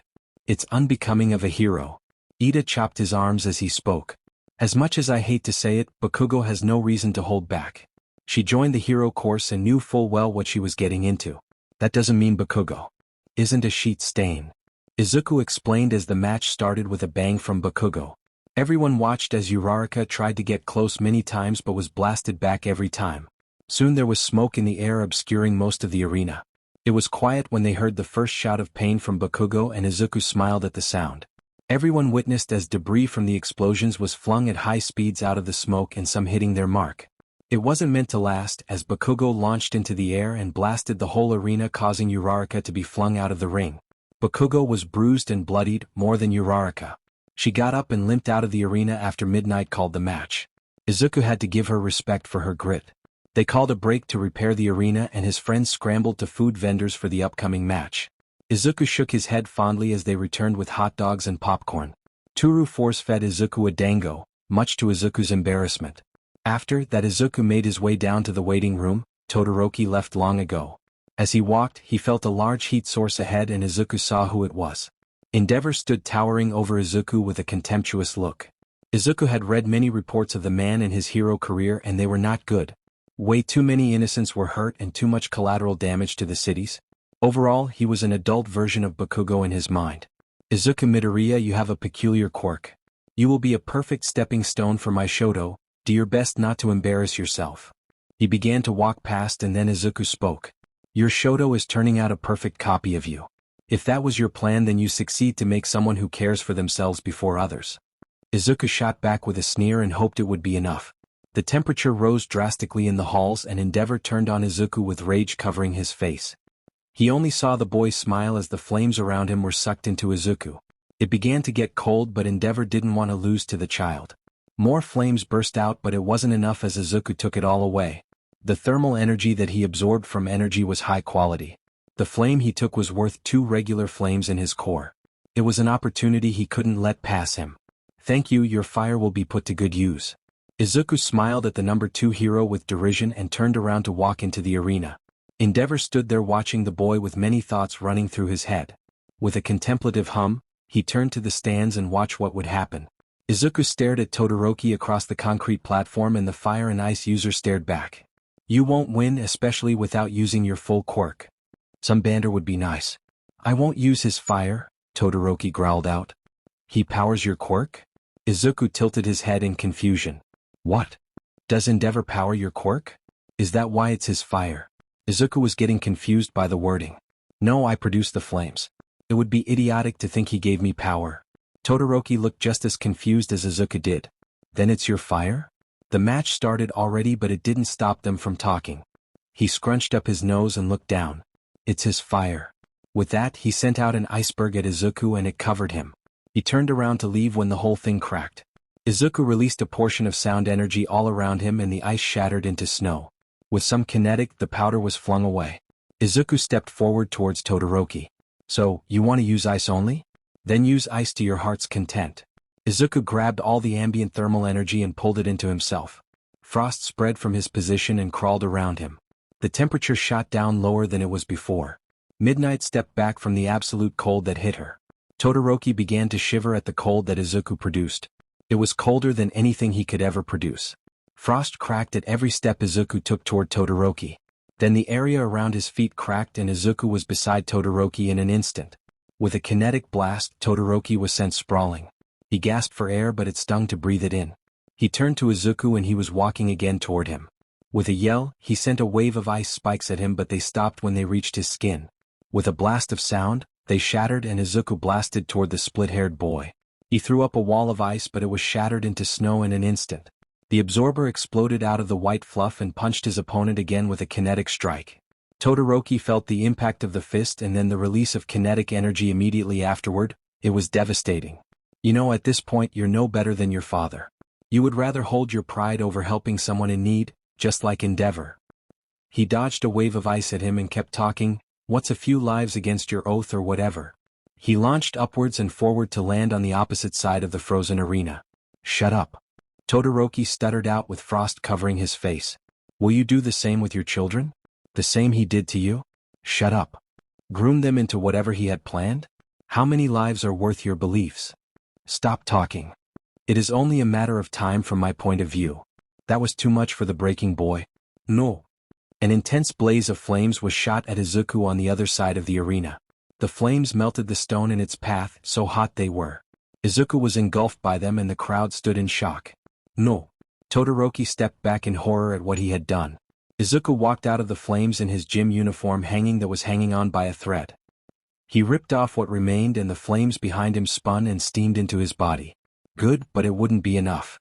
Izuku stepped forward and the stone melted under his barefoot. The heat that Izuku produced was a mirror of the cold he showed at the start. Todoroki was thawed out enough to launch an iceberg, but it turned into steam immediately when it got close to Izuku. The ground turned to glass with every step as he stepped closer and closer. Todoroki tried to throw some flames, but they were just absorbed into Izuku with an inhale of breath. Without a word, Izuku raised his arm and shot out thermal energy propelled by some kinetic. It blasted Todoroki off his feet and launched him out of the ring. The whole stadium was quiet as they watched an incarnation of fire pull the remaining heat from the area and absorbed it. The red glass that was on the ground cooled rapidly and cracked. The air became breathable again and the temperature equalized to before their match. Izuku turned to an air-fried Midnight and waited for her to call the match. She raised what remained of her riding crop and spoke into the quiet. Midoriya wins by ring out. The crowd exploded into cheers and Izuku took the opportunity to absorb the sound. He had lost some kinetic and sound that round, but it was worth getting the hero and training his head screwed straight. He looked down at what he had left of his clothes and made his way to Recovery Girl for some spares. He walked into the nurse's station happy that he got over one obstacle to win the festival. His joy was smothered when Recovery Girl walked over to him and hit him in the leg with her cane. For a while, Izuku has grown to keep kinetic absorption active at all times. It helped him with his paranoia of getting jumped and something to have as a hero. The elderly hero thwacked his leg. Again, but there was no impact.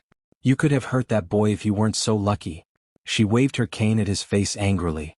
Izuku was reminded of the nurses at his old schools and how they treated Izuku when their star students hurt Izuku. His anger flared and he grabbed the tip of the cane and spoke coldly. Do you attack every student that comes through your doors? Forget it. Todoroki knew what he was getting himself into when he joined the hero course. The tip of the can was slightly melted as he let go and went to look for clothes he could wear until they were destroyed again. Recovery Girl was taken aback when Izuku walked past her and grabbed some clothes and left. She never had anyone react the way he did. She would have to talk to Nizu about the incident. Izuku took a deep breath and calmed down as finished changing. He hated that another thing in UA reminded him of before. It was frustrating that he couldn't do anything about his problems. Bakugo had someone watching over him. Todoroki could half-ass his way into 1A with Aizawa's no potential policy. And now the nurse. With a scowl, he opened the door and was met with Toru with her hand raised to knock. Toru, what are you doing here? Izuku tilted his head in confusion. Looking for you. You were taking a long time to come back and I began to get worried. Is everything all right? She saw his furrowed brow before he saw who it was. Izuku smiled softly at the thought of someone caring for Izuku like Toru did. Yes, no. He scratched his cheek in frustration. Toru saw the frustration in his motions and eyes. She grabbed his hand and pulled it out of the room. Tell me what's wrong. Izuku walked with her for a while as he tried to come up with the words. I hate that so many things remind me of before UA. I had hoped UA was different, but I'm seeing a few too many things similar to my liking. Izuku focused on the warmth of Toru's hand on his arm. Like what? Toru prodded him to continue. Bakugo getting away from punishment. Powerful people do what they want without consequences. And now the nurse reminded me of others. It's frustrating that I can't do anything about it. They continued to walk through the tunnels as Izuku vented his problems. What did Recovery Girl do? Toru furrowed her brow at that. She hit me with her cane and told me off about Todoroki getting hurt. He scowled. That old beach. And nothing about how Todoroki flamed you. Izuku shook his head. I'm going to steal her cane one day. She muttered angrily. Izuku laughed at her anger on his behalf. Thanks, Toru, but I don't want to see you get in trouble. Izuku paused and spoke again. I am happy we met and became friends. Thank you, Toru, for everything. He smiled at her. For her part, she turned and embraced him in a tight hug. I'm happy I got to meet you too. They stood in each other's arms for a bit longer until Izuku pulled back. After that, they made their way up the stands with the rest of their class and his friends welcomed him back with congratulations for beating Todoroki. They went on to talk about how the battle looked from their angle. Izuku felt quite a bit embarrassed about how they described his dramatic show of thermal energy. It was all gasps and looks of horror, but then you just walked out like a badass and sucked up the fire. It was some comic-level dramatics and it looked so FN cool. Kaminari mimicked walking out of the flames. Even Todoroki looked pale when he shot the fire out, Jiru added. Kaminari, shouldn't you be getting ready for your match? Zero pointed out. For a moment, Kaminari stared at him confused, and then his eyes widened and he bolted out of the class section. They shouted good lucks to his back as he disappeared around the corner. Cementoss just finished repairing the arena when Midnight walked out with a new riding crop and cleaned up after the last fight. Ida walked out of the gates and waited for Kaminari to arrive. The blonde ran out of the arena after they waited for another minute. With a nod to confirm he was ready, the fight began. Kaminari appeared to reach down to spray electricity everywhere like he used to, and Ida reacted by jumping. The blonde smiled at his trick and instead raises his hand and shot lightning at the midair target. Ida tried to dodge with his legs and managed to spin but was still nicked by the bolt of electricity. His leg went numb as he landed in a heap and tried to get up, but Kaminari rushed at him. His speed was triple what it was before and he arrived at Ida's side with his hand aimed at the straight-laced teen. Yield? Kaminari asked with electricity arcing around his hand. Ida looked pained at having to say it, but he did. I yield. The crowd cheered again at the spectacular quick-paced fight. Kaminari helped the boy up and walked him out to the nurse's station. The next fight wasn't as exciting as the ones before, with Kota raising his fists to fight Dark Shadow and Tokoyami, but the quirk just picked him up and set him gently out of the ring. Kota gave them a grateful nod and they parted ways. Kirishima's fight against Bakugo was a one-sided beatdown, with Bakugo launching attacks non-stop at the redhead until he collapsed from stamina drain. When it was Izuku's and Kaminari's time to fight, Kaminari raised his hands and forfeited. There were some jeers, but the blonde paid it no attention. Why? Izuku asked, confused about his decision. He snorted in response. Like I have a chance against you. You literally gave me my fighting style, and not to mention your quirk completely overpowers mine. I just want to save us time. Now, I saw some tasty treats on the way here and I want to try some.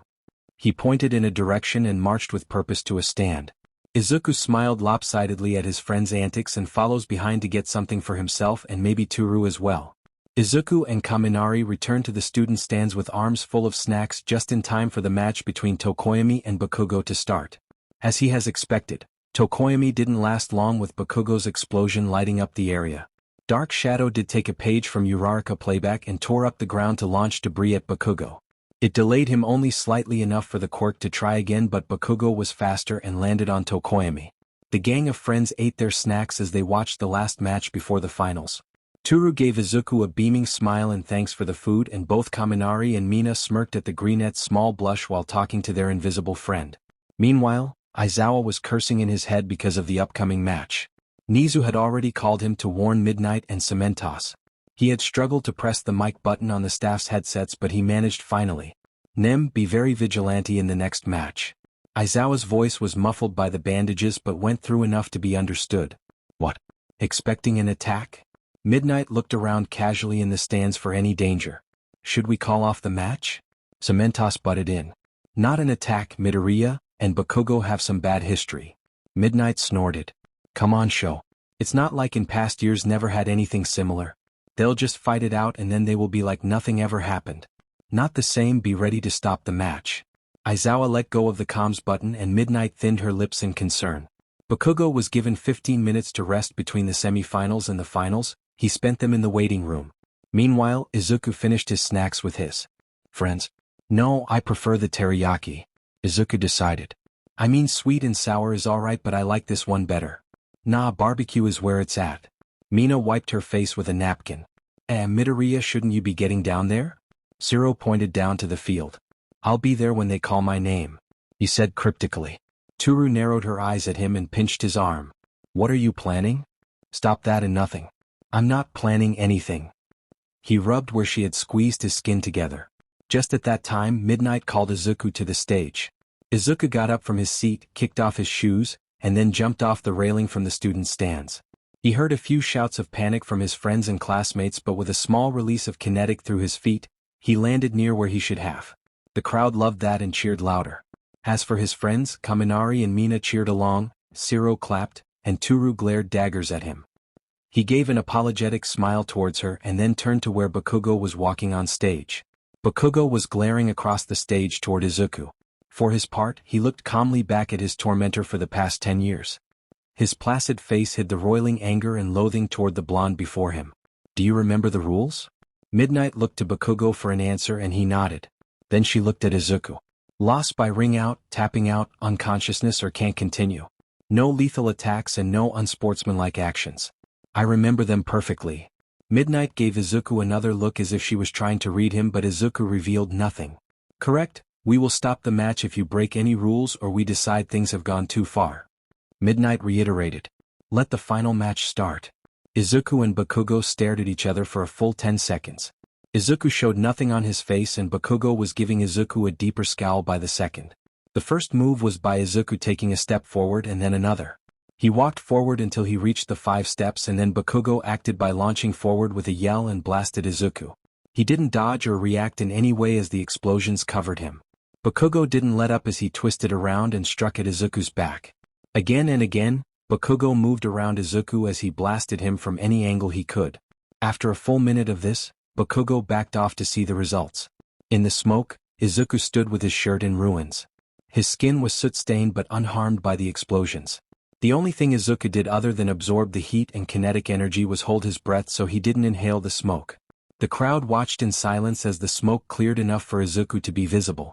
With a blast of kinetic energy from all sides, the smoke was cleared. Bakugo glared at Izuku with anger at showing him up, but before he could say anything, Izuku did while emitting thermal energy to make the air distorted around the arena. I'm going to make you yield. With that, Izuku leaned forward and blasted toward Bakugo with kinetic energy. His fist connected with Bakugo's unprotected stomach and the blonde bent over from the impact. Then the secondary blast came and Bakugo was launched back. The kinetic blast from his fist was twofold what Izuku delivered physically, and it showed as Katsuki tried to suck air in and only managed to throw up what food he had in his stomach. Meanwhile, Izuku began to walk around the downed blonde and put himself between the edge of the ring and his target. He waited until the villain got back up on unsteady legs. With a roar, Bakugo launched forward with an explosion. He tried to dodge when Izuku raised his hand and aimed it at Bakugo, but he wasn't faster than lightning. The bolt hit him directly in the shoulder and he cried in pain. Izuku didn't stop after that and met the head-on charge with his own. The only difference was that Izuku released more energy than Bakugo and he was launched back and bounced off the ground multiple times until he stopped with his arm hanging limp at his side.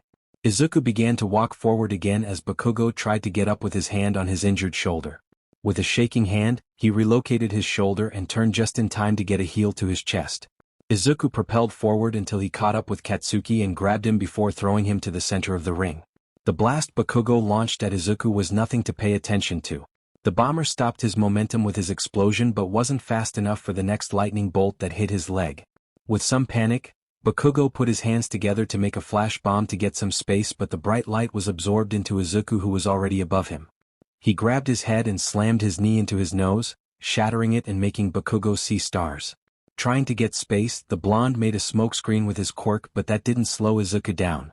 Switching to thermal vision, Izuku rocketed forward and slammed a palm on Bakugo's ribs. With a crack, Bakugo was sent out of the smoke. Izuku calmly walked out of the smoke into a laying Bakugo trying to get up. "Bakugo, can you continue?" Midnight asked in hopes the blonde would give up. "Yes."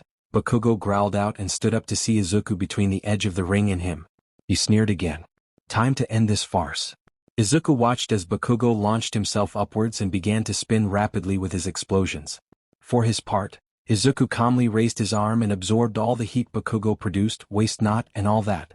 With a loud explosion, Izuku met Bakugo's super mover head-on.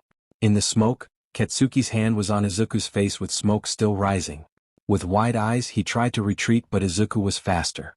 Propelled with kinetic energy blasts, Izuku reached Bakugo and grabbed him by the face just like he was just a second before and then slammed him into the ground. Izuku didn't stop there as he picked him up and threw him out of the smoke for all to see. With blood dripping down his head, he stumbled to his feet. Izuku walked out of the smoke calmly again and waited for Bakugo to make another move. "Do you yield?" Izuku asked as he walked between the blonde and the edge of the ring. I don't yield." Bakugo spat out. "You will." Izuku launched a spray of electricity at Bakugo. He jumped up and dodged it but was met with a kinetic strike to his face. Bakugo launched his counterattacks, but they were absorbed by Izuku before they could connect with his skin. Katsuki took hit after hit while Izuku was getting more thermal energy for his core. The kinetic was being redirected back at the blonde. With the mounting heat, Bakugo was begun to dehydrate with every explosion, and every second Izuku kept releasing his thermal energy. Bakugo backed off and tried to kick Izuku out of the ring but was blinded by the light energy Izuku flashed. While blinded, Izuku grabbed the outstretched leg and used kinetic energy around his body to launch Bakugo back into the middle of the ring hard. Bakugo struggled to get back up, but he was injured, dehydrated, and tired. But his stubbornness didn't let him stop. Izuku waited for Bakugo to get up as he circled him. The crowd long had stopped cheering at the one-sided beatdown. At this point they were watching a predator play with its prey. "Do you yield?" Izuku asked again, knowing the answer. "F you," he gasped out. Izuku waited again until Bakugo made the first move, and he did with a small explosion. Izuku let it hit and absorbed what it expelled. Sweat poured off of his face, but Katsuki tried again and again to hurt Izuku in any way, but it did nothing as he absorbed anything thrown at him. He dodged the next attack and kicked Bakugo's knee as he moved. He fell to the other and Izuku held his hand aimed at his face. "Bakugo, Katsuki, do you yield?" Midnight called out. Katsuki ignored the question and tried to launch another attack at Izuku, but it did nothing. He fell back to his knee but couldn't get back up. Izuku steadily increased the heat as Bakugo tried to think of anything, but the heat was too much. "Do you yield?" Izuku asked again. Bakugo opened his mouth to say something multiple times until he gritted his teeth and spoke. "I yield." With a bowed head. The heat immediately was absorbed and Izuku turned to leave the quiet arena. Bakugo knelt there as the cool air washed over him. Robots came and put him on a stretcher to get him to the nurse's station. Izuku arrived there first to get some more clothes. "Are you going to hit me again?" Izuku asked when he stepped through the doors. "What you did to that boy was unacceptable," Recovery Girl said instead. Izuku moved past her and grabbed some new clothes. What he did to me for 10 years and then get here is unacceptable. He scowled without looking in her direction. And are you going to keep this grudge up for 10 years? Recovery girl shot back. No, until he is locked away or I'm dead. And I don't plan to die anytime soon. He glared at the old woman as she took a side. She barred him from leaving with her cane. That is not very heroic behavior. Izuku looked at the cane and then at her. Then should I stop trying to be a hero? Or should I let past sins be ignored because he has a powerful quirk? He didn't wait for her response as he coated his hand in thermal energy and sliced through the cane. He absorbed the heat from the ends of the cane and left. Bakugo was being rolled in just at that moment and Izuku ignored the blonde who kept his eyes closed. Toru was waiting in the hallway leading to the nurse's station and his friends were farther back. Izuku didn't know how to feel about them watching him beat down Bakugo and he began to feel anxious and nervous. He looked down from Toru's worried gaze. She approached him and took his hand and guided him through the halls to the waiting room. She sat him down and she sat across from him with her hands still in his. How do you feel? She asked first. I don't know. He paused and looked up to see her patiently waiting. I feel frustrated still, scared of what you guys will think of me and I don't know. Toru tightened her grip on his hands. I don't blame you for what you did to Bakugo. From everything you've told me about him, he deserves it and even more. But I don't want you to go mad in pursuit of revenge. I don't want to see you lose yourself. She sniffed and Izuku looked up to see her crying with a smile. I'm sorry, I just wanted him to feel like I did for so long. He began to cry as well. Toru got up from her seat and grabbed him in a tight hug. I know because if I could I would probably do the same in your shoes. She chucked a bit at the end. Izuku hugged her back and cried some more. Thank you for not leaving me for everything. You don't have to thank me every time. I'll know and that's enough for me. She pulled back and held his face with a smile while she wiped his tears with her thumbs. Izuku felt the feeling of being wanted and he would give anything to keep the feeling forever. He smiled and nodded in forever thanks. And congratulations on winning the sports festival. I think we should all go out to eat, what do you say? She wiped her face also as she stood up. Izuku hesitated at the thought of the others. They won't care for what I did? The original gang knows what he did to you. Tokoyami is a bit spooked but not scared. Dark Shadow is more in awe I think. She pulled him up from the chair. Alright, I'll change and meet you guys outside. He nodded. She giggled. You still need to do the medal ceremony. He wrinkled his nose at the idea. He opened his mouth but she beat him to the punch. No, you can't skip it. The faster you get past it, the faster we can get something good to eat. Izuku grumbled when she answered his unasked request. Toru walked out of the waiting room and closed the door behind her. The gang plus Tokoyami were waiting across the hallway for them. They all had some variation of worry written on their faces. She spoke before any of them could ask. He's alright, he was more worried about what we would think of him than anything else. We talked for a bit and he's better now. She explained to everyone's relief. Good, you're good at helping him through things. Almost like your seductive charm is high. Siro smirked at her. The invisible girl turned to glare at Kaminari, who couldn't see her angry face. I told you not to tell people. He put up his hands in peace. I didn't. I swear. Then how did he know? She jabbed a finger at Siro. About you having the hots for Midoriya? It wasn't hard to figure out. He shrugged. That's cute, good luck on ya. Jairu smiled encouragingly at her. Tokoyami nodded once. May your heart guide you true. Now everyone knows. Toru hid her face with the same effect as not hiding her face. Izuku walked out right at that time and stopped when everyone's eyes swiveled to him. What's going on? Siro, Mina, and Kaminari in unison said. Nothing. Jairu and Tokoyami nodded in agreement. They're just messing with Hagakure, nothing to worry about. Jairu explained for his benefit with a smile. Izuku narrowed his eyes in suspicion and tried to read them but could only tell it wasn't bad. If you say so. He said unconvinced. It's fine, let's get to the medal ceremony. Toru grabbed Izuku's arm and began to drag him away from the smirking faces of their friends. The crowd cheered as Izuku stood on the podium for first place with Bakugo quietly in second and Kaminari and Tokoyami in third. Kaminari was the most animated one out of everyone on the center stage. Izuku was both happy that he had won the festival and annoyed at the ludicrous amount of ceremony. He will have to get used to it if he wants to become a hero, he suppose. Midnight walked out and began to speak into the microphone. Here are the winners of this year's UA Sports Festival. More cheering ensued and Izuku absorbed the sound around his head. And to hand out the medals, all might. I am here. The number one hero landed with a laugh and the crowd went wild. Midnight approached with the box of medals and he began in third place. Tokoyami took the medal graciously with words of encouragement from the hero, followed by a hug. Kaminari went next, but he had a neutral expression as he received his award. Ever since Izuku told them about his encounter with All Might, they all had some distaste for the loved hero. All Might was a bit put off by the usual jovial boy's demeanor but moved on to Bakugo. The blonde inclined his head for the silver medallion and was given the same treatment as the others. Finally it was Izuku's turn. With a strained smile, the hero placed the gold medal on Izuku's neck, who had a neutral expression the whole time. When the hero pulled back to hug him like the others, Izuku spoke without changing expressions. "If you touch me, I will release all my kinetic energy into you." The hero's face tightened. Bakugo heard and snapped his head to the two. Kaminari snorted and Tokoyami raised his feathery eyebrows. All Might turned around to finish the ceremony. "Let's finish this year with our school motto. Go beyond. Plus ultra." The crowd finished, and Izuku wasted no time and left with All Might's eyes on the back of his skull. Izuku, Kaminari, and Tokoyami regrouped with their gang, and they made their way to leave the grounds. "Alright. So, Toru said we were going out to eat. Where are we going?" "Nothing fancy, I say." She turned around and walked backward facing them. "I bid you all a good time." Tokoyami started, but Mina cut him off before he could leave. "Nah, bird boy. You're part of the gang now, and that means coming to eat with us and tomfool around."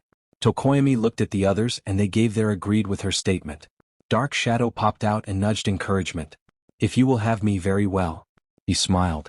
"I say McDonald's," Kaminari proposed. "That's not how you pronounced it." Tokoyami looked confused at the word. "But you know what I mean, so it works."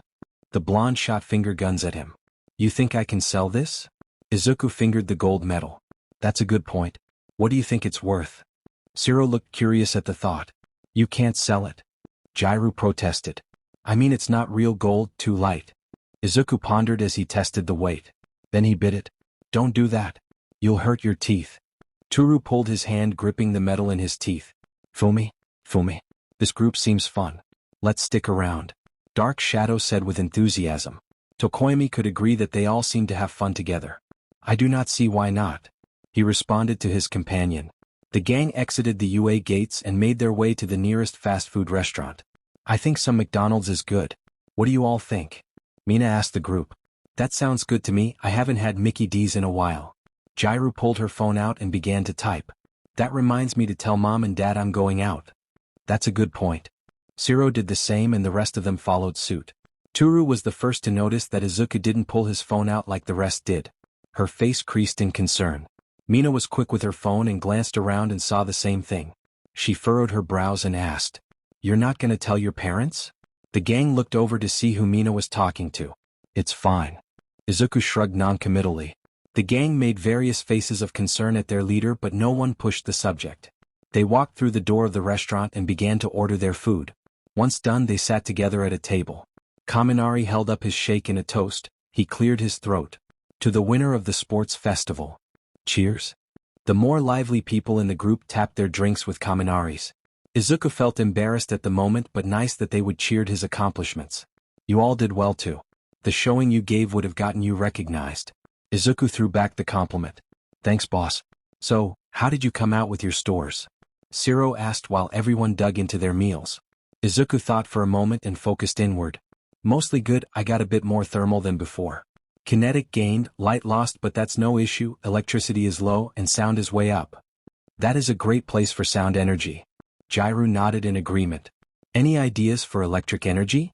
Kaminari asked. "There's only so much I can give you daily that I won't need." "Ima check the weather," Mina said with a smile. The gang snorted and Tokoyami looked confused. Toru looked at Jairu with a raised eyebrow.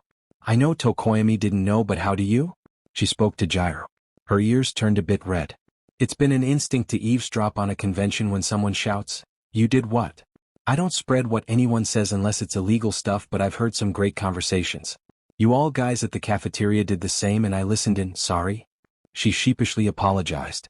"It's fine, it wasn't like a secret or something." Izuku waved it away. "So what was it?" Dark Shadow asked with a fry between their hands. "Our illustrious leader here didn't have enough electrical energy for the exam. So on one stormy night, he decided to stand under the lightning storm and get stuck by the lightning multiple times. Mina pulled the news article from that day and showed it to Tokoyami. Incredible when you decide to perform this again.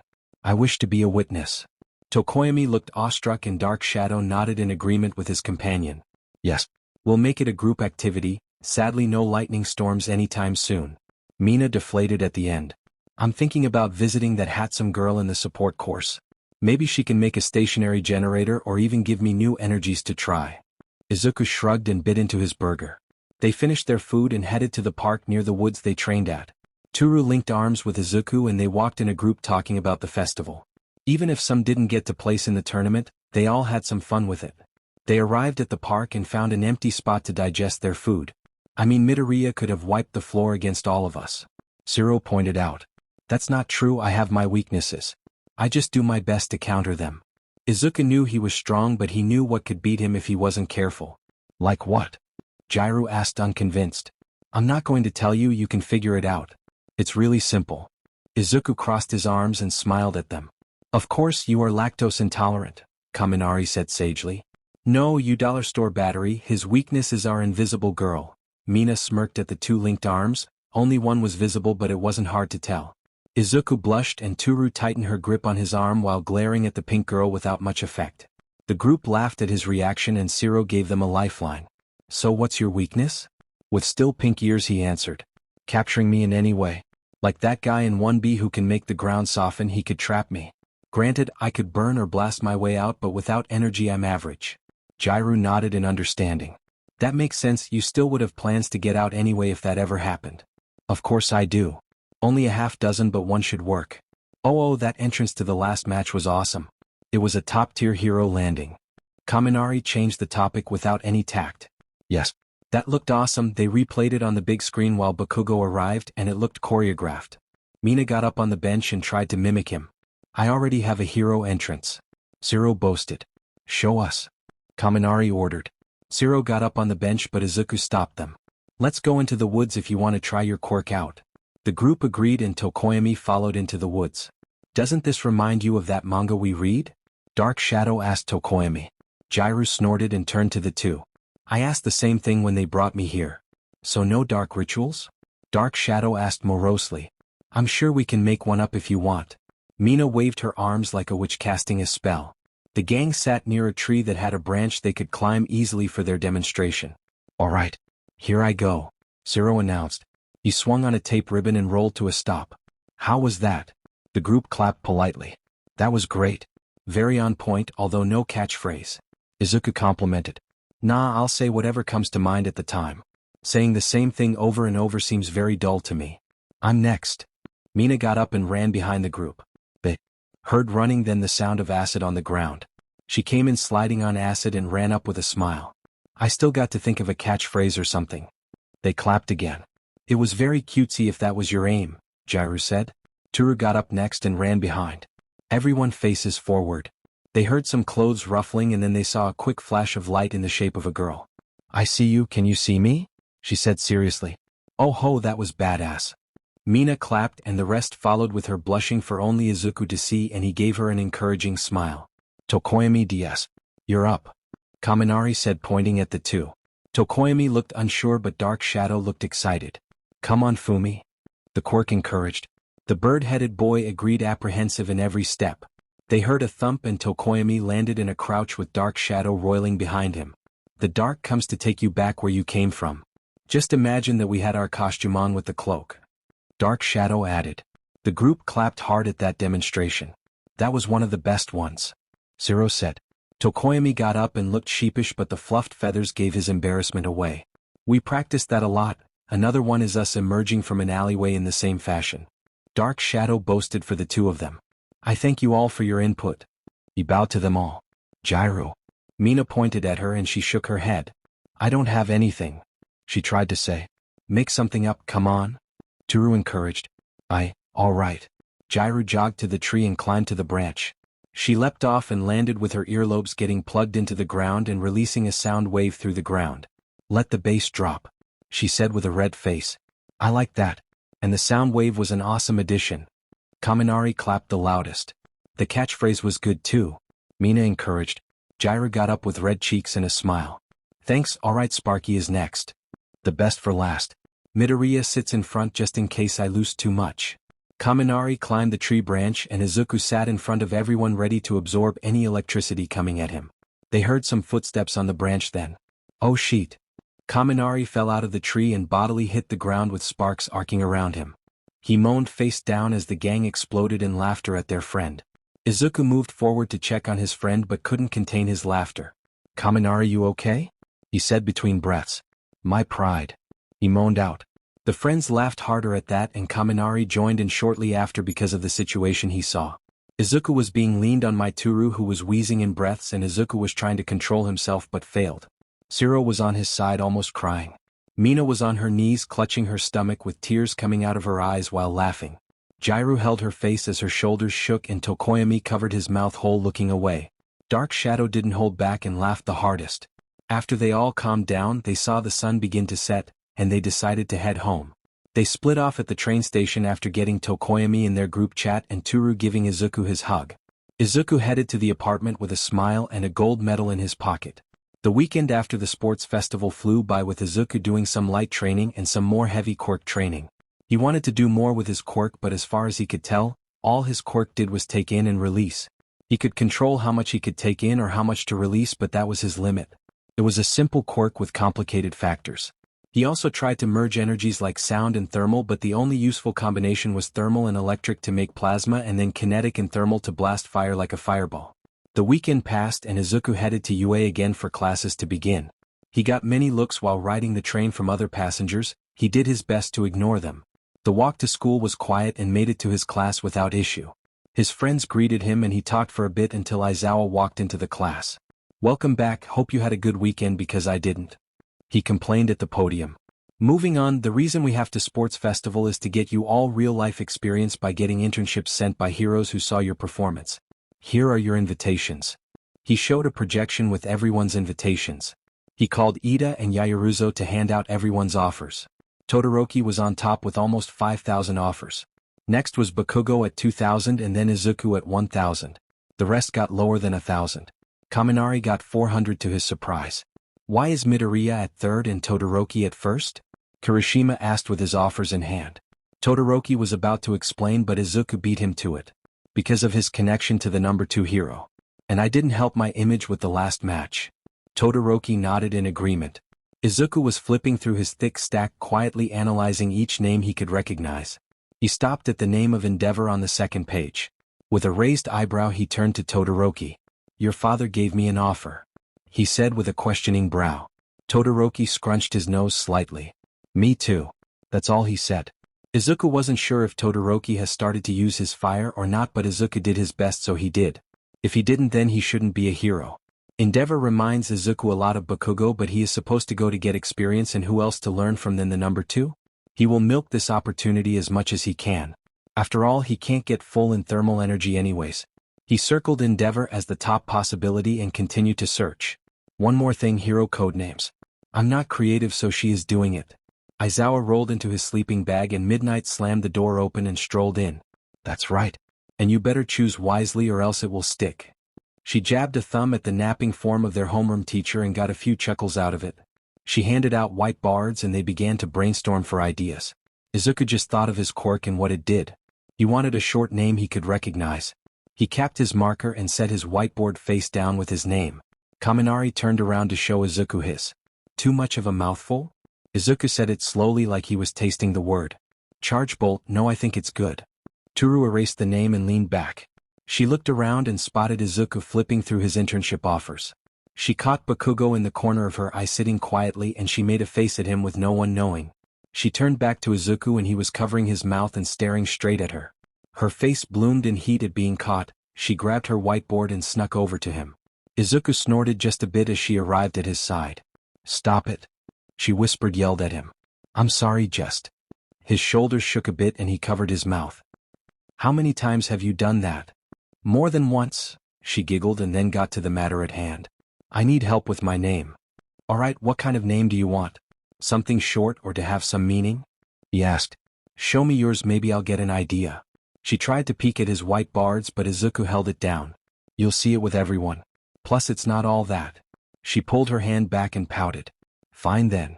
She did smile when she caught his blush when he looked at her face. You going to flirt all class? Jairo leaned back and whispered into her ear. Laughed when she was batted away by Turu's hands. Shiro heard it all since he was right next to Izuku and behind Jairo.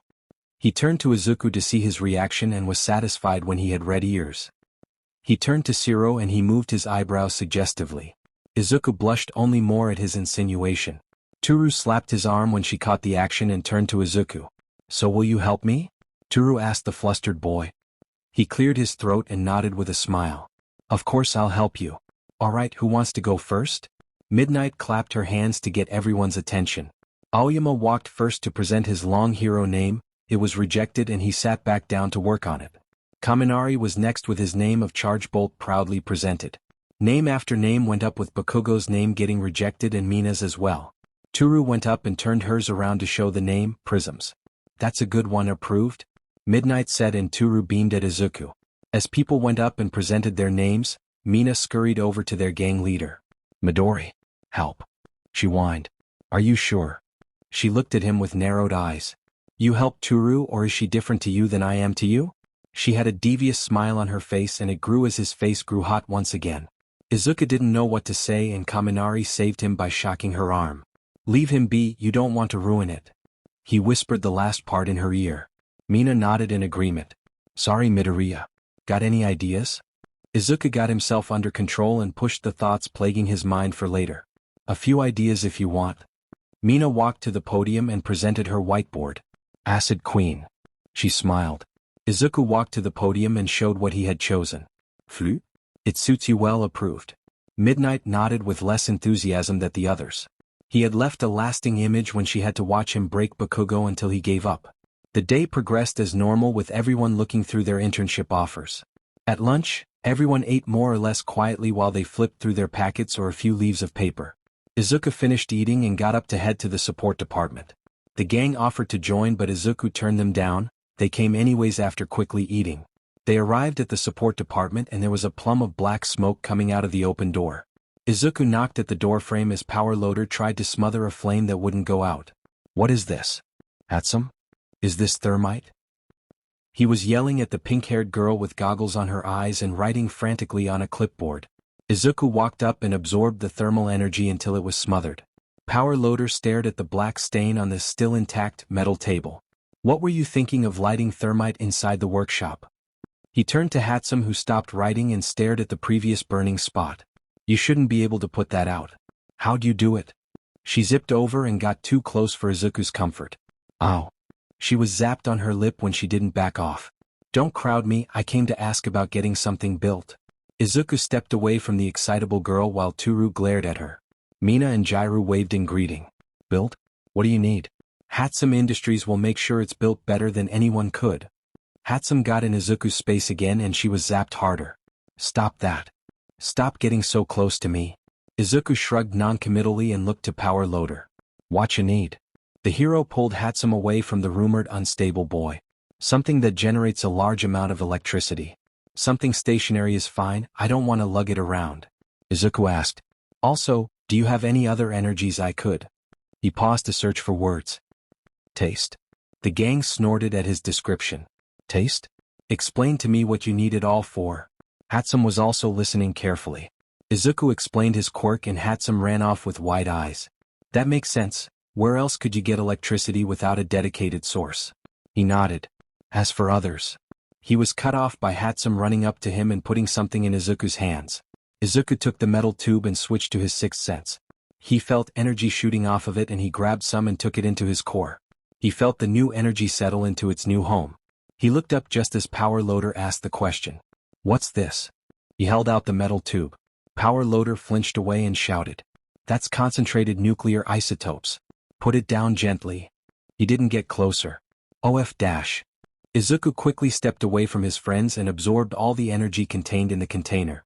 He turned on his sixth sense and nothing was left except the container. He turned to glare at the pink-haired girl. It would have been nice to know what you gave me. You absorbed it, didn't you? So it's fine, gimme. She took the container and unscrewed the top. A metal rod slipped out into her gloved hands as she examined it. Hochumime. Put that down this instant. Hearing the tone of voice of her teacher, she listened without arguing. Power Loader dug a device out of a cabinet and passed it over the rod, and then Izuku, it never went off. You won't find any radiation. I absorbed all the energy once I found out what it was. The hero set the device aside and took Izuku's hand where he held the container. The boy held himself from pulling away and let the teacher examine for any abnormalities. He hesitated and grabbed the device. Released a drop of it, aimed down. Izuku did so and the device crackled loudly and then died down. That answers if you can absorb nuclear. Kaminari said from behind. He was hit quickly. All right. No joking. That's incredible. Power Loader mumbled to himself as Hatsum picked up the rod and began to test it in various ways. Izuku, you feel all right? Toru tapped his arm. He looked at her and saw her concern. I feel fine. He smiled for her comfort. Although, I think I have a cancer ray now. Izuku felt the newest energy in his core. Nuclear. Oh, let's hit Bakugo with it. Mina said evilly. She was bopped between the horns. Ow. Fake tears cropped up as she looked at Izuku. No giving cancer to people, maybe? That will be Plan C. Kaminari nodded and Tokoyami looked concerned at what they were saying. Jairu nodded her head as the new development cropped up. She wonders if she could make a song out of it. Power Loader scanned Izuku up and down to make sure he didn't leak any nuclear energy. He drew some blood and tested it, but nothing came from the results. Looks like you're clear. Let me know if you have any issues. Izuku furrowed his brow in slight anger. Yes, I'll let you know if your student gave me poisoning of some kind. While he was glad he had another energy to play with, he didn't like the risk of exposure to cancerous materials. Granted, he is practically immune to it, but before, not so much. Izuku headed out of the room and to the gates of the school. He looked at his phone and read the messages from his friends. They all split to head to their homes and would see him tomorrow. He smiled at the cutesy emoji Toru sent him at the end. He didn't have any plans for the day, so he got to the apartment and saw he had a package for himself. It was his quirk clothes. He tore the box open and checked his new clothes out. It was 2 sets of clothes. Shorts, shirts, and 1 pair of thin shoes he kept with the black color. He put them on and headed out to experiment with the newest energy in his core. He wasn't exactly sure what nuclear energy could do, but he will have to be careful with how much he uses. While the isotope contained a large amount of energy, it would be harder to obtain than any other. He sat at the clearing and focused on the nuclear energy. He looked around and felt none. It was to be expected. Next, he released a small amount on some leaves, both to see the effect of nuclear energy on living matter and to see how the energy moves. The leaves didn't move, but the green color drained slightly. As for the energy itself, it was erratic, more so than electricity. Electricity wanted to go anywhere with the lowest negative charge or the path of least resistance. Nuclear energy shot out in any direction it could, as the light energy did. While his release was focused, the edges leaked energy. He absorbed the lingering energy and hummed to himself in thought. Using pure nuclear energy offensively would be bad. But maybe combining it with another might show some results, the safest ones first. Light, sound, kinetic, and electricity didn't combine well. Lighting was the only one to show a difference, with the electricity changing color to a bluish hue. The burn marks on the tree didn't show any difference, and he didn't have instruments to measure its power. Thermal, on the other hand, showed incredible results. The basic flames mixed with the nuclear energy and burned hotter than would be safe. It wasn't normal flames anymore, but a nuclear fire. He shot it at a tree and the air screamed as it boiled. It was closer to a laser beam, as the part of the trunk was turned to ash in a moment. The tree fell and Izuku absorbed the flames that lingered on the trunk. He got more thermal energy than he released just from those flames alone. The ambient thermal energy also was high from the released energy. Super lethal, noted, Izuku said to himself. He looked at the fell tree and shrugged. More energy couldn't hurt. It turned to ash the next minute. The rest of the week passed without much to speak about. Everyone handed in their internship paperwork and the class met up at the train station to split off. 1A all had their suitcases as Aizawa spoke. Don't cause trouble, now be gone. He left with that. Izuku's gang said their goodbyes and Toru gave him a hug that lingered longer than usual. The rest gang elbowed each other with smirks. I'll see you later, Izuku. She smiled at him and headed to her train. Izuku followed Todoroki to another train and boarded it. He sat across from him and put his headphones on. The elemental boy didn't try to speak to Izuku as they rode on silence. He wondered how his time in the number 2 Heroes Agency will go. He is aware of the multiple heroes and sidekicks Endeavor employed, and Izuku was excited to see if he could absorb any new energies he came across. They arrived at their stop and they walked off. Todoroki didn't wait for Izuku to catch up and headed to Endeavor's agency like he had been there before, which isn't hard to believe. Many heroes walked in and put as they arrived. Todoroki walked up to the receptionist and she gave him a card. Izuku walked up to the woman and she crossed his name off a list. She handed him the same card for the elevator and Izuku went to follow Todoroki again. They walked out of the elevator and to a set of double doors with flame motifs on them. Izuku huffed in amusement at the unoriginal design. Endeavor stood waiting behind the doors with crossed arms. Izuku raised an eyebrow at the dramatic show. You finally arrived, good. Go change into your hero suits and meet me in the gym. Shoto, show him. With that he left through the doors. Shoto let out a small sigh of announced and began to walk down the hallway. This way.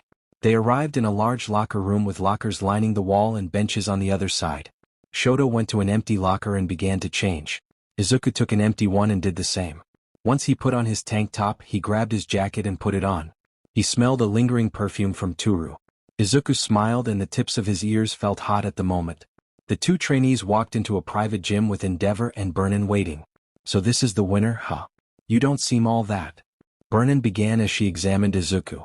Izuku did the same to her but there was no need as he already read the profile he has on her. Burnin or Mokamiji. Age 25, a graduate of Shiketsu High School in the high middle of her class. Applied to Endeavor's agency 6 times until hired on the 7th at a low position and worked your way up to Endeavor's 2nd in 5 years. Quirk is blazing hair, which allows the user to manipulate the fire pulled from the flaming hair to various forms. Usually positive personality with a very enthusiastic attitude for everything. Did I miss anything? Her smile waned as she stepped back slightly. How do you know all that? What freaked her out the most was how he knew about the 6 denied applications. I like to have information, Izuku said and turned to Endeavor. On everyone I can. That's a good trait to have. Explain your quirk to me. Endeavor commanded. I absorb energies, store them and release them. He explained simply. What kinds of energies? Endeavor looked intriguing now. Thermal, kinetic, electric, sound, light and now nuclear. Everyone snapped their heads to the last one. Nuclear? Burnin asked. I can absorb any energy as long as I've come in contact with it. A support department student gave me a contained nuclear isotope in her excitement about the experiment. What is your limit on the quantity and different amounts of energy you can store? Endeavor continues his questions. None as far as I can tell. He shrugged. Impossible, there has to be a limit on both. Endeavor scoffed. Test me then. Throw everything you have and I'll take it all. Izuku baited. He stared at Izuku for a moment and then. Very well. You two go to the viewing room. Burnin looked somewhat apprehensive. Don't go too hard on the kid. She joked. They walked to a door and walked through it into a thick treated glass window to watch. You know Midoriya better than me. How do you think he'll do? Shoto stared out the glass at Izuku who was neatly folding his jacket and setting it to the side. He is strong but I don't know if what he said was the truth. With the last word spoken, the room turned into a hell's cape. Endeavor stared at the calm boy across from him. Say yield when you cannot continue. He prepared a simple blast of flames. You do the same. Izuku goat. The flames on the hero's hands grew hotter and blasted toward him. Before the flames got halfway to him, they were condensed into streams of fire and absorbed into Izuku's body. He hadn't moved from his position. The next blast came without hesitation but the same result happened. The room began to get hotter and hotter as Endeavor poured heavier attacks at Izuku. He began to run around Izuku as he blasted superheated fire at the boy but he still didn't move or counterattack. That irked Endeavor and began to use super moves on him but the flame constructs fell apart as they got close to the calm boy. Izuku's core continued to absorb the thermal energy Endeavor was freely giving away. Before, if he released all the thermal energy at once, he could turn the building and some of the surroundings into slag. Now maybe a block radius more. He could see Endeavor begin to get annoyed at his still position. Will you stand there or do something? Endeavor growled. Okay, I fight back. The room began to drain of heat and frost spread from Izuku's feet.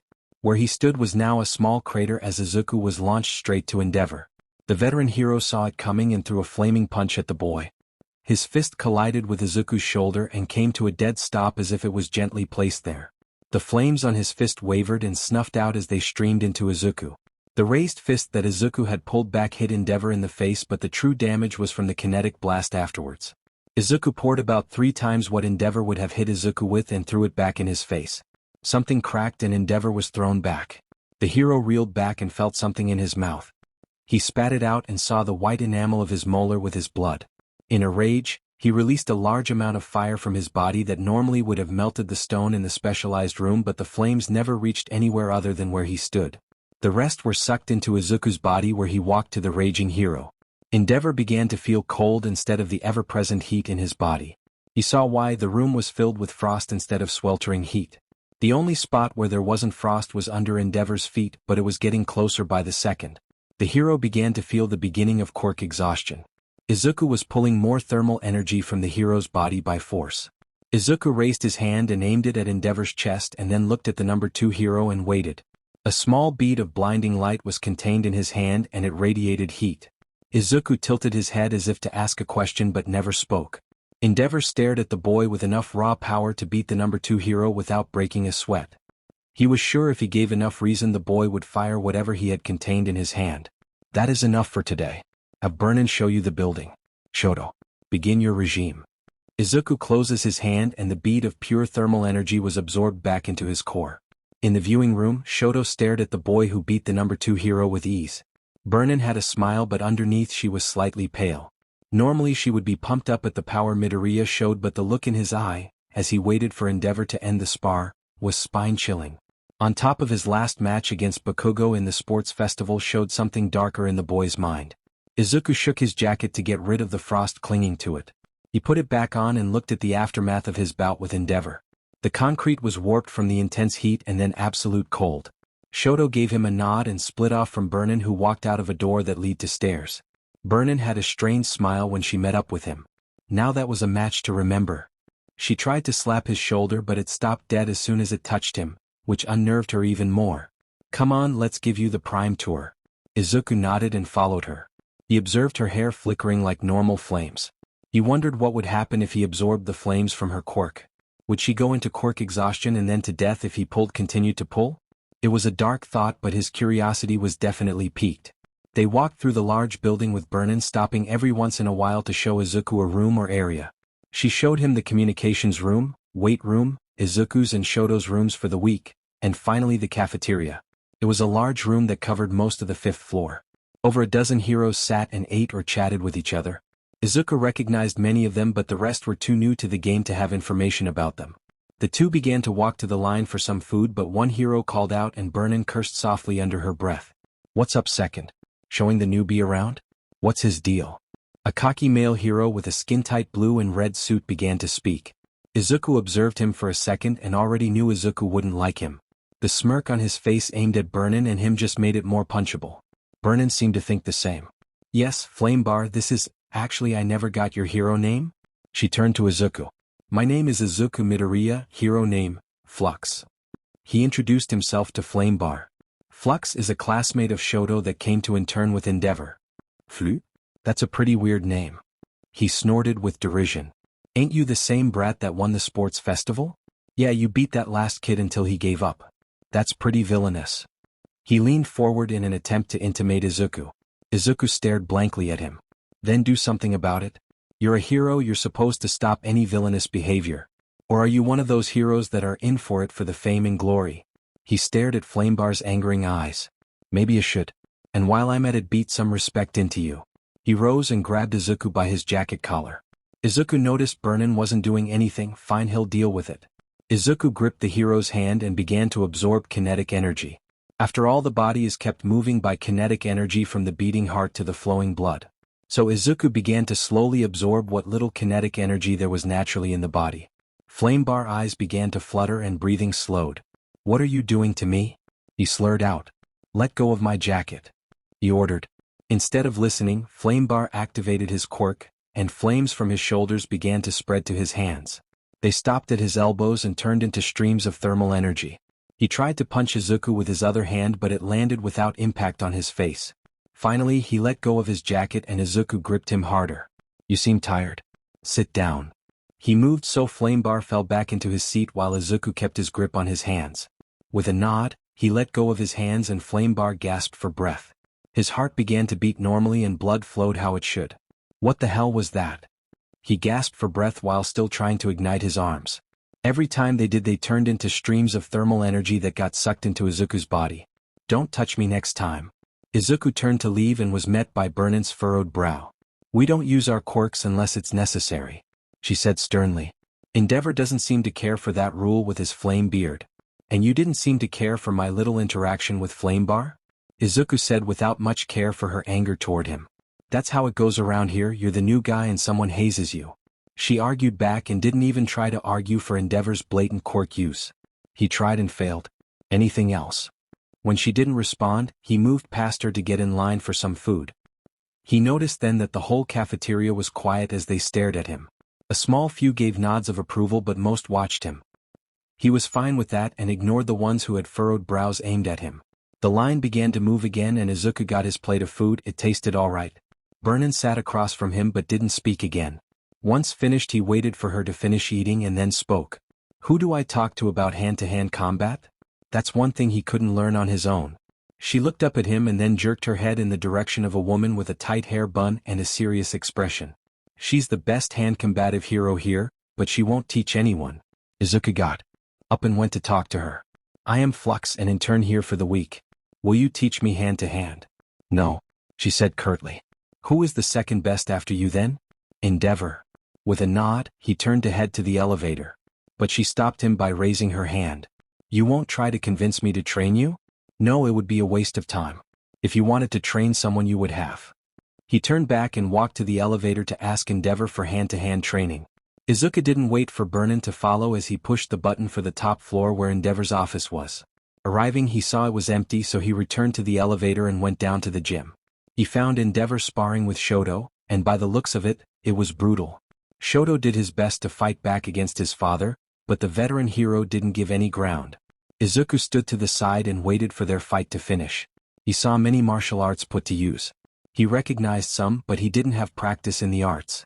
Finally, Endeavor knocked Shoto down and he lay there for a moment. Endeavor turned to Izuku. What is it you want? Training in hand-to-hand fighting. Where is Vernon? He furrowed his brow. I left her in the cafeteria. She pointed me to another but she refused to train me. So I came to you for training. What training have you had before? None, I wasn't allowed in training classes. Izuku wasn't going to hide his previous status anymore. If they scorned him he would deal with it one way or another. It gave no benefit for hiding it, and revealing it will allow him to see what kind of person he is speaking with. Why is that? Endeavor did read Izuku's profile, which contained what had happened in the USJ and his resulting psychological evaluation request. His admittance of not being allowed into a training center made him think of his rumored, unstable nature. Not to mention his last showing at the sports festival. Quirkless aren't allowed in them, I am a late bloomer. He saw the younger Todoroki was paying rapt attention to him. How late? Endeavor continued. Last year. He watched Endeavor and he couldn't read his expression. Shoto on the other hand was shocked. And you've managed to control your quirk in this short of time, incredible. He said it more to himself than Izuku. Shoto, take a break. I wish to see what Flux has in him. He dismissed his son without looking. The rest of the day was grueling for Izuku. His previous training helped him keep up to a point, but he didn't have any formal training in anything. Endeavor didn't hold back as he threw Izuku left and right. Thankfully, Izuku could absorb the impacts, but his muscles will still be sore the next day. After a shower he walked into the room set for him and Shoto. The other boy was already on his bed reading as Izuku came in with a damp towel on his head. He sat and checked his phone for the group chat. Everyone seems to be having fun with their internship with pictures sent through the app. He smiled to himself as he saw Turu's selfie with her interned hero. He was brought out of his thoughts by Shoto speaking. What was it like growing up quirkless? Izuku looked up and saw the curiosity. Hell, the scars I have are from others using their quirks on me because if I reported them they could get away with it. From teachers to police, they didn't care for a quirkless person, a fourth-rate citizen. Grades were marked lower to make the quirk look better than me. You can imagine the rest. Fourth-rate citizen? I thought the expression was second-rate citizen? I was at the bottom. You were on the top. If you wanted to go out there and study to be whatever you wanted, you could. I would have been rejected because what's better, someone with the same grades but one had a quirk. Who do you think they'll choose? Izuku held no scorn for Shoto's better life compared to his but he wanted to use it as an example. He scowled slightly. My life wasn't as good as you think. I wasn't talking about your home life, I was talking about how you could go out without anyone batting an eye at you.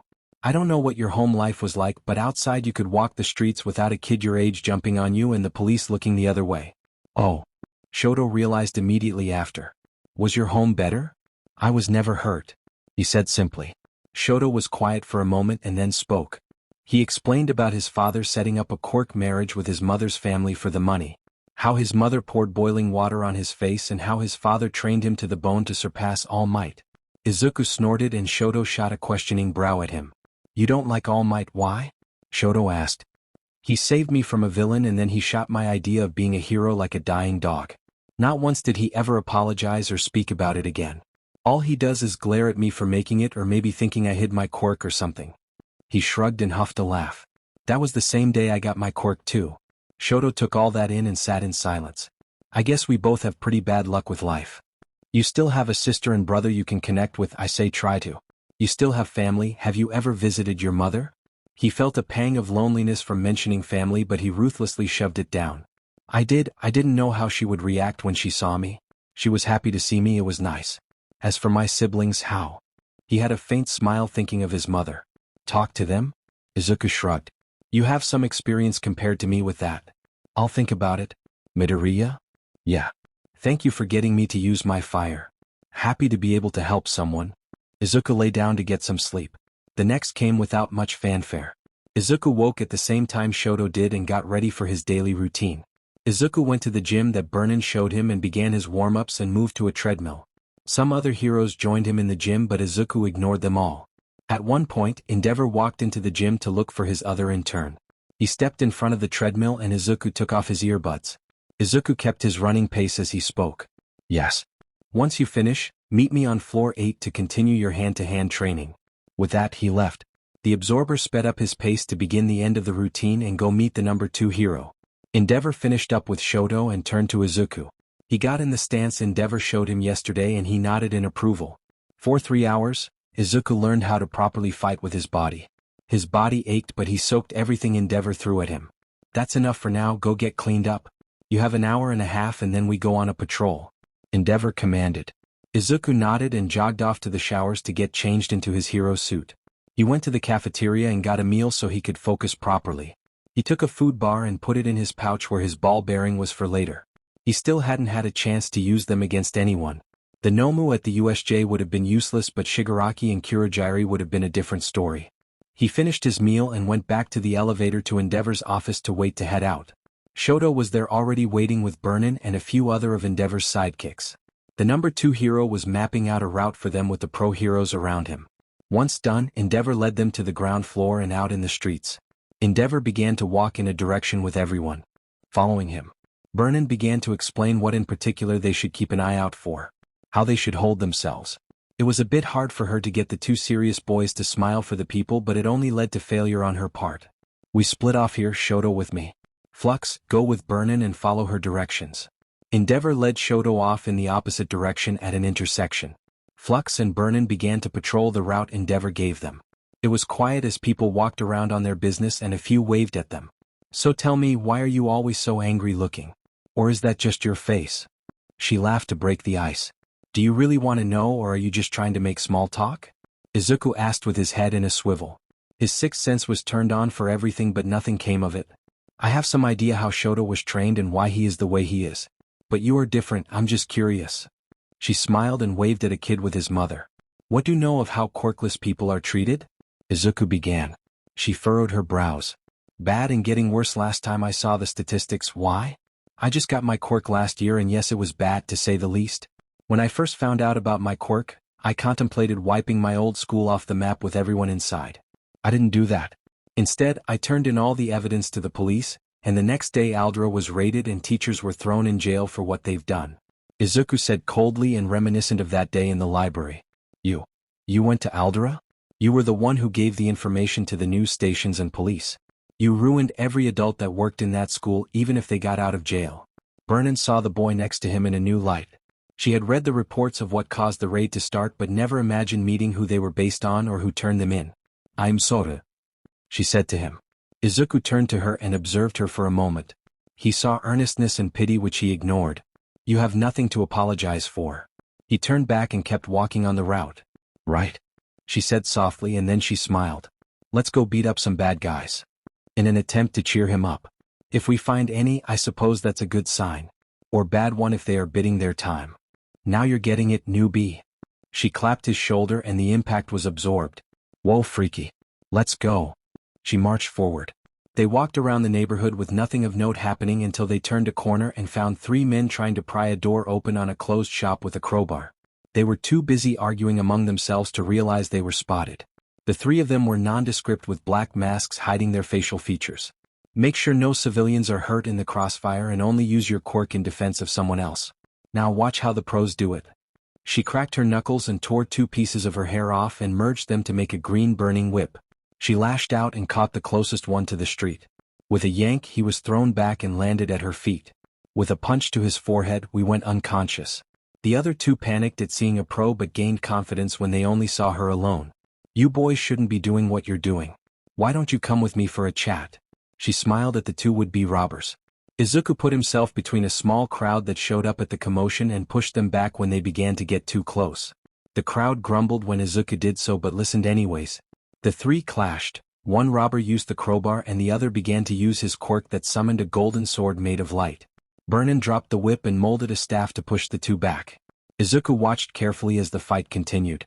Burnin pushed them back and knocked them down with 2 finishing blows each. The first guy she knocked out on the other hand. The robber got up from his position of faking and threw 3 globs of something glowing at Izuku and the crowd. Flux caught 2 that hit and stuck to Izuku, the third landed on a woman. The quirk didn't do anything other than glowed green with a pulse. The hero in training tried to grab the one on the woman but it was stuck on her. Stay back, hero, or I detonate them. The man yelled at Burnin. Izuku immediately grabbed the woman and dragged her away from the crowd. He began to look at the bombs and saw nothing other than their shape. Then he switched to his sixth sense and he could feel it. He turned to the woman who was crying and shaking. He ignored the man still talking to Burnin and focused on the bomb on the woman.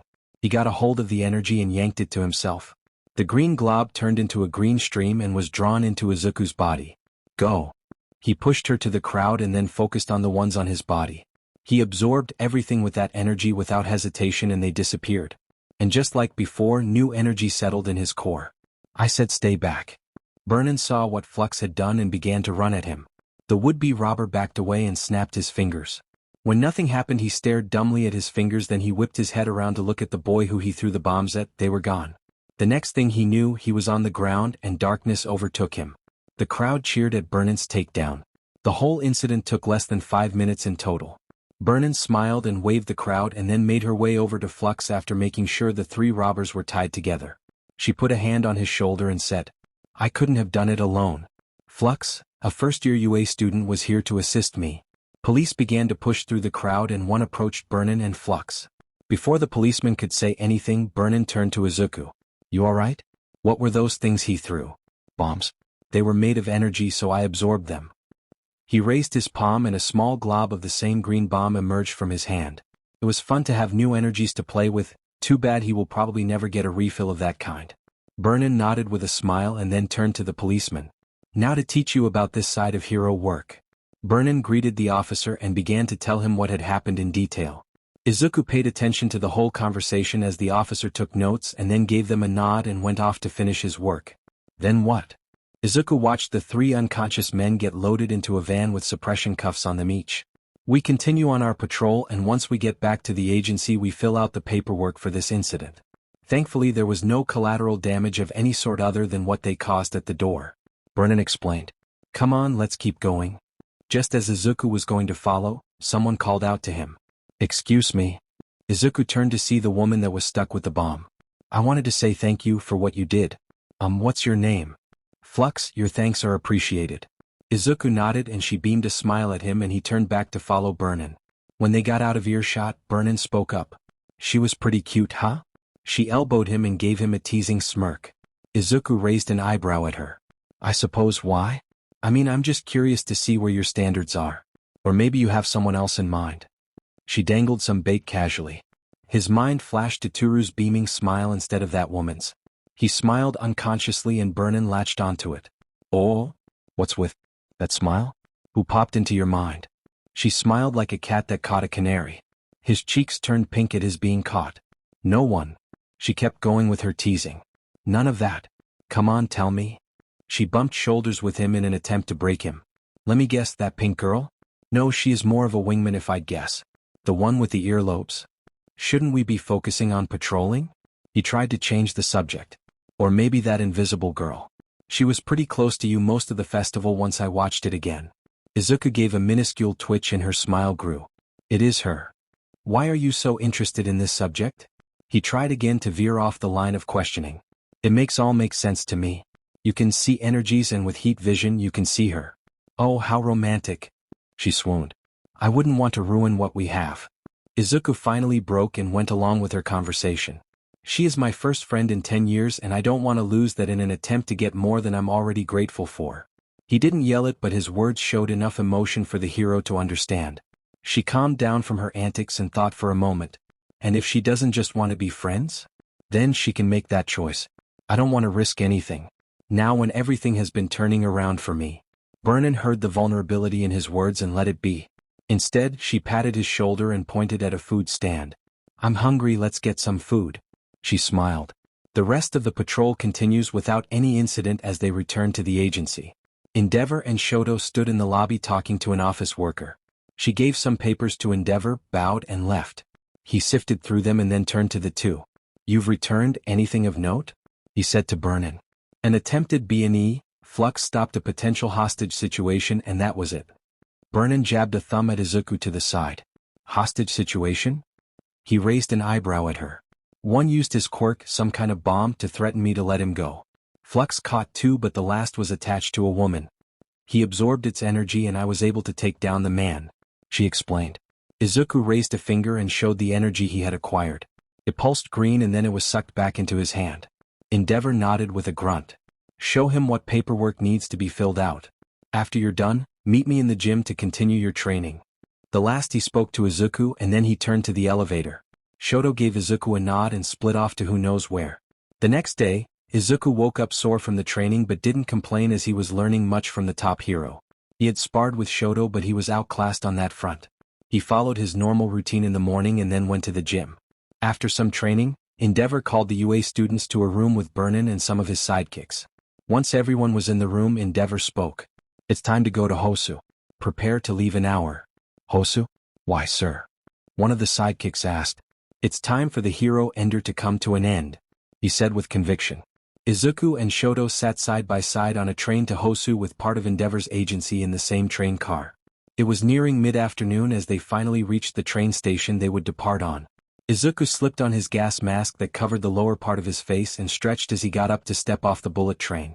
Everyone began to split off immediately after leaving the station as they already knew where their routes were. Izuku and Shoto stuck with Endeavor and Vernon. Izuku had read up on Stain a while ago. From what he understands, Stain began to end or critically injure heroes in a select pattern. He would target 3 or 4 heroes per city and move on to the next city. He had seen the pattern immediately after looking up the victim of Stain. They were heroes who were accused or guilty of some sort of corruption. Whether it be a scandal or being lax in their duty of being a hero, Stain had targeted them for that reason. Ideally, how they should capture Stain is using a hero that fits his parameters and using them as bait, springing a trap. No one knows what his quirk is, but from what Izuku was able to glean, they all died to a bladed weapon with little resistance of the victim. What he didn't know was that Stain's last target was Ingenium, Ida's brother. Izuku never paid attention to anyone in his class, other than to assess if they would be a threat in any way, and Ida was the same. Now still was the same, but he paid attention to his friends. He was sure the boy was devastated about what had happened to his brother, but Izuku didn't notice how he was after the sports festival. The four continued their patrol of Hosu with minimal activity. Minor issues Endeavor took care of without much trouble while Izuku and Shoto stood back and watched. There were many fans taking pictures as Endeavor walked, but he paid them no mind. Vernon on the other hand posed for a few and tried to drag Izuku and Shoto with her, to little success.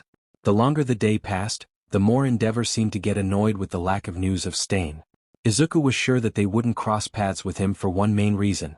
You won't find Stain this way, Izuku stated as they walked.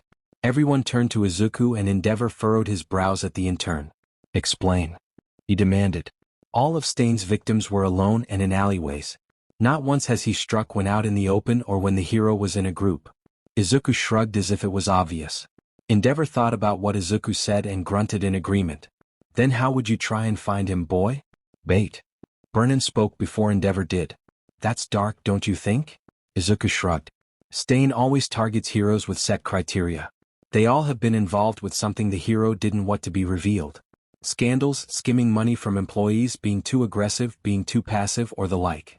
Shoto and Burnin looked at him weirdly. Endeavor continued to stare at the boy. How do you know this? I research for any information on anything that seems valuable to me, and I've done a lot of research. He stared back into Endeavor's eyes.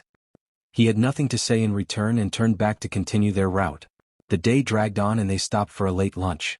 It was beginning to get dark when Endeavor called his sidekicks that took other routes to call it a day and head back to the agency. They were a few blocks away from the train station when there was an explosion behind them.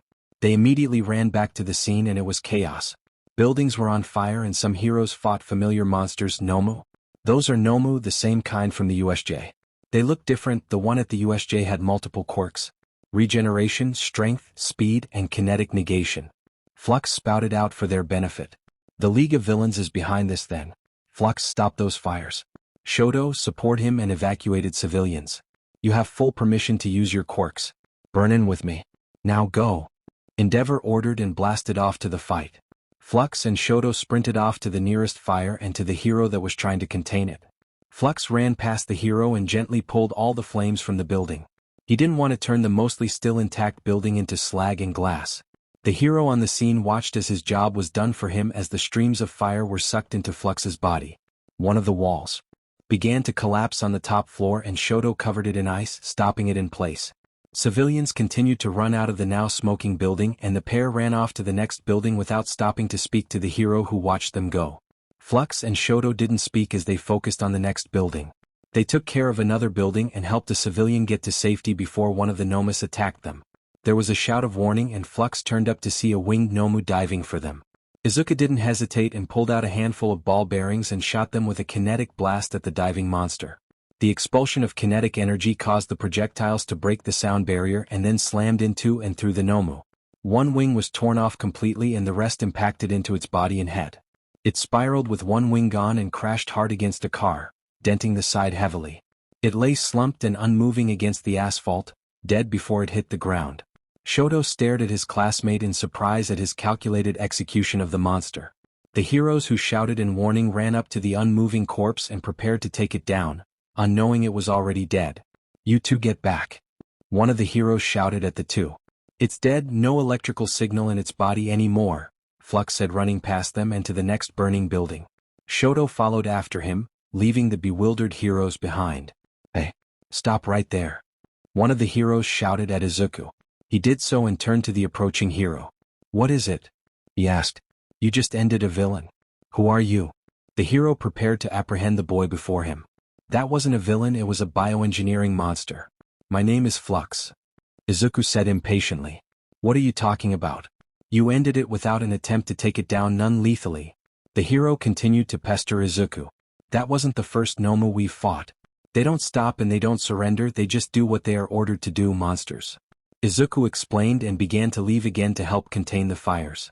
I'm with Endeavor if you want to file a complaint. He threw Endeavor under the bus because he could. They didn't stop him again to his relief. You don't care that you just took a life? Shoto asked as they ran. That thing wasn't alive in the sense we are. What Shigaraki said was that they created them, if they were alive in there. Then it would have been a mercy to end it. Izuku said coldly. And if they were a villain? Alive like you and me? If it was necessary, but I have options for taking people down without bloodshed. The next building had screaming coming from one window. It opened and a mother and child coughed out and yelled for help. Izuku released kinetic blasts from his feet and speed up. He left Shoto behind in seconds. Flux left a crater as he jumped to the side of the window. His hand glowed with heat and he caught himself in the handhold. He melted into the outside wall. He absorbed the heat from the handhold and then he began to absorb the heat from the inside of the room with the mother and child. They felt immediate relief from the heat on their backs, but they felt terror when the ceiling cracked and began to creak ominously. The mother turned to the teenager, now that she got a closer look, and pleaded, "Take him." She held the boy in her arms with tears in her eyes. No. Flux denied her request and instead grabbed both of them. He held them tight and pushed back, pulling the two out of the window. They screamed in terror and the mother held her child close. Flux positioned his back to the ground and absorbed the impact of both his own and the two in his arms. They landed softly, but they began to crush their savior under their weight. He pushed them to the side and checked them over. Then he heard the room they were in collapse and then the rest of the building came with it. A barrier of ice grew between them and the building, saving them from any debris that might have gotten flung their way. Are you two injured? Flux was able to ask them. Thank you.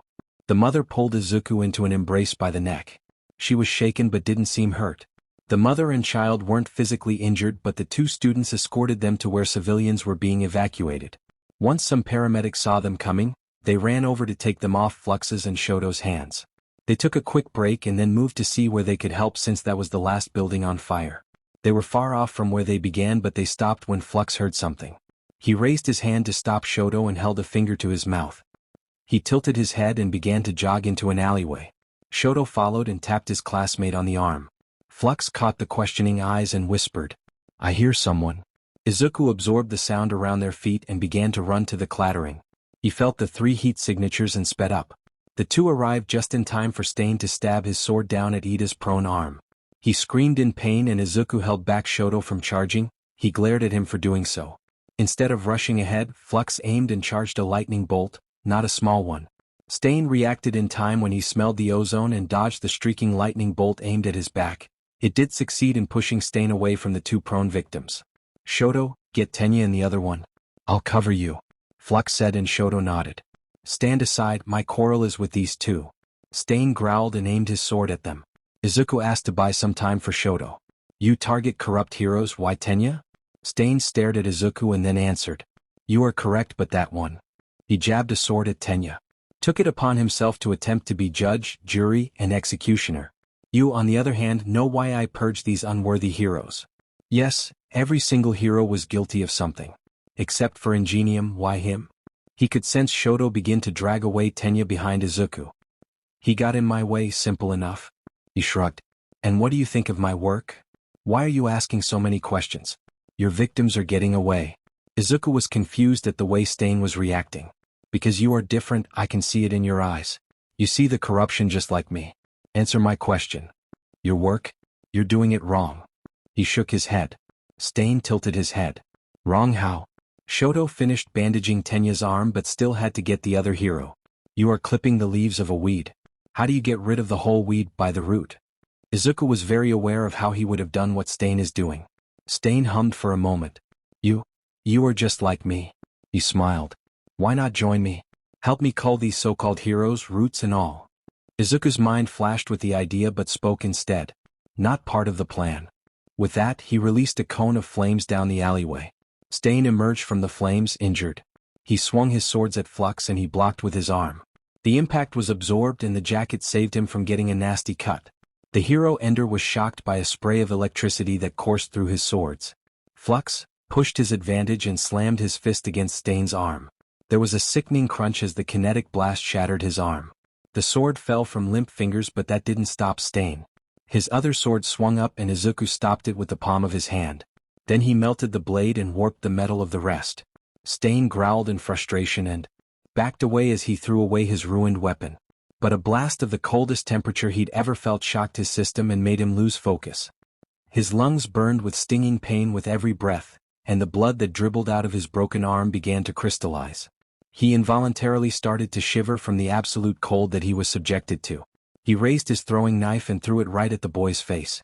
He didn't even block and it stopped dead in its tracks as it made contact. He needed to escape but not before he took out his target. Flux was prepared for the last-ditch effort to attack him. Stain threw a flurry of weapons at him. But it wasn't in an attempt to end him. Instead, it was to block his sight and get around him and get to the paralyzed hero. His heat sense didn't let him get away. He pulled from the bag of rubber balls this time and did the same as the Nomu in the sky. Stain leapt off the wall and dove for native. Flux shot the rubber balls and they whizzed through the air at a much lower speed than before. Most of them landed on him in various locations across his body. The impacts drove him off course of his target and landed roughly against the alley wall. Izuku sprinted with kinetic-enhanced steps to the rising figure. He kicked the arm trying to push himself up and Stain fell prone again. Stay down. Shoto, how are they? He had his hand aimed at the villain. Tenya yelled. No. Stain is mine for what he did to my brother. He raged on the ground. Stain, what did you do to them? Why can't they move? Shoto demanded the villain. Stain chuckled darkly. Wouldn't you like to know? He said mockingly. Flux began to observe the prone villain from arm's reach. It's your quirk, isn't it? He started without inflection, Stain's eyes snapped to the boy who beat him with raw power alone. That's why you use blades, you cut them. With the blood spilled, you can paralyze them. You would have been so much better than me at culling the unworthy. Stain marveled at the ability to determine his quirk with a moment's notice. Flux crouched down while his hand never strayed. I know, that's why I'm doing it from the inside out. His eyes were cold as ice and his tone held the conviction of absolute certainty. Stain began to chuckle and laugh in joy at hearing his words. Shoto, have you called for backup? Flux stood back up. The youngest Todoroki stared at his classmate and then at the villain laughing on the ground. He no longer had an image for Midoriya. Before, he thought of the green-haired boy as someone like him. He was hurt many times but hadn't given up. Their talk at the agency reinforced that, but in Hosu not anymore. The way he planned out a way to bait Stain with a hero and then how he executed the Noma with no remorse. Now he took out the infamous hero Ender, Stain alone, and left him laughing on the ground. He shook himself out of the thoughts and answered. As soon as I grabbed Tenya, his wound is bad. Just as he finished, Endeavor arrived at the alleyway entrance and froze at the scene before him. Burnin arrived next to him and did the same. Endeavor approached Flux and motioned Burnin to check with his son. What happened here? From the start, he demanded. Shoto and I heard a noise from an alleyway after escorting 2 civilians to paramedics. He investigated and we found Stain standing over those 2. He motioned to Native and Tenya. Shoto grabbed them and did his best to help them while I fought Stain. I won. He must not have been very powerful, pitiful. Endeavor growled as he placed cuffs on the villain. Flux didn't correct him and didn't care to. I received a complaint from some low-level hero you ended a Nomu, is that correct? Yes, while Shoto and I moved to the next building we were attacked.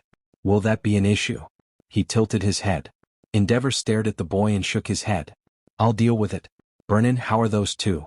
He turned to his second in command. They need to see a hospital bed soon. A severe stab wound on the shoulder for Tenya and Native has a slash across his chest, shallow. Burnin stated. Very well, let's go.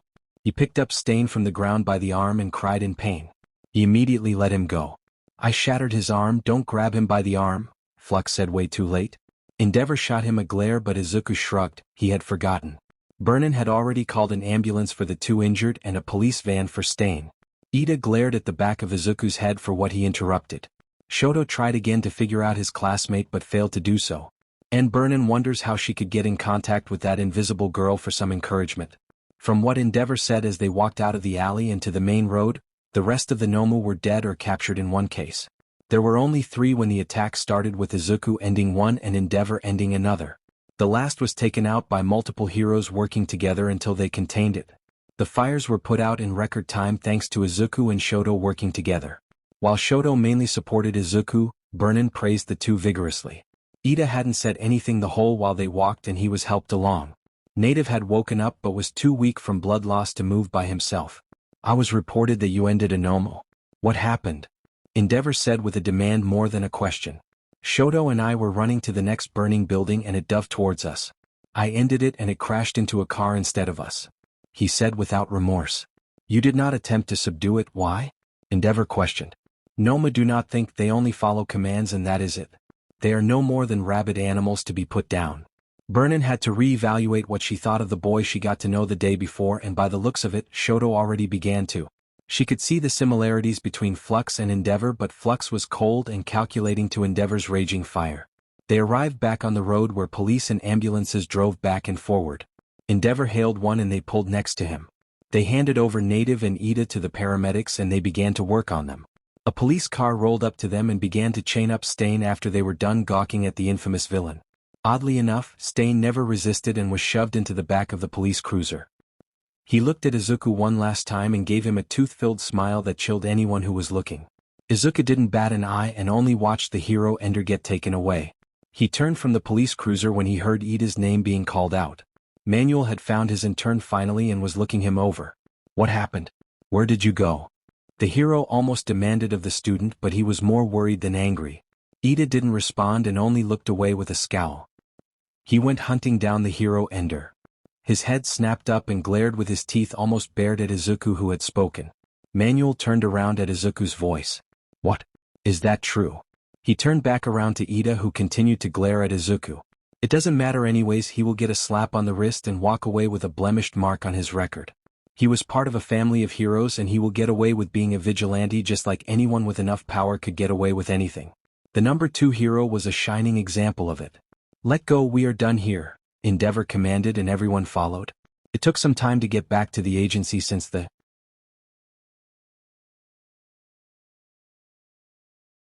train was taken out by one of the Nomu, but it was well past midnight when they arrived. Endeavor disappeared after telling them to clean up and get some rest. Izuku did exactly that with a hot shower and a quick meal. He lay down on his bed and checked his phone for the first time since that morning. He had dozens of calls and over 30 messages from his friends. He winced at the thought of worrying them. He sent a message to his group chat that he was alright and he immediately got a call from Toru. Since he was alone in the room, he picked up. Izuku, are you alright? I saw the news and they said that Endeavor's agency was all over Hosu with Nomu everywhere and now they are saying Stain was captured. He could hear the tears in the tone of her voice and that made his throat close up slightly. I'm okay, I'm not hurt, Toru. Yeah, we were in Hosu and I helped with the fires and with civilian evacuation. I wasn't hurt, the worst I got was the wind knocked out of me when I cushioned the fall for a mother and child. I'm sorry for worrying you. He took a breath and he could hear her do the same. Also, I fought the hero Ender. He admitted without thinking and immediately regretted it. It was quiet on the other side of the call as Toru processed the statement. What? It wasn't on purpose. Shoto and I were headed back and I heard some noise and we went to see if anyone needed help. Ida and a hero called Native were about to be ended by him and I beat him while Shoto helped the two. He hurriedly explained. Toru let out a chuckle and began to laugh uproarious. You beat the hero Ender when no one could. Wait until the others hear about this. She kept laughing. Izuku began to worry about his closest friend. Toru, are you okay? She calmed down and said. I'm okay, Izuku. I think it's a combination of being tired and the worry that you might have been hurt. You've been up the whole time? Of course I have been. You really worried me, I don't want to imagine you getting hurt and not knowing. She ended softly. I'm alright, please get some sleep. It's late, we can talk some more when you are rested. Okay, good night Izuku. Good night, Toru. She hung up the phone and rolled around in her borrowed bed at the agency. She felt relieved that Izuku was alright and the way the call ended. She quietly squealed in joy at how he said good night to her. She bolted into a sitting position when she heard a chuckle from the doorway. The hero she was turning at was leaning against the doorframe and softly laughing. How long have you been there? Toru almost screamed in embarrassment and surprise. When I heard yelling I ran over to make sure everything was alright, but the way you are rolling around the bed like a lovesick schoolgirl, I think you are alright, she said laughing again as her intern pulled the blanket over her head to hide. Was that the Izuku you were talking about? Toru groaned in embarrassment. Yes, he said he wasn't hurt. That's good to hear, get some sleep. We'll continue your training in the morning. Alright. Good night, Spectre. The hero gave a wave and closed the door behind her. The rest of the internship passed without much excitement after Hosu for Izuku. The only time when something notable happened was the next day when police came into the agency for Izuku and Shoto for using their quirks in public without a license. Endeavor shot them down harshly when he intervened. When they tried to push forward but with the intent of getting Izuku only because of the Nomu he ended, Endeavor ordered them to leave. From then, the police never gave Izuku any trouble because of what he did. Izuku continued his hand-to-hand training with Endeavor and some other heroes that volunteered to join. He gained much experience on that front. They went on patrol a few times more but only small-time criminals ever showed up while Izuku was with Burnin. The news covered what had happened in Hosu. They covered the Nomu attack to Stain being captured by an unidentified hero. That part surprised Izuku. He had expected Endeavor to take the credit, but when he asked the hero he only got a non-committal response. The week came to an end and it was time for Izuku to depart. He left without saying much to anyone. Burnin was the only one that gave him a farewell, but it was short. He boarded the train and headed back to the apartment. He chatted with his friends meanwhile he rode the train. Everyone had a good time with their heroes and learned much. Not all got as much experience in the field but they didn't complain much. When Izuku walked into the apartment he felt something wrong. Something in the apartment felt different and he looked around cautiously. He found a note on the countertop of the kitchen. He picked it up and read it. He felt empty as he reread the few words on the paper. Goodbye, Inko Midoriya.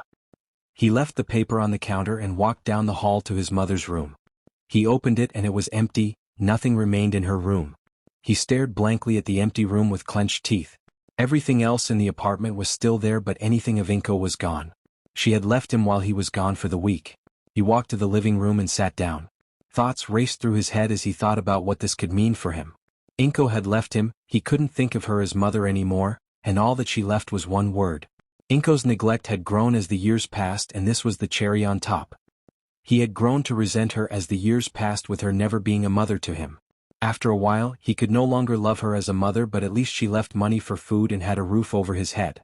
But now, how long will he last? He had to find out how long he had left to live in the apartment until he would be kicked out for not paying rent. The landlord of the building lived on the first floor of the building, and Izuku left to ask him. His funds from the merch he had sold could keep him afloat, but he wasn't sure for how long. He knocked on the door and waited. The landlord opened the door in a t-shirt and shorts. "Midoriya, right? What can I do for you?" "I want to know when my rent is due next," Izuku asked. He looked confused at him for a moment and answered. "Your mama came sometime this week and paid for the next 3 years, utilities included." "She didn't tell you?" Izuku felt a weight fall off his shoulders and shook his head. "She didn't, sorry to bother you." He bowed slightly and left. Back in the apartment, Izuku sat back on the sofa and rubbed his face. He was angry at Inko for leaving him like this, and he was sad that she would leave with just a note with no explanation. Yes, he had lost the love between a child and the mother, but this felt final to him. With nothing else he could do, he went to make something to eat. That reminded him of his bank account set up by Inko. He checked it and the weekly deposit was there like before. Hopefully that would continue. For now, he would eat and then plan for the worst to happen. But truthfully, Inko being gone didn't change his plans of being a hero. His routine didn't change after Inko had truly abandoned him. He got up, did his exercises, talked to his friends for a bit, and then go to sleep. The weekend ended and Izuku was now headed back to UA for his classes to continue. He walked through the halls of UA until he reached his homeroom. He opened it and was immediately given a hug from a floating uniform. "Missed you," Toru murmured, and then grabbed Izuku by the hand and to the rest of their friends, who all welcomed him with their greetings. Izuku felt warmth fill his chest at the smiling faces of his friends. "It's good to see you all again." He smiled back at them. "You have a lot of explaining to do. You made all of us worry." Mina mock lectured and jabbed a playful finger at him. "Seriously? I just finished training and I see the news that Hosu is on fire." Kaminari agreed. "Sorry, it wasn't my intention to worry you all." He tried to placate them. "Leave the boss alone, he can take care of himself." Shiro chimed and patted Izuku in support. "What happened?" "Most of what the news says is that Stain was arrested and that Nomu attacked." Jiro asked. Izuku was about to respond when Ida walked through the door and locked eyes with him. Ida's face contorted slightly as he went to sit down. Izuku scoffed with not an ounce of surprise that he was still in UA. The others caught the whole thing and gave each other surprised looks. Aizawa followed soon after and everyone scrambled to their seats. "I'll tell you guys later." Izuku squeezed Toru's hand once more before taking his seat. Aizawa stood at the podium and scanned the room. His eyes lingered on Izuku and he stared back. He moved on and then spoke. "Your midterms are coming up, prepare yourselves." With that, he left the room and classes started as usual. The day's lessons dragged on until lunch came around and his friend grouped up to head to the cafeteria. They got their trays of food and sat together like always. They all stared expectantly at Izuku. "Well, come on." Mina was the first to burst out. Izuku chuckled and began to tell them about Hosu. He left nothing out as he told them about the Nomu, him putting out fires with Todoroki, him saving the family of 2, and then Stain. "Todoroki and I found Stain over Ida, ready to end him. I pushed Stain back and Todoroki grabbed Ida, and a hero Stain was going to end. The reason Ida was there was because he went after Stain in revenge for ending Ingenium's career." "He went vigilante?" Kaminari almost stood out of his seat. Jiro jabbed him with her quirk for being so loud. "Apparently he split off from the hero he was interning at to hunt him down. But we found him face down ready to be butchered with native. That's why he was glaring at me when he walked in. I interrupted him from taking his righteous revenge." They were quiet for a moment to digest what he had told them. Toru spoke first. "I mean, I understand wanting to take revenge for what Stain did to his brother, but he would have died if it wasn't for you." The others nodded their agreement. Wait.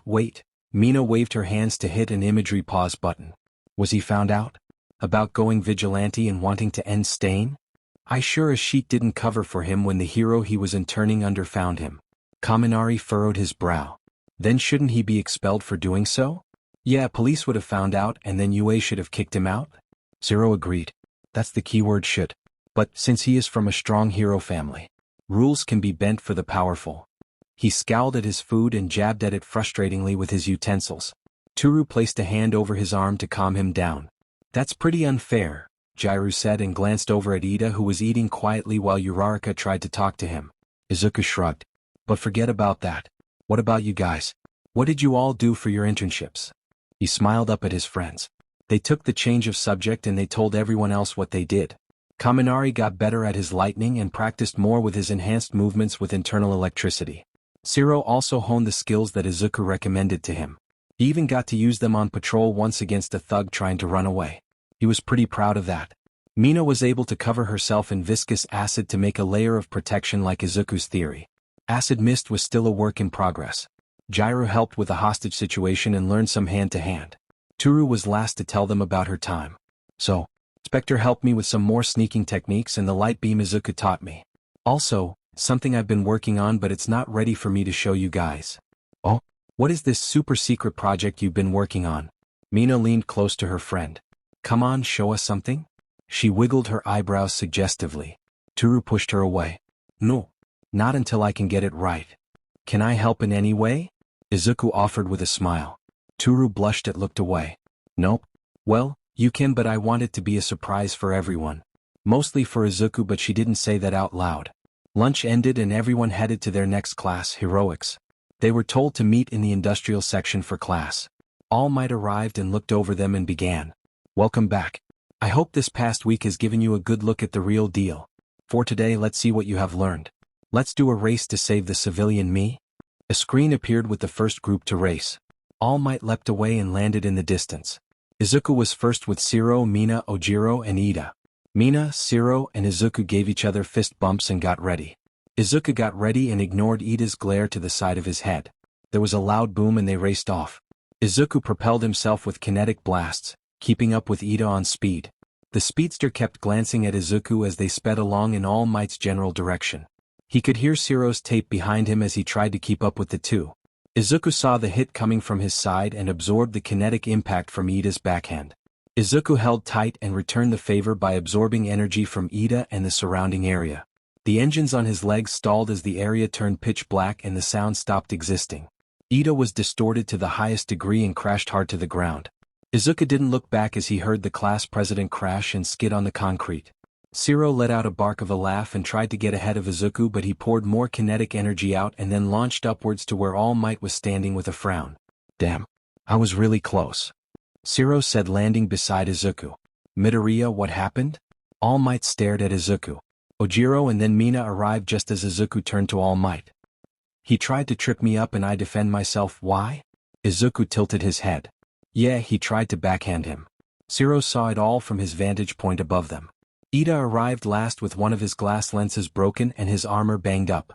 He threw Izuku a venomous glare. All Might pursed his lips in consternation. Izuku watched the number one hero shake his head and yell out for the next group to line up. Izuku scoffed audibly at him and walked away. Izuku sat on an empty ledge and his two friends sat with him. Mina groaned, "It's so hot." She felt immediate relief as it cooled. "Thanks." She bumped shoulders with Izuku and smiled. "Anytime." He smiled back. "You guys can call me Izuku if you like." "Oh, you don't think Toru will get jealous, do you? I thought it was a special privilege for her only, something special between you two." She leaned in closer to Izuku's continuous redding face. "Leave Izuku alone." Shiro batted her Mina away from his friend. "You use Hanta if you like, I don't mind either." He smiled at Izuku. Kaminari arrived and sat down with a huff and breathing a bit hard. "If that's the case then I guess you can use my given name too." Izuku felt warmth fill his chest as he sat with his friends. He had forgotten about the note left for him in the kitchen and only focused on who was around him. He could also understand Ida's want for revenge. If anything happened to his gang of friends, he didn't know what he would do. But he shoved those thoughts away as Toru shoved Mina to the side to sit next to Izuku and gave him a beaming smile only meant for him to see. After the race was over, everyone changed and packed up their stuff to go home. Ida was one of the first to be out of the door. Uraraka tried to call out for him but he ignored her. She turned on Izuku for answers. "What happened at Hosu? Ever since that day he's been like that?" she asked with both frustration and worry. Izuku calmly answered. "If he doesn't want to talk then that's his business. It's not hard to connect the dots. Why do you think he was interned in Hose with a hero with a water quirk? The same city where a specific villain was arrested is somewhat connected to the Idas. That's the information everyone has, you can guess the rest from there. He turned from her confused and conflicted stare to his friends. You guys want to head out and plan to study for the midterm? Hanta proposed when he saw their leader was done being brooding and mysterious. Yes. I need so much help for that. Denki almost cried. You need help with a lot of things. Kyuka jabbed with a teasing smirk. Not to worry, Izuku will drag us across the finish line even if he is dragging out cold dead bodies. Mina said with conviction. Everyone turned to her and she blushed slightly. I'm not dragging anyone anywhere. He chuckled and made to exit the classroom with his friends and Toru holding his arm. Midoriya, would you be open to helping me tutor some others at my home? Yaoruzo asked the odd boy. No, I'm going to be helping them to study. He nodded to his gang of friends and turned to leave. Toru pinched him and whispered, Be nice. Izuku rubbed where she pinched him with his friends giggling behind him at the scene. He turned back to Yaoruzo. I'd rather help my friend, apologies? He heard Toru grumble that was just as bad as before. Once he and his clique of friends had left, Yaoruzo let out a sigh. I'm not surprised he shot my idea down. What do you think he meant about Ida? Uraraka asked the heiress. Yaoruzo had an idea of what he was implying, but to say it out loud and be wrong, she shook her head. I'm not entirely sure. He's really weird, one minute he's like that, and the next he is all buddy-buddy with his group of friends. Sato said. He must have a reason, after all, he was first in both entrance exams. Kirishima said and turned to Bakugo. You've known him before, Yue, was he like this before too? 1,000 memories flashed before Bakugo's eyes. How should I know? He grumbled softly and left. That's another weird thing, he knows something. Ojiro joined in. Todoroki was about to exit the classroom to avoid being questioned, but it was too late. Todoroki, did Midoriya ever give out any clues why he is the way he is? Uraraka asked. He stopped and gave out a sigh. He did, and if you want to know, ask him yourself. He left quickly before any more questions were shot at him. The gang of friends made it to the train station. They chatted about planning for the midterm. In their group, they made up of the bottom four, with Denki being 20th, Mina 19th, Hanta 17th, and Toru 16th. Kyuka was set at 7th. While it may be hard to tutor Izuku's friends alone, he was confident about pulling them up a few ranks. All Izuku needed was what they were lowest in and build from there. Granted, he wasn't expecting them to jump up to the top of his class, but he will make sure that they have passable grades. So, where are we going to study? Mina asked. Everyone paused and thought about it. We do have the clearing, Kyuka said. Anyone's home big enough? Everyone paused and thought about it. Izuku didn't want them to come to the apartment even if it was empty, Denki spoke. My basement does have enough space, but I'm worried about getting distracted. Your family loud? Anna asked. Just my sister, she likes to bug me sometimes. I think I'll be fine, plus I want to make profiles for each of you so I can help you study where you need the most, Izuku said. Mina grabbed him and hugged him with mock tears in her eyes. Oh, thank you. I knew I could count on you. To Denki's house? Toru asked. To Denki's. Mina let go of Izuku and turned back to the trains waiting for them to board. Which one? One train closed its doors and left. That one. He pointed at the one leaving. After arriving at the Kaminari residence, they all filed into the modest home. It was neat but not spotless, it was a well-lived home. Izuku had another pang of jealousy but pushed it down as Denki's mother peeked around the corner of the kitchen and greeted them all. Hi there. Are you all Denki's friends? It's so nice to meet you all. She gave them a beaming smile. Her hair was in a bun with a few strands dangling around her face. Her hair was a brilliant blonde with small arcs of electricity moving around it. You all can call me Tagawa. I cleared out the basement, you guys head on down there. They greeted her and made their way downstairs following Denki. The basement was more of a downstairs living room with a TV on the wall, a coffee table in the middle and 2 sofas around it. Denki pointed out the bathroom for them and then they got started on doing their homework.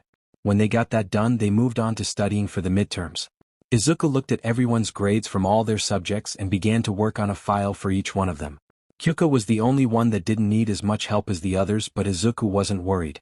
Izuku sensed someone trying to creep up on them but paid little mind to it since whoever it was small. Even Kyuka noticed but only gave a small smile and waited. A small girl peeked her head over the sofa behind Denki. She met eyes with Izuku and he raises an eyebrow at her. Her eyes flickered to Denki and back to his, he gave a minuscule shrug. With that, she stretched a hand out to him and a small bit of blue electricity zapped his neck. He yelped in pain and instinctively batted behind him to hit his sister. Izuku chuckled and Denki pointed at him. Traitor. Izuku kept working on the profile before him without looking up. These your friends? The little girl around 10 asked. Get out of here, we're studying for midterms. The older brother pointed to the stairs. She walked past him and ignored him. She walked right up to Izuku, who was sitting, and didn't look up. She waited until he did, and then she asked, Why did you drag your last match against Bakugo? I watched the whole festival on TV and you only did that with Bakugo, why? Tanny? Denki said reproachfully. The rest looked worriedly at Izuku for his response. For his part, Izuku set down his pen and turned to Tanny. At your school, do kids with weak quirks get picked on? Bullied? He asked calmly. She thought about it for a moment and then shook her head. Not really, only the mean kids. But they get in trouble when they are caught. Izuku nodded. Bakugo was my bully for 10 years, I just wanted some revenge. She looked confused. But you don't have a weak quirk?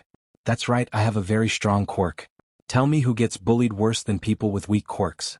Izuku's hand raised and flashed through many types of energy. I don't know. She watched. His hand mesmerized. Quirkless are. Go look up Aldra Middle School, maybe you'll understand. Izuku closed his hand and shrugged while picking up his pen again. She watched Izuku for a minute longer and then tried to zap him. He absorbed it without looking. She tried again with more power and the same result. She turned to her brother. I like your friend. And she skipped off upstairs. Your sister just tried to zap me with enough electricity to make me have a heart attack, Izuku said once she left. What? The non-electric friends yelled. Denki sighed. Sorry about that. She has a habit of doing that to people she has met with an electric quirk to test them or something. I'm also sorry about her bringing up Bakugo. He winced more at that than her trying to end Izuku. Is she always like that? Kyuka asked. Blunt? Yeah, always. I'm fine, I think I'm going to tell people I was quirkless without trying to hide it anymore, Izuku said to everyone. Before, I didn't want anyone to find out because I didn't want UA to be another Aldra and turn to Plan B. Now, it's easier to see what kind of person they are by them learning that information. Izuku felt a hug and turned to see Turu's head. Whatever you choose, I'll be by your side. She squeezed him and he returned the hug. Izuku looked up and saw that the rest nodded their heads in agreement with what Turu said. He subtly wiped his eyes and smiled at them and held Turu close to him. Thanks, guys. After Izuku calmed down, Mina asked, What's Plan B? At the time, I'm sure you have Plan BS for different situations now. The rest turned in curiosity at her question. Drop out of UA and turn vigilante while probably following Stain's footsteps by getting rid of corrupt heroes and schools. He said casually. Everyone was quiet as they tried to digest what he had said. Well, good thing Turu got to you first. Siro gave out a bark of laughter. The rest joined in as Izuku's ears burned at the truth of the statement. They trained some and studied even more until midterm came. Each one of Izuku's friends took the profile he gave them and followed it to the letter. They noticed an improvement in their mock tests and were determined to pass with good grades. Once they finished, Denki and Mina were burnt out from the effort. I can't anymore, I'm done. Mina had her head on her desk as she complained. Maybe the practical will be easier. Denki prayed. The class emptied and headed to get changed. Izuku was looking forward to seeing what they gave them as a midterm. He had heard rumors about it being robots like the entrance exam, but he had told his friends not to count on it. Everyone was changed and lined up in front of Aizawa. Then the rest of the faculty followed with Nizu popping out of Aizawa's scarf. The class groaned when they found out about fighting the staff. Izuku got a few mock glares from his friends when he was proven right about the practical. One by one they were paired off against a teacher. When his friends were paired off, he pulled out his notebook from his jacket. He was prepared to help them as much as he could, even by showing the hero's vital weaknesses. When he and Bakugo were paired last, he knew it wasn't going to be good. As soon as All Might landed, Izuku ignored the hero and turned to his friends to give them the information. All Might was still talking as Izuku got close to Turu first. He gave her the notebook with Snipe's profile. She immediately got it and began to read the whole page. One by one he gave what information he had to them and then split off to the viewing room. Turu and Shoji were first against Snipe. Turu shared what Izuku had given her and they made a plan. The test started and Turu sprinted off, discarding her boots and gloves. Shoji began to listen and quickly found Snipe when he shot at him, and then smoke canisters arrived at his feet. Shoji began to throw whatever he could at the hero as Turu looped around. When she got close, Snipe pointed his gun in her general direction. Don't think I've forgotten about you, Missy, he said in his southern accent. But I'm the distraction, she said innocently. Before he could turn, she emitted the brightest flash of light she could. Snipe cursed just as Shoji bodily tackled Snipe and grabbed his limbs.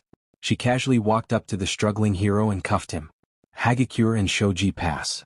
The automatic voice said. Well done. How'd you two come up with that plan? Snipe was set down and turned to Shoji. He pointed at Turu's area. An information broker, she said giggling. Snipe paused at that. But you didn't know who you were fighting until half an hour ago? Yep. They heard her skip off to retrieve her boots and gloves with the plan to give Izuku a big hug for thanks and maybe a peck on the cheek. She flushed with no one to see and shook her head at the thought. How lewd. She laughed to herself. Mina and Denki were waiting for the test to start and they were nervous about who they were matched up against. The two dumbest first years against the smartest hero. What they quickly read about Nizu from Izuku's notebook was that he was arrogant when he thinks he has won, so they will play that to their advantage. The buzzer went off and they began to run, faking to way to the exit. When paths began becoming blocked, they acted panicked and made their way closer to the crane, one street at a time. When they were close enough, they sprinted to the base of it and saw a few robots from the entrance exam. One lightning bolt and an acid splash showed them immune to both. This is bullshit. Mina yelled and splashed acid onto a pole Denki could use as a weapon.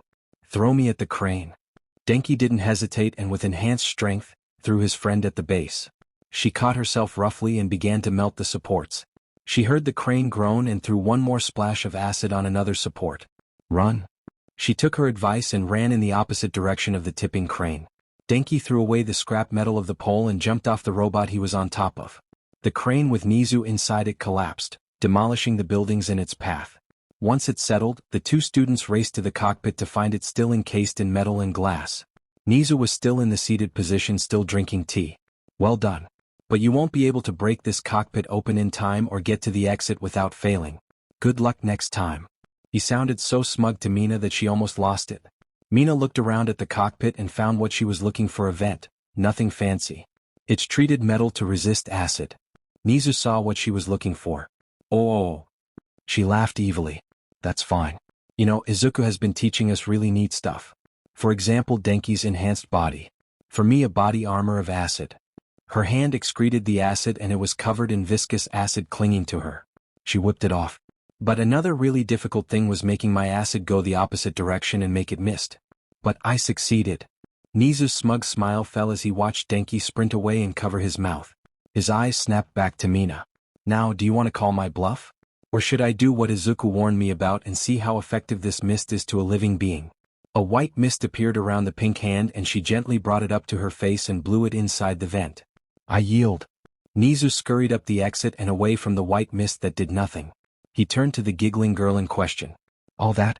That's just the diluted version. She gave him a smile that didn't reach her black and gold eyes. Hanta's test was the easiest compared to the others except for Izuku. All he needed to do is use his newest attack pattern and she was wrapped up in tape.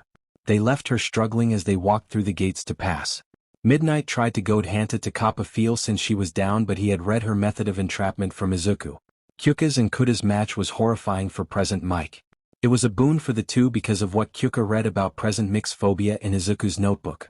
She plugged in her speakers and with lots of trial and error was able to find the right frequency to block the hero's attack with her own.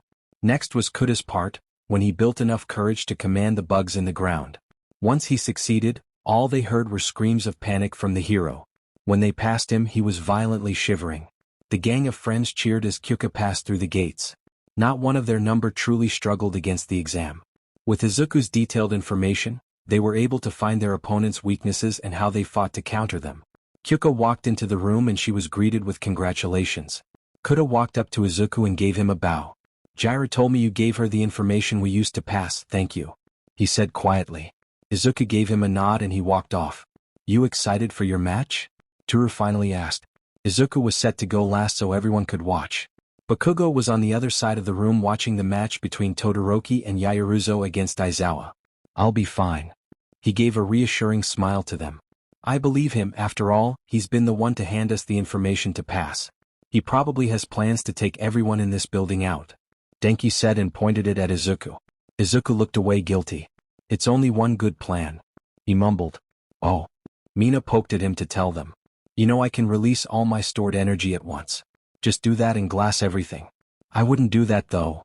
He saw the looks he got from his friends. See, I told you he'll be fine. Denki waved away everyone's concerns. Izuku boarded the bus with Bakugo and rode in silence to their arena. He didn't have to read his notes on All Might, he already knew them front to back. His plan was simple: beat All Might into surrender with raw power. He wanted to make him say, "I surrender," just for pride's sake. He could see All Might glance at the two through the rearview mirror, but Izuku paid no mind to him or Bakugo, who turned to him a few times. They arrived at a mock city and they got off.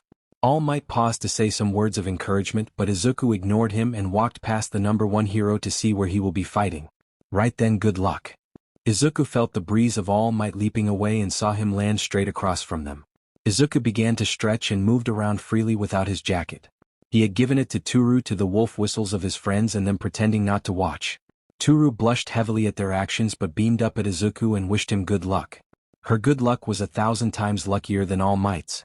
He smiled to himself at the thought. He sensed Bakugo try to approach Izuku but stopped at a distance. "What is your plan?" Bakugo finally asked. Izuku didn't turn around. "To make him surrender. Start." The automatic voice said, and Izuku launched himself upwards in time to see the whole main street be blown away by the number 1 hero.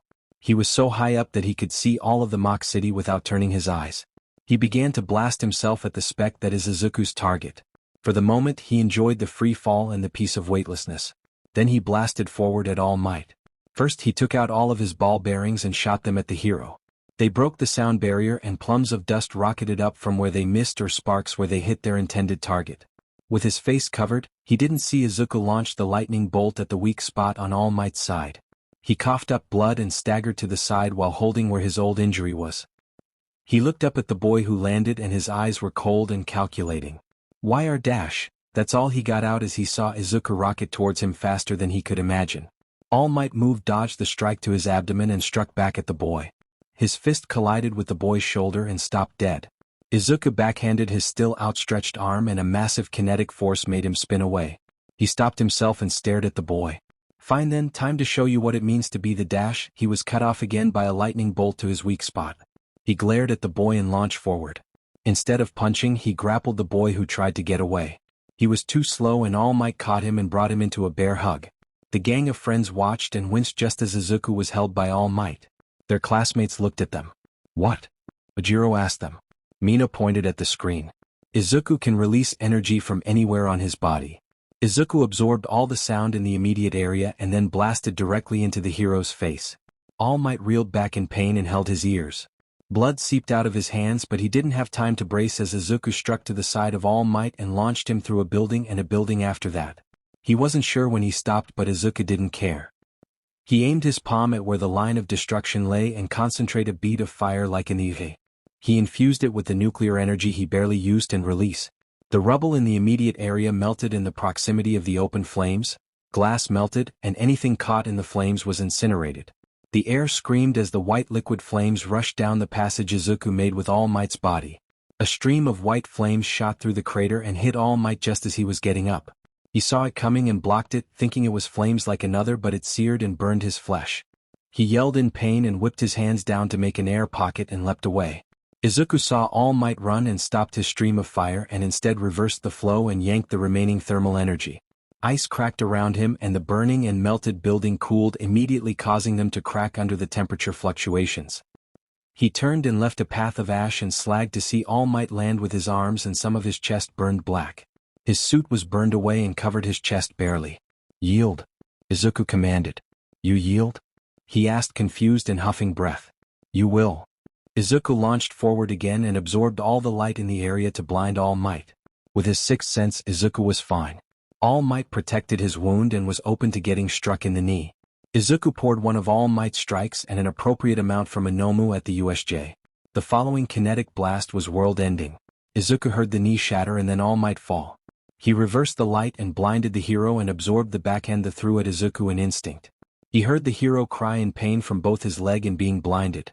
All Might didn't give up and clapped his hands, causing a shockwave to emit around him. Izuku absorbed the sound and kinetic blast as everything around him was destroyed. Buildings collapsed and the road was torn up. As he tried to get up, Izuku blasted his weak spot with lightning again and All Might convulsed and collapsed while coughing up blood onto the ground. "Yield," Izuku commanded again. "Why do dash?" He stopped at the hand that slapped onto his neck. "You know Yagi." The hero's eyes widened at his real name being used. Yes, I'm very good at finding information. I could have ended this exam as soon as you grabbed me, but I didn't. I wanted to see you bloody and battered. Now I ask you again. Do you yield, or do I have to absorb the kinetic energy from your heart and blood until you pass out, or glass the area around us with the nuclear fire that made your arms crispy, or take all your thermal energy? Which will it be? Izuku absorbed some of the kinetic energy in his body to prove the point, and he saw All Might get dizzy. He coughed up more blood and wheezed. I yield. The buzzer went off and called for Izuku and Bakugo, saying that they passed. Now tell me, All Might. He said the name with venom in his tone. Can I be a hero? I'm sorry. He said softly as steam rose off his body. Too little too late. Izuku spat and turned to walk away. He met eyes with Bakugo, who was bloodied and stared at Izuku with horror. Why? He asked simply. Ask him, you two have a lot in common. He walked past Bakugo and looked at the destruction he left behind. Hey, you're lucky that the police raid happened. This is what Aldra would have been if they didn't come, people inside or not. He waved at the ash, slag and glass. Bakugo stayed still and stared at the ground. You blame me? For all of it? He asked. Not all of it, but 10 years of it. He hissed out in hatred of the boy before him. But what does it matter? If you're powerful enough, you can do whatever you want, right? That's what I planned for anyway. With that, he began to walk to the main building, ignoring the scornful look Recovery Girl gave him with the gurney. Izuku felt a sigh of relief escaped him as he walked. He knows it isn't right to get your revenge, but Izuku didn't care for what people said. It was very satisfying. He looked at his energy stores and felt that they were low. Kinetic was pretty low, thermal was similarly low, electric was the same, and nuclear had a drop left. With a sigh, he began to absorb all the thermal energy in the area. Ice and frost cracked as he took every step to the main building. With every step, his reach stretched and his thermal core was filling nicely. When he arrived back at the main building, he had more thermal energy than he used. Behind him was a fringed landscape with a trail of footsteps. He turned back around and opened the door and made his way to the observation room. There were murmured voices, but they cut off when he walked in. He looked at his friends to see how they would react, but they gave him nods and smiles. His heart warmed more than absorbing the thermal energy could. I think we deserve a celebratory dinner of McDonald's, Mina pronounced to the group. Kyuka narrowed her eyes at Mina. Why are you saying it like that? McDonald's? What's wrong with McDonald's? She asked, trying to start an argument. Toru turned to Izuku and held his jacket closer to herself. How are you going to get your jacket back if you have nothing to trade for? She asked innocently. Izuku pulled his gas mask off and smiled at the invisible girl. What else can I trade you for it? He went along with her. Denki and Hanta poked the two bickering girls to draw their attention to the two lovebirds. He has feeling for her, that's for sure, Hanta said. Of course he does. But how to get them together? Mina stroked her non-existent beard. Toru blushed at his attention and pretended to think about it. How about a favor? One time only, no questions asked. She held the jacket out in temptation. If you ask me to do something illegal, it better be worth it. He took the jacket in agreement with a smile. Toru scoffed. What do you take me for? Of course it will be worth it. She turned to see her group of friends act like they weren't watching the whole time.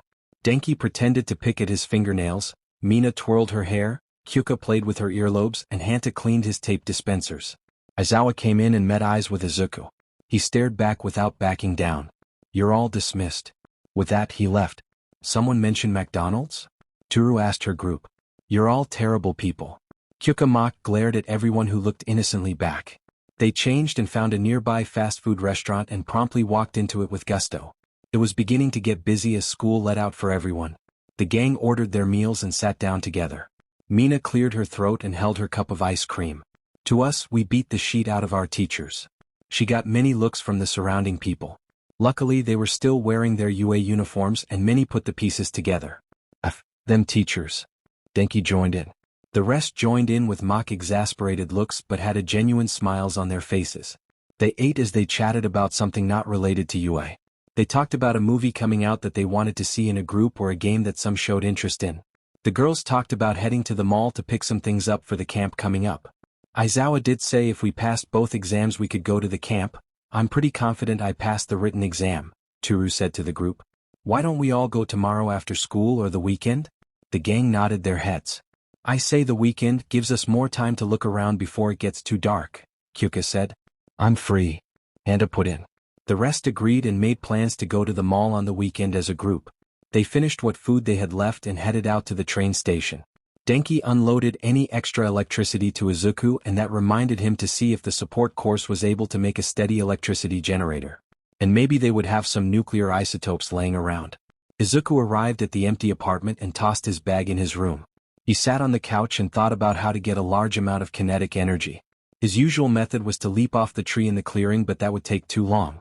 He could ask Uraraka to send him to the stratosphere and drop him, but he didn't know her well enough to ask her for that. Maybe piss off All Might and get punched a few times? He snorted at the idea. Izuku made a bead of thermal energy and watched it in his hand. He contained the thermal energy it released and redirected it back into the bead. The cycle made him think of absorbing the kinetic energy from the wind, but it hasn't been windy lately and it would be little at a time. He could find an airplane in flight and take its kinetic energy, but Izuku was sure that would mark him as a villain when the airplane stopped dead and plummeted to the earth. An earthquake would be an ideal opportunity for kinetic energy. He would save the area around him and gain who knows how much from the quake. He gave up on thinking and absorbed the bead that would glass the building. Maybe the support department would have an idea. He went to shower and head to bed as he thought about what Turu's favor would be. Sato and Kirishima, you both failed the practical exam. But luckily for you, everyone is coming to the camp this summer. Aizawa said, and everyone cheered. The two cried in relief but soon stopped at Aizawa's next words. You'll be stuck with me in remedial classes to see where you failed. Here's the list of stuff you'll need for camp. He left, and on the podium was a stack of papers for everyone to take one. Turu bounded up and took enough for her friends. She took one out of the stack and read as she held out the rest for Mina to distribute. Nothing surprising. She shrugged. I have most of this stuff, I think. Denki squinted at the paper. What about you, Izuku? Turu turned to him. I need most of this stuff, never went camping or the like. Izuku shook his head at everything he would need to buy. Turu linked arms with him and smiled at him. Good thing we are coming to help you carry everything. The gang made their way out of class and to the exit. Izuku split off from them and headed to the support department. Turu was going to join him but was pulled away by Mina. If Izuku had Kyuka hearing, he would have heard Mina begin to talk about helping Turu with getting together with Izuku. The rest of the gang chipped in to help anyway for the blushing invisible girl. Izuku knocked on the door of the support department and opened it. Midoriya, you here to test out the generator? Power Loader saw who it was and asked. Yes, I was never told it was finished. What? Hatsum never mind, come on. Let me show you. He cut himself off and glared at the pink-haired girl who didn't even look up. He led Izuku to a corner of the room and a cylindrical machine sat humming. It has a storage of 50 kilowatts and it generates its electricity until it's full. Give or take a few days to fill. Izuku inspected it in curiosity and then placed his hand on the output and drained it. A large amount of electrical coursed into his body and settled into his core. About 3 large lightning bolts. The small LED screen on the device showed it drop from 50 to 0 in a moment. How is it? Power Loader asked the unhinged boy. Good, anything bigger? How bigger? How big can you get? I haven't found a limit to the amount I can store. The more I can have, the more I can use whenever I need to. If you make a nuclear power plant, I could drain every drop including the nuclear energy. He turned on his sixth sense and found a faint sense of nuclear energy behind a large metal door. Power Loader saw where he was staring and began to get nervous at the boy's attention to the sealed door. I can maybe make something bigger for electricity, but nuclear energy is going to be a problem. Someone said nuclear? Hatsum's muffled voice was heard behind a lead apron and with face covering and metallic glove that covered her whole arms that held tongs holding a metal rod. Izuku's eyes zeroed in on the potent nuclear energy and yanked it all into his core. Power Loader screamed at Hatsum to get that away and Izuku approached to pick up the inert metal rod from the tongs. Hatsum tossed the protective equipment to the side and brought out a device and scanned both Izuku and the rod. She nodded and plucked it out of his hands and went to her station. Izuku followed out of curiosity. What was that? Izuku asked over her shoulder as she worked on the rod. She mumbled something as she worked and answered. Uranium rod, now a depleted uranium rod. She smiled a mad scientist smile. Izuku could see the potential before him. I'll do that whenever you need me to if you build me a source of electric energy. Not a small gas generator, I want something powerful. Hatsum turned from her work and her eyes zoomed in on every feature on his face. What capacity? She began to smile. I don't have one, make a FN nuclear power plant if you can and I'll take it all into my core. He began to smile at the contagious smile on the girl. Now hold on. Power Loader was trying to slow them down. Also, any unique energies you find, tell me. He showed the small bomb from the villain during his internship. That's energy from a quirk. I'm not limited to natural energy I can absorb. Hatsum began to vibrate at the new project before her. Oh, how exciting. She turned to begin but Izuku pulled her back one last time. I want more kinetic energy. If you find a way for me to get more, here is my number. He wrote it down in his notebook and gave it to her. She snatched the paper and stuffed it in her overalls. Welcome my new customer. Look forward to working with you. Izuku was going to give her his name but paused. She didn't seem the type to remember. Flux, I'm happy to have someone so dedicated to their work. He smiled. She beamed and shook his hand with her grease-covered one.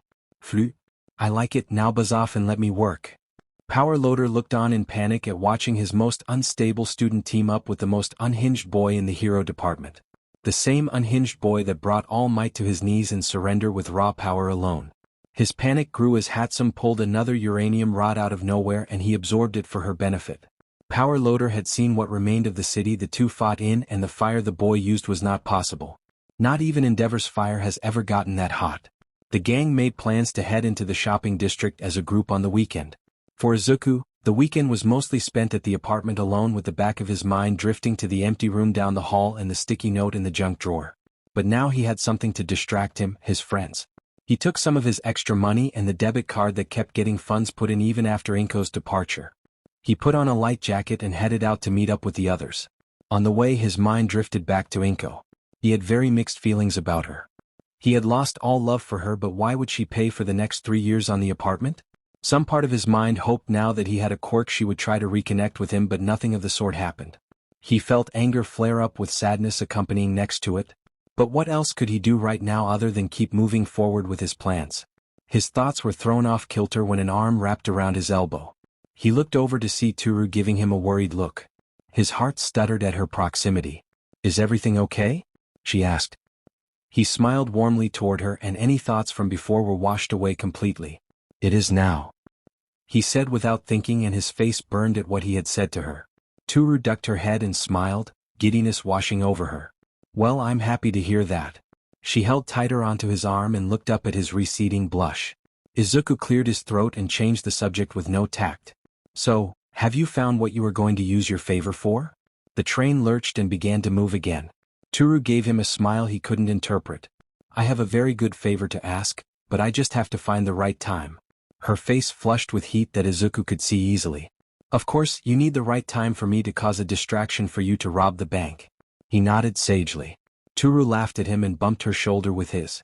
I'd figure you would be alright in case of heroes coming to stop you since you kicked All Might's ass not a week ago.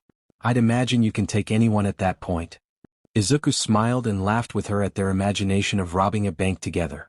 They stayed in companionable silence with her head on his shoulder and his hand on her arm. They basked in each other's presence until the stop came for them to get off. The rest of their friends joined the two since they were early.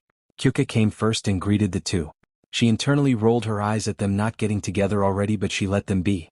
Without pushing. Denki and Hanta joined soon after with Mina running up to them almost being late. Everyone ready? When everyone nodded, Mina pointed forward and led them into the shopping district. Then let's go. In a group they walked into the mall while joking around.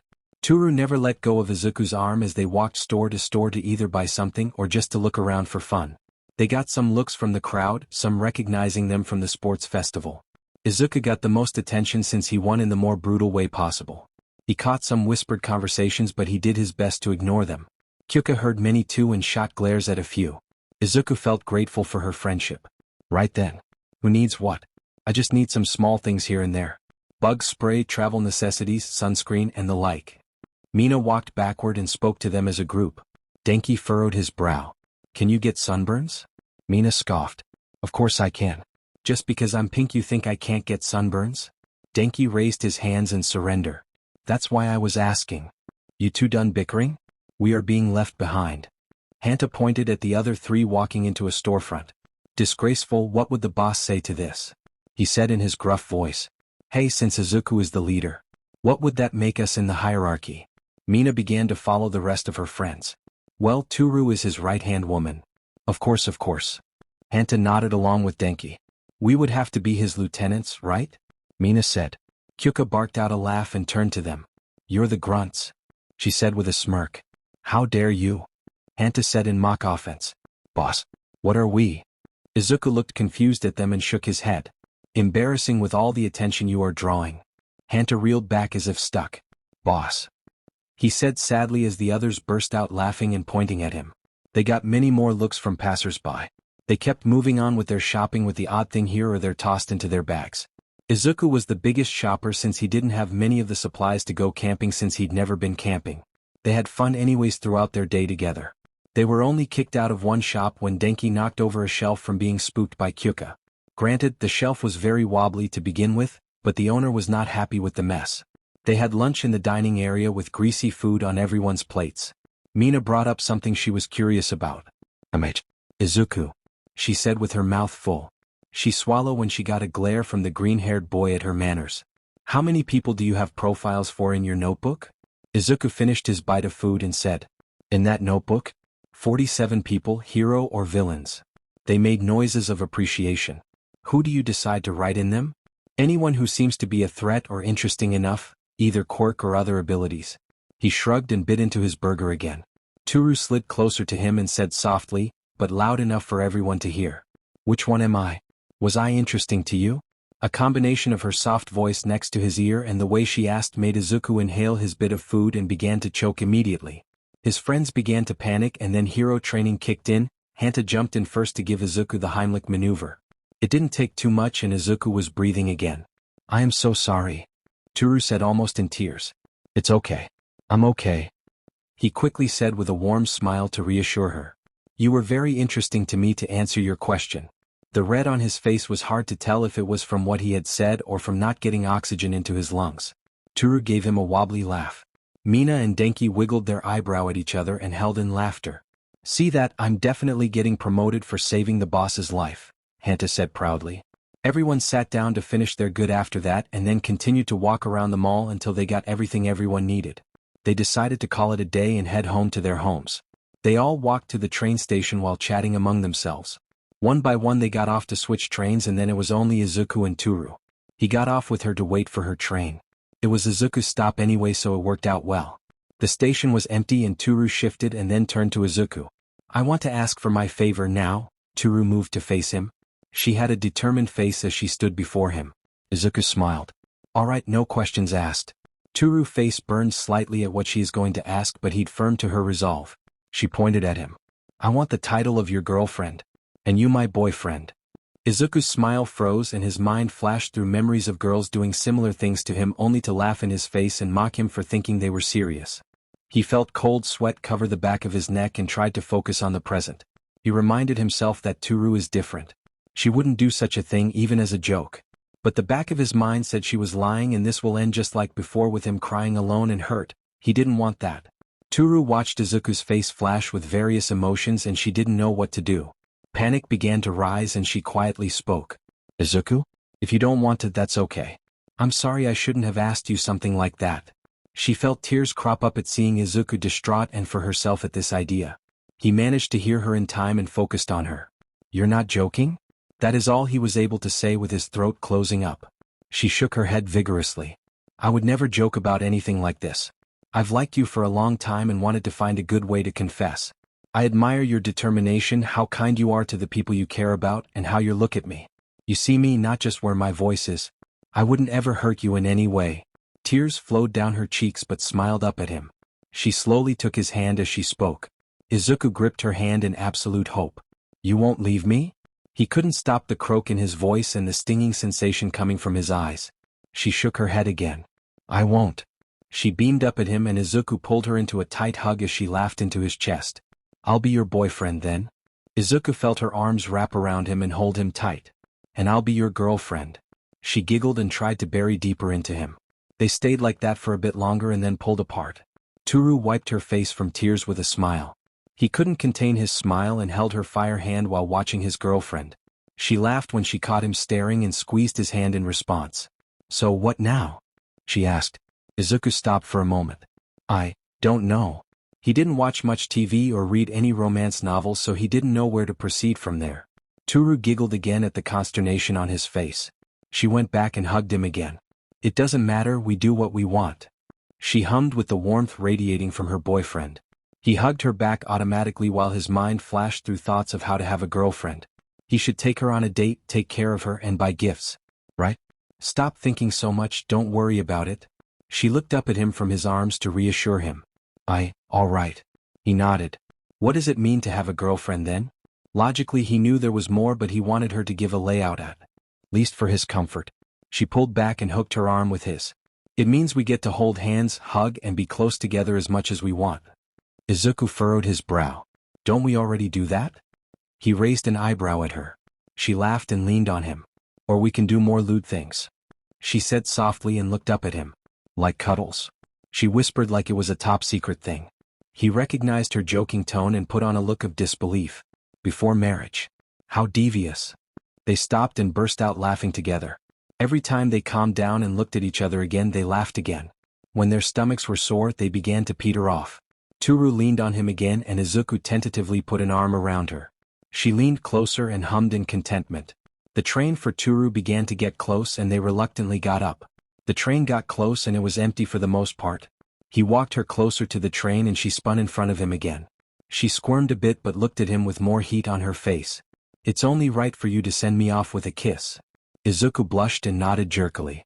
He quickly tried to decide where. Forehead no. Lips too soon? Cheek a safe bet maybe? He was taking too long and saw Toru take the decision out of his hands. She leaned forward and kissed him on the lips before beaming up at him and quickly getting on the train before the doors closed.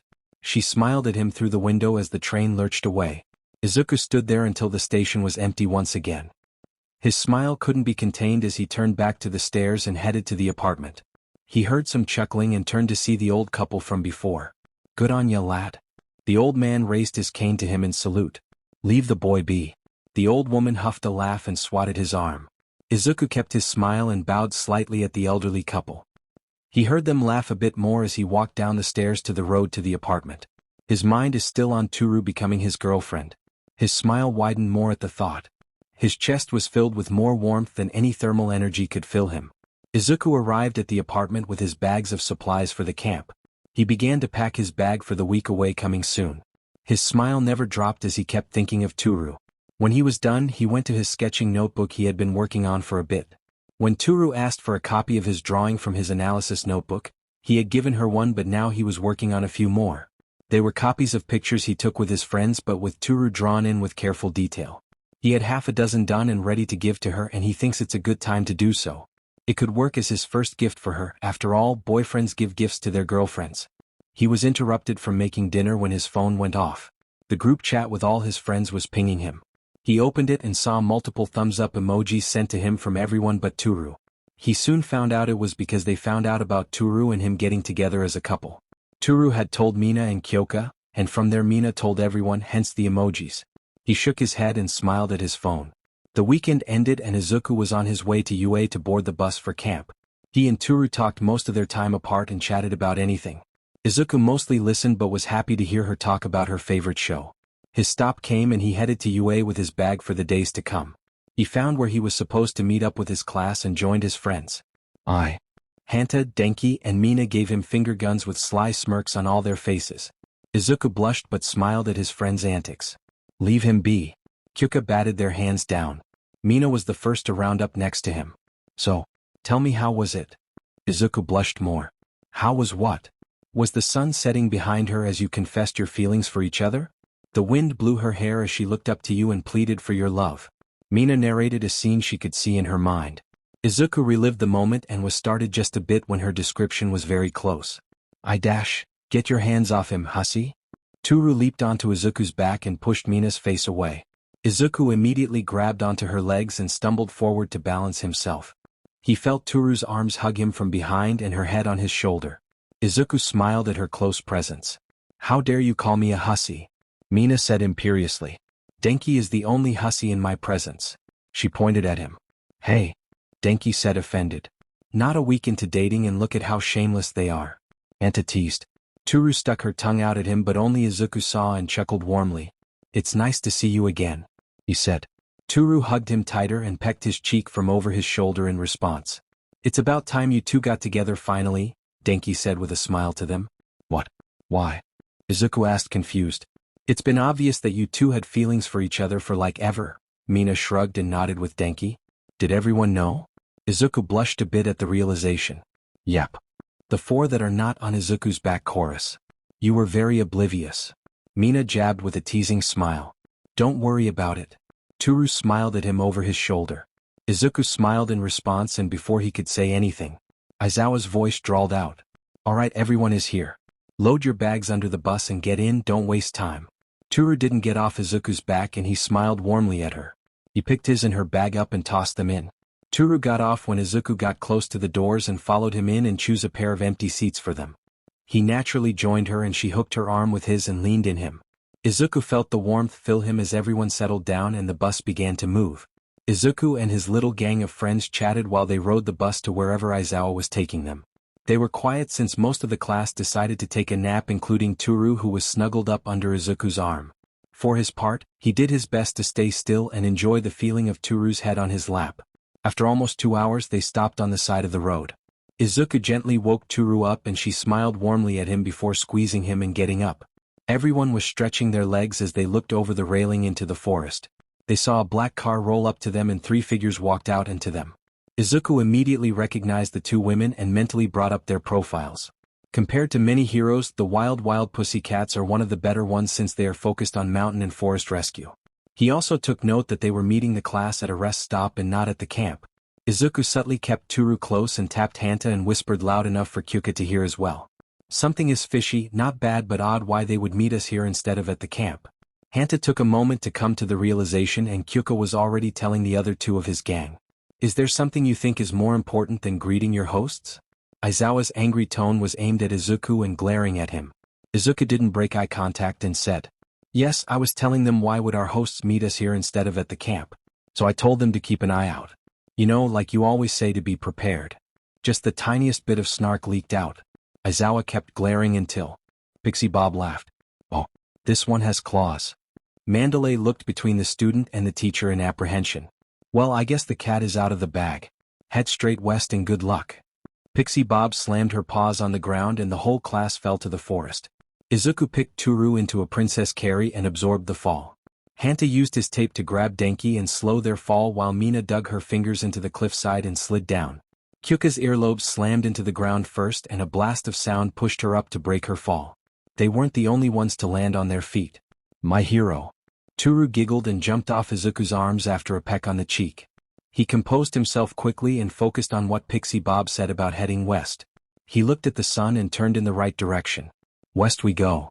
Izuku began to move with his gang of friends joining him. Shouldn't we stick together? Yaoruzo said to the group leaving. Does it matter?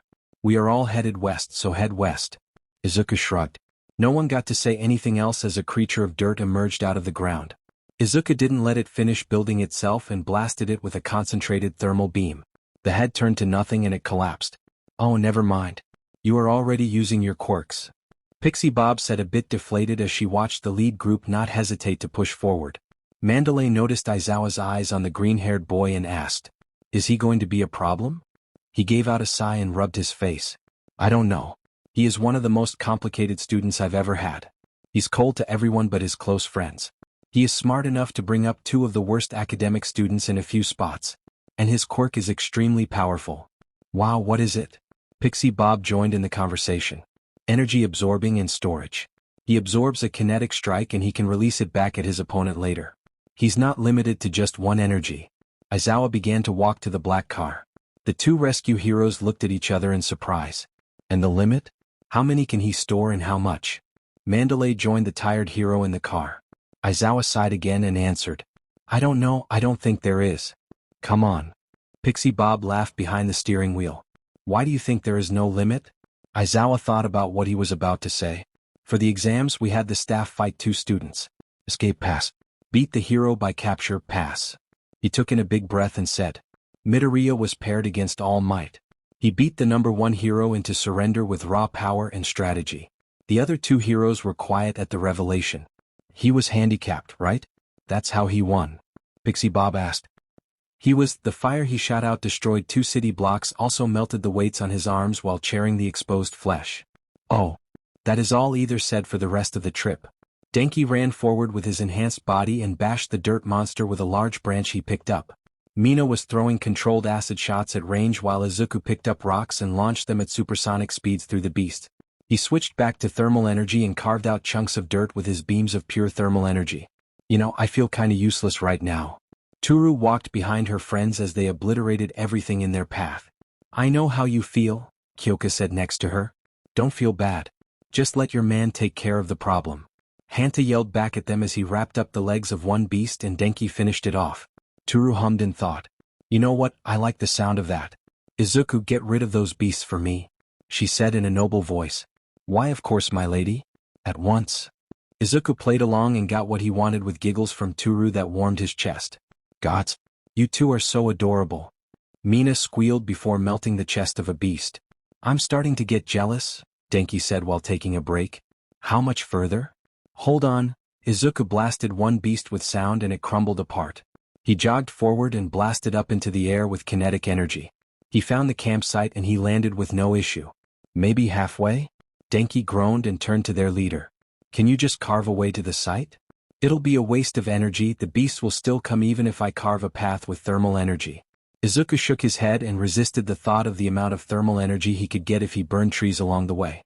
Guys, I think I'm turning into a pyromaniac. Well, don't. Toru, is that a deal breaker? Mina yoked. To be honest, I went through a pyro phase when I was younger, she said sheepishly. God. A match made in heaven. Hanta laughed while swinging back and forward to distract a beast for Mina to splash it with acid. They kept on fighting through the forest with an occasional break here or there. They haven't seen the rest of the class but they could still hear the occasional explosion behind them. The two girls behind the group did get a chance to do something when a few beasts came at them from behind. Izuku would have taken care of it but Toru waved him off and charged forward with Kyoka. They were the first to arrive at the campsite, tired but victorious. They saw the bus they arrived on but no one else. Izuku shrugged and moved to sit on the picnic tables nearby. The rest followed and plopped around their leader. I'm pretty grateful that it's a nice day out and not sweltering, Denki said leaning back on the seats. Yeah, you're right. The sun is warm but there's a cool breeze. Kyoka nodded. Toru leaned on Izuku's shoulder but didn't get any closer since they were all sweaty and gross. So what now? Should we go wander inside or something? Toru felt cooler than she did apart from Izuku. She raised an eyebrow at him but he only smiled. They sat and waited for a few minutes longer until Mandalay walked out with Pixie Bob and Aizawa. They all turned to them and Izuku gave them a lazy wave. Aizawa kept his neutral face and turned away after looking them over. The other two were surprised at their speed but didn't say anything. Izuku noticed another heat source coming through the doors. A boy around 5 walked out and crossed his arms with an annoyed face. Izuku saw that emotion and see himself mirror it when he was younger. That saddened Izuku more than he thought but he didn't show it. Pixie Bob strolled up to them. Well, aren't you all fast? She chuckled. But you left your class behind and why is it cooler here? Because we're the cool kids. Denki posed and got smacked on the back of the head by Kyoka. We were never told to stay together, just head west. We did so. Izuku didn't respond about the area being cooler. Who's that? Izuku nodded to the boy who was glaring at them. That's Kota. Come say hello. Mandalay said trying to introduce her nephew. Izuku motioned to the seat beside him on the bench. The area is cooler around me. Come sit if you like. Why would I want to be anywhere near some hero wannabe? The boy sneered. Kota. Mandalay said reproachfully. You don't like heroes? I don't like many of them either, the wild pussycats are alright though. He kept trying to talk to the boy but he got a furrowed brow look from the boy and Izuku patted the empty spot next to him for Kota to sit. He didn't move closer. The adults also gave him a look but Mandalay was more grateful for trying to connect with her nephew. They didn't get to say anything else as the rest of the class stumbled out of the treeline and into the campgrounds. Once the members of the WWPC finished talking they sent them to eat. They all gave them grateful looks and made their way to the cafeteria. When everyone was done eating their fill they went to the baths. After a quick shower, Izuku joined the rest of the class in the hot outdoor bath. Izuku sunk into the hot water with his upper body exposed. Scars over scars littered his chest and shoulders. From burn scars to cuts. Izuku didn't care for the stares and slowly sunk into the hot water until the water was at his chin. He hummed in pleasure and added some of his thermal energy to the water. Izuku, I'm pretty sure you're not supposed to boil everyone. Denki snarked at the heating water. Just a little boiling is fine. Hanta mimicked Izuku and sunk into the hot water next to his friends. Hey Midoriya? Kirishima asked. Izuku hummed in response, the redhead continued. Are you and Hagakure dating? Izuku rose so he could speak without water rushing into his mouth. Yes, we are. Why are you asking? Kirishima gave him a shark-toothed smile. Congratulations. I was just curious was all. Sato, Shoji, and Tokoyami gave him nods as well. Izuku smiled a bit. Thanks. When everyone was sufficiently pruned by the near-boiling water, they made their way to their sleeping area. They were told that they will have an early start, so everyone got situated for bed. Izuku found one corner and lay down. Denki and Hanta chose spots next to him, and Izuku felt better about sleeping in an open area like he was. Some of the guys chose to play some card games before sleep, but Izuku didn't join. His back facing the wall, he fell asleep to the sound of the others talking softly. So, what is Midoriya like? Uraraka asked of the invisible girl when the girls sat in their room to sleep. Oh, girl talk. Mina giggled and sat next to Toru. I mean, I already know, but go on. I am also curious about your relationship with Midoriya. He is one of the most complicated guys I've met. He is thoughtful, like at the sports festival to warm the area after Todoroki's match for me. And then he does something like at the exam with All Might or his match against Bakugo. So you joined in next to Uraraka. Yaoyuruzo didn't say anything, but it was obvious that she was also interested in the conversation. Toru shifted in her seated position. He has good reasons for what he does. He is very good at keeping things apart, like how he treats anyone else but Bakugo. She curled her lip at the name at the end. But forget that, we just got together on the weekend and he's been so sweet so far. She squealed. Like what? Uraraka almost bounced around. He's so gentle when I'm around him, small things like that. She smiled to herself and thought about her boyfriend. They are so sweet that I'm pretty sure I'm getting a cavity just from their proximity. Kyuka chuckled. They kept chatting for a bit longer until one began to get drowsy and they all decided to go to sleep. Toru lay down and fell asleep, imagining Izuku falling asleep with his arm around her. So far this year we have been pushing you in experience and technique with both your quirk and other abilities. Now, you are here to stretch your quirks like a muscle. You will tear it and rest it over and over to improve your output. Aizawa drawled to his class as most were still rubbing their eyes clean. He tossed a familiar baseball to Izuku. He caught it and moved forward. He knew what Aizawa was trying to say, but his quirk is very different from others. Everyone's quirk can stretch and strengthen, but he can only put out what it takes in. If he had the same amount of energy from the beginning of the year, then the distance will be the same. So he will improve his methods with his quirk. He raised his open hand and a bead of the sun coalesced at the palm of his hand. He concentrated on the distance of the blast. He released and a bar of liquid fire exploded into the air when he stopped firing and threw the ball with about the same amount he used on the first day of UA. It rocketed forward and broke the sound barrier as it traveled along the path of the flames. What was the reason for the fire? Aizawa raised an eyebrow. Air expands when heated. I made a tunnel of thinned air for a more efficient throw using the same amount of energy I used on the first day. Izuku gestured to the device he was holding for the readout. Aizawa looked at the device and it read 718.1 meters, over 150 meters more than before. You get the idea. We will split you up with the right groups for your quirk. Midoriya with me. Aizawa let the class get separated by the hero team and waited for Izuku to join him. Izuku stayed where he was standing and watched his classmates get split up for their quirk. He didn't speak and waited for his teacher to begin. Aizawa stared at Izuku and he stared back with a raised brow. Aizawa sighed at the problematic student. You could have been expelled for your stunt during the midterm exam. Izuku tilted his head and stared back at Aizawa. Why would I be expelled and why didn't you? He asked with no inflection in his tone of voice. Because you went too far in the exam and on top of that you missed the whole point of the exam to work on your weaknesses. I treated the exam how I would treat it in real life.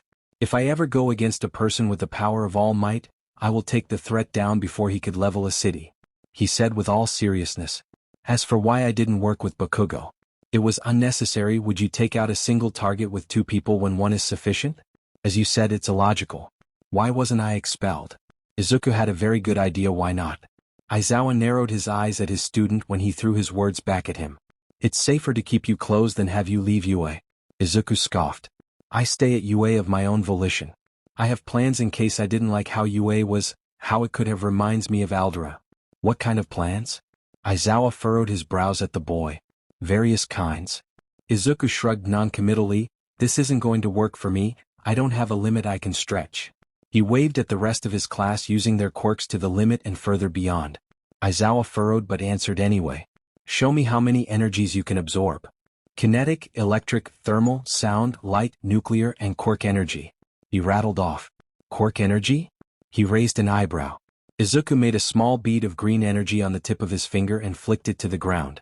He commanded it to detonate and a tiny pop went off. Some guy during the internship trying to use me and a lady as hostages. I absorbed the energy he produced and he can make bombs. Aizawa nodded at his explanation and went on. What range can you absorb something? So long as there is an energy between each source, I don't think I have a range or I haven't found one yet. Explain. He rolled his hand. Thermal energy can be continually absorbed since there is always more thermal energy in the air to be drawn in. Imagine a bubble expanding so long as there's more nearby. That but for everything I think. Izuku held his hand like he was containing a ball and steadily expanding the size. Aizawa was quiet for a moment as that sunk in. With a sigh he continued. Then you will work on precision. Izuku opened his hand and shot out a dozen beams of fire. A dozen little flames danced on the ground. Pick 2. Aizawa furrowed his brow and pointed at 2 very near others. They were extinguished as the flames turned into streams of fire and were sucked into Izuku's hand. I exclusivity work on control and techniques for using my quirk since I get energy when I see an opportunity for it. And you don't have to work on the speed of absorption. Aizawa scowled slightly. What are you lacking then? Physical training. The only reason I went with Endeavor for my internship was to take his fire and get hand-to-hand combat training. Izuku opened his palm to show a flame that had the distinct coloration of the number 2 hero. Aizawa grunted and pointed to Tiger with other students. With him and later find an empty spot and absorbed as much energy as you can without disturbing the others. Izuku didn't say anything and turned and left. He stretched and joined in with what Tiger was doing. Once he had a good sweat and his body ached with every movement, he walked over to Todoroki and had him shoot flames at him while he absorbed anything he could. For a few hours that was how he spent his day. Every once in a while he looked over to Toru as she shot beams of light in every direction she could and as fast as she could. When he got tired of flames and went over to Denki and he did the same to Izuku as Todoroki did. One good thing about the camp was that he was gaining a large amount of energy. Izuku was the only one who wasn't dragging their feet to cook their dinner. His training so far has been physical and led by Tiger. While a sore, he didn't have quirk exhaustion like everyone else did. His quirk didn't tire him when he used it. The only limit he had found with his quirk was what he had stored in his core. He was pretty happy with it. The ingredients were laid out for them to cook and there were multiple outdoor stoves for them to use. Everyone decided to work on a stew and Izuku immediately began to get to work. He lit the wood stoves and set the pots of water to being to heat up. After that, he began to slice up the ingredients with practiced motions that caught his friend's eyes. Toru watched him from his elbow. You're like a pro. Who taught you to cook? Yeah, not even my mom can work as well as you can in the kitchen. Denki complimented. Izuku paused for a second and continued. No one taught me, I'm just had good practice. He dumped the cubed meat into the pot. Toru bit her lip and looked worried at what he said. Looking around, she could see their gaggle of friends also caught what he had said. What else can you cook up? She injected cheer into her tone. Izuku looked over at her and smiled. A few things, nothing fancy, but maybe one day I'll cook something up for you. His ears burned slightly at the proclamation. Toru ducked her head and bumped it against his arm. I would like that, she said softly and a smile hidden from view. Get a room. Mina looked around to see who said that, even though it was obvious to everyone it was her. Izuku cleared his throat and focused back on cooking even though his smile was evident to everyone. Toru helped where she could and the others copied Izuku's motions to cook for their pot of stew. The rest of the class did their own thing and cooked at their stations. When the food was done, everyone sat down with bowls to eat as a group. His group of friends thoroughly enjoyed their meal and filled their bowls for seconds. While eating, Izuku noticed Kota go into the woods and made note of it. The rest of the day was theirs and most spent it resting from the grueling training hours before. Izuku did the same and found a spot to sit and rest his sore muscles. Toru joined him and leaned against him. They didn't speak and basked in each other's presence. Izuku cooled the area and they had a nice breeze blowing over them. The next day was similar to the day before. They got up early and then went to their training areas. Izuku went to an empty field and absorbed one energy at a time in a large radius. He switched as fast as he could between energies, but for him it was instant. 1 second it's a black void around Izuku and then everything is visible but mute to the point it's disorienting.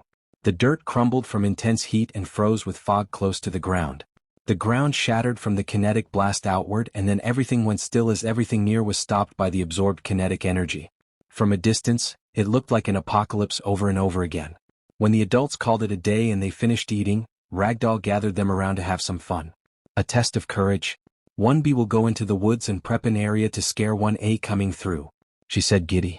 Izuku's class was paired off and he was with Ojiro. Toru came up to them and just as she was going to say something. No switching.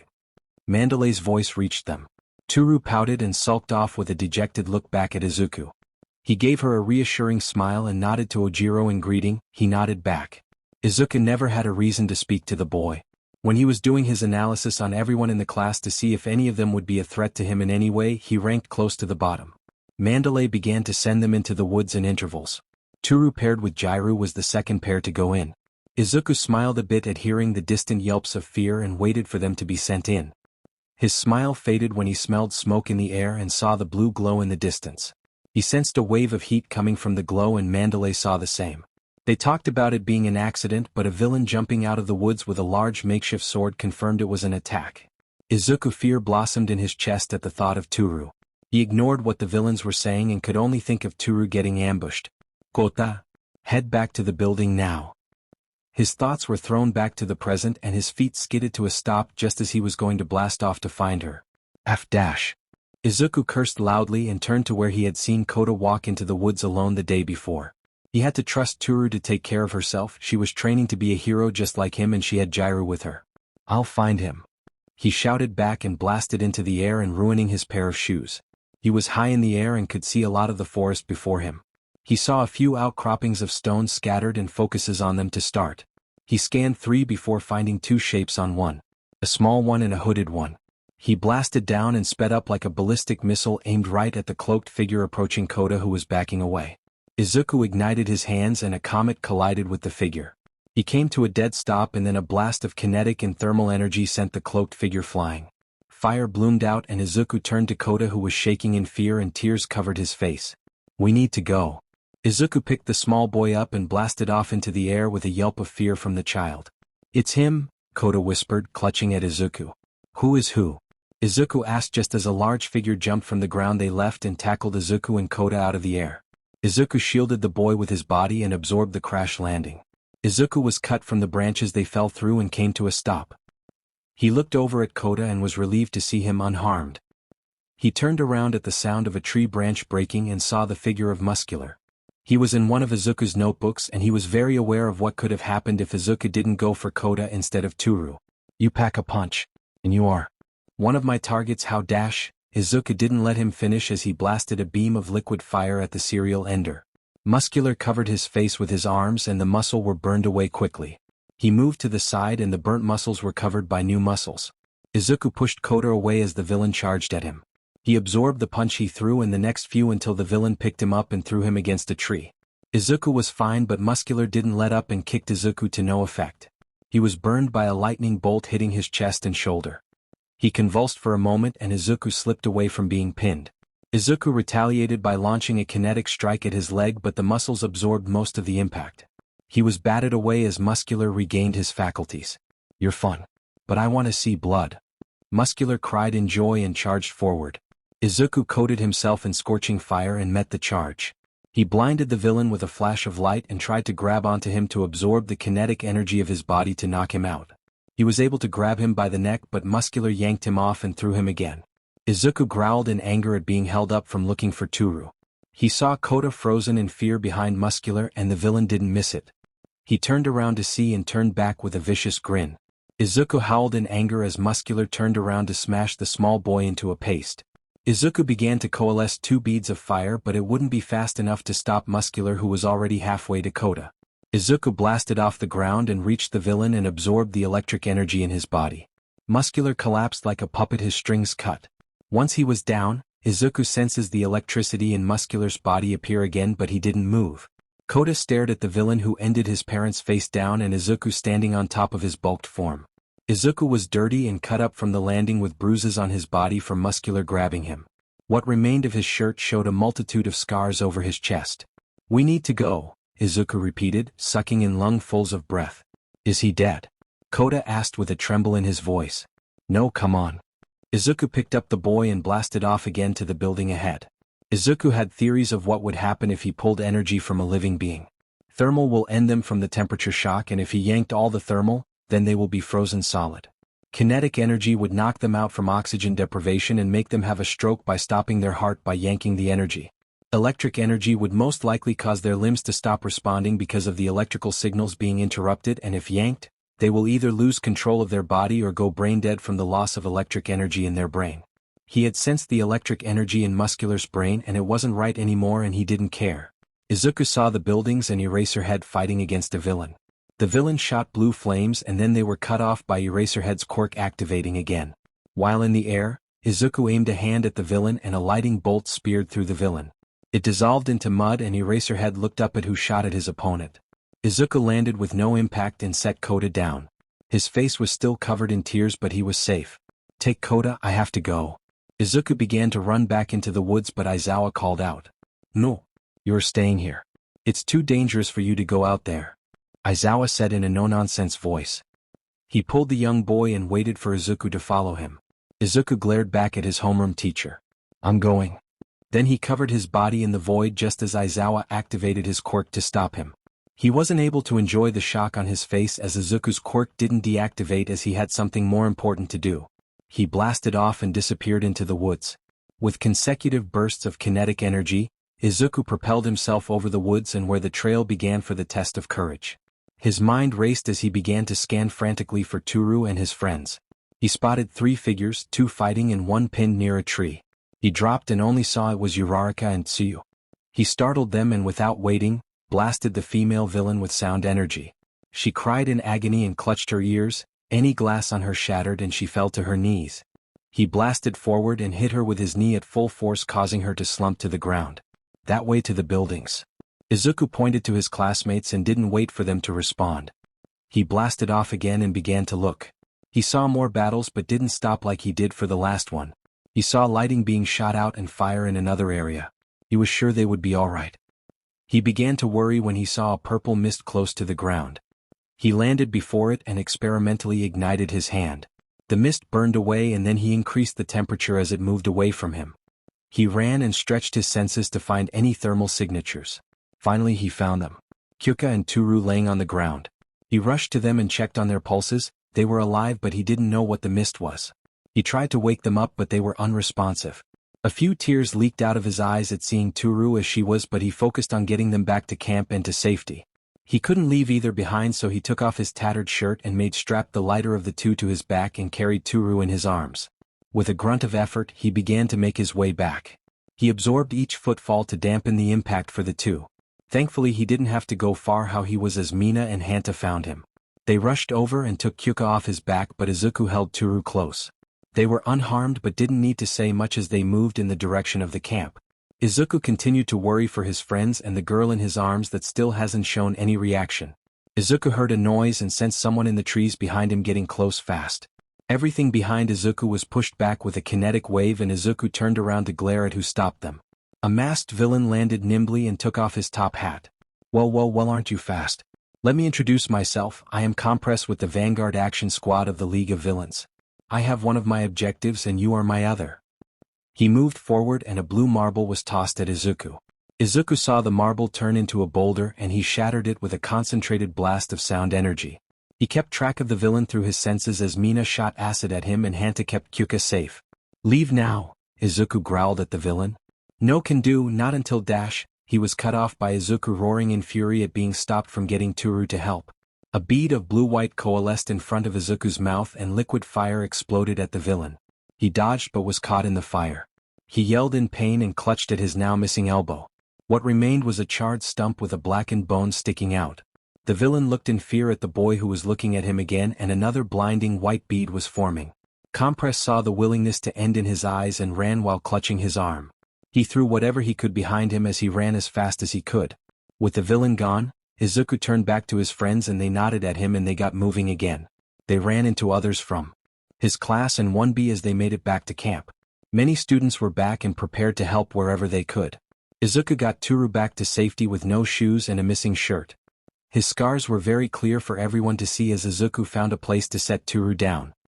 He was still frustrated at the helplessness as he looked down at Toru's unmoving form. Many other students were in a similar situation as they were unconscious. The remaining group of friends gathered around Izuku, hovering over Toru's form and Jiraiya near her. Mina held Izuku's shoulder as they couldn't do anything to help. All they could do is wait for help.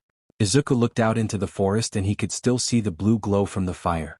He had to do something to keep his mind off of the unmoving girl, and he got up. "Izuku? Where are you going?" Mina asked worriedly. Izuku waved her concerns away and ignored the question from Aizawa again as his body was covered in the void. He blasted off and rocketed toward the fire. He focuses his anger on speeding up, and he arrived over the blazing fire. He could see police and ambulances on the road headed to the camp. He dove down to the fire and landed in the center. From above, a news helicopter began to record the fire and the scenery for the news coverage. Everyone in the helicopter focused on the forest fire as a small part was snuffed out. In the center of the snuffed-out part was a figure. There was too much smoke to see properly, but they all could see the snuffed-out section expand outwards. Like a hurricane of fire, it was all sucked into one spot. As more was pulled into the figure, more ice covered where they stood. What was left was ash as the raging fire was taken into someone in the center of the storm. When the fire department and water heroes arrived where the fire should have been, instead they found a barren frozen wasteland with nothing but ash contained in it. Not a single burned tree or shrub remained, only ash. Izuku returned to camp with more thermal energy than he could imagine, but he couldn't celebrate. He arrived just as the ambulances got to the camp and the police followed behind. He rejoined his gang of friends and Mina gave him a brief hug of relief. Denki and Hanta both had similar expressions to her. Paramedics began to run around and load the unconscious students onto the vehicles. Izuku wanted to go with Toru, but he couldn't do anything other than get in the way, so he let her and Jiraiya get loaded onto the back of an ambulance and drive off. Mina pulled Izuku to an area where medics were checking over non-critical injuries. He just now noticed how his classmates were acting. Mina caught his eyes. "Bakugo is missing. Dead or kidnapped?" "Kidnapped." Todoroki was with him, and he was sucked into a marble by a villain. "I already told Aizawa we fought the guy, or at least you did." Mina explained it. Izuku gave a hum in response. "You don't care that he's missing?" "Him? No." Izuku shook his head. She quirked the corner of her mouth up at that and leaned closer. "I don't either," she whispered. Izuku smiled for once since everything started. He just hopes Toru will be alright. He sat down in front of a paramedic and was checked over by them. They checked his head for injuries and asked questions. He could see their eyes wandering up at his chest and back where his scars lay, but they didn't ask. Once everyone was checked over, they were loaded up on the bus and headed out to the hospital to get healed and get reports given out. He was given a shirt and sandals by Yaoruzo and he thanked her for her thoughtfulness. Everyone charged at Izuku's team and theirs charged back. Izuku released a large amount of light energy into Toru. Okay, sadly the chapter is over. And if you enjoyed the video, just leave a like and subscribe with post notification, so when the next chapter is ready, you will be notified. Okay, see you in the next video. Bye.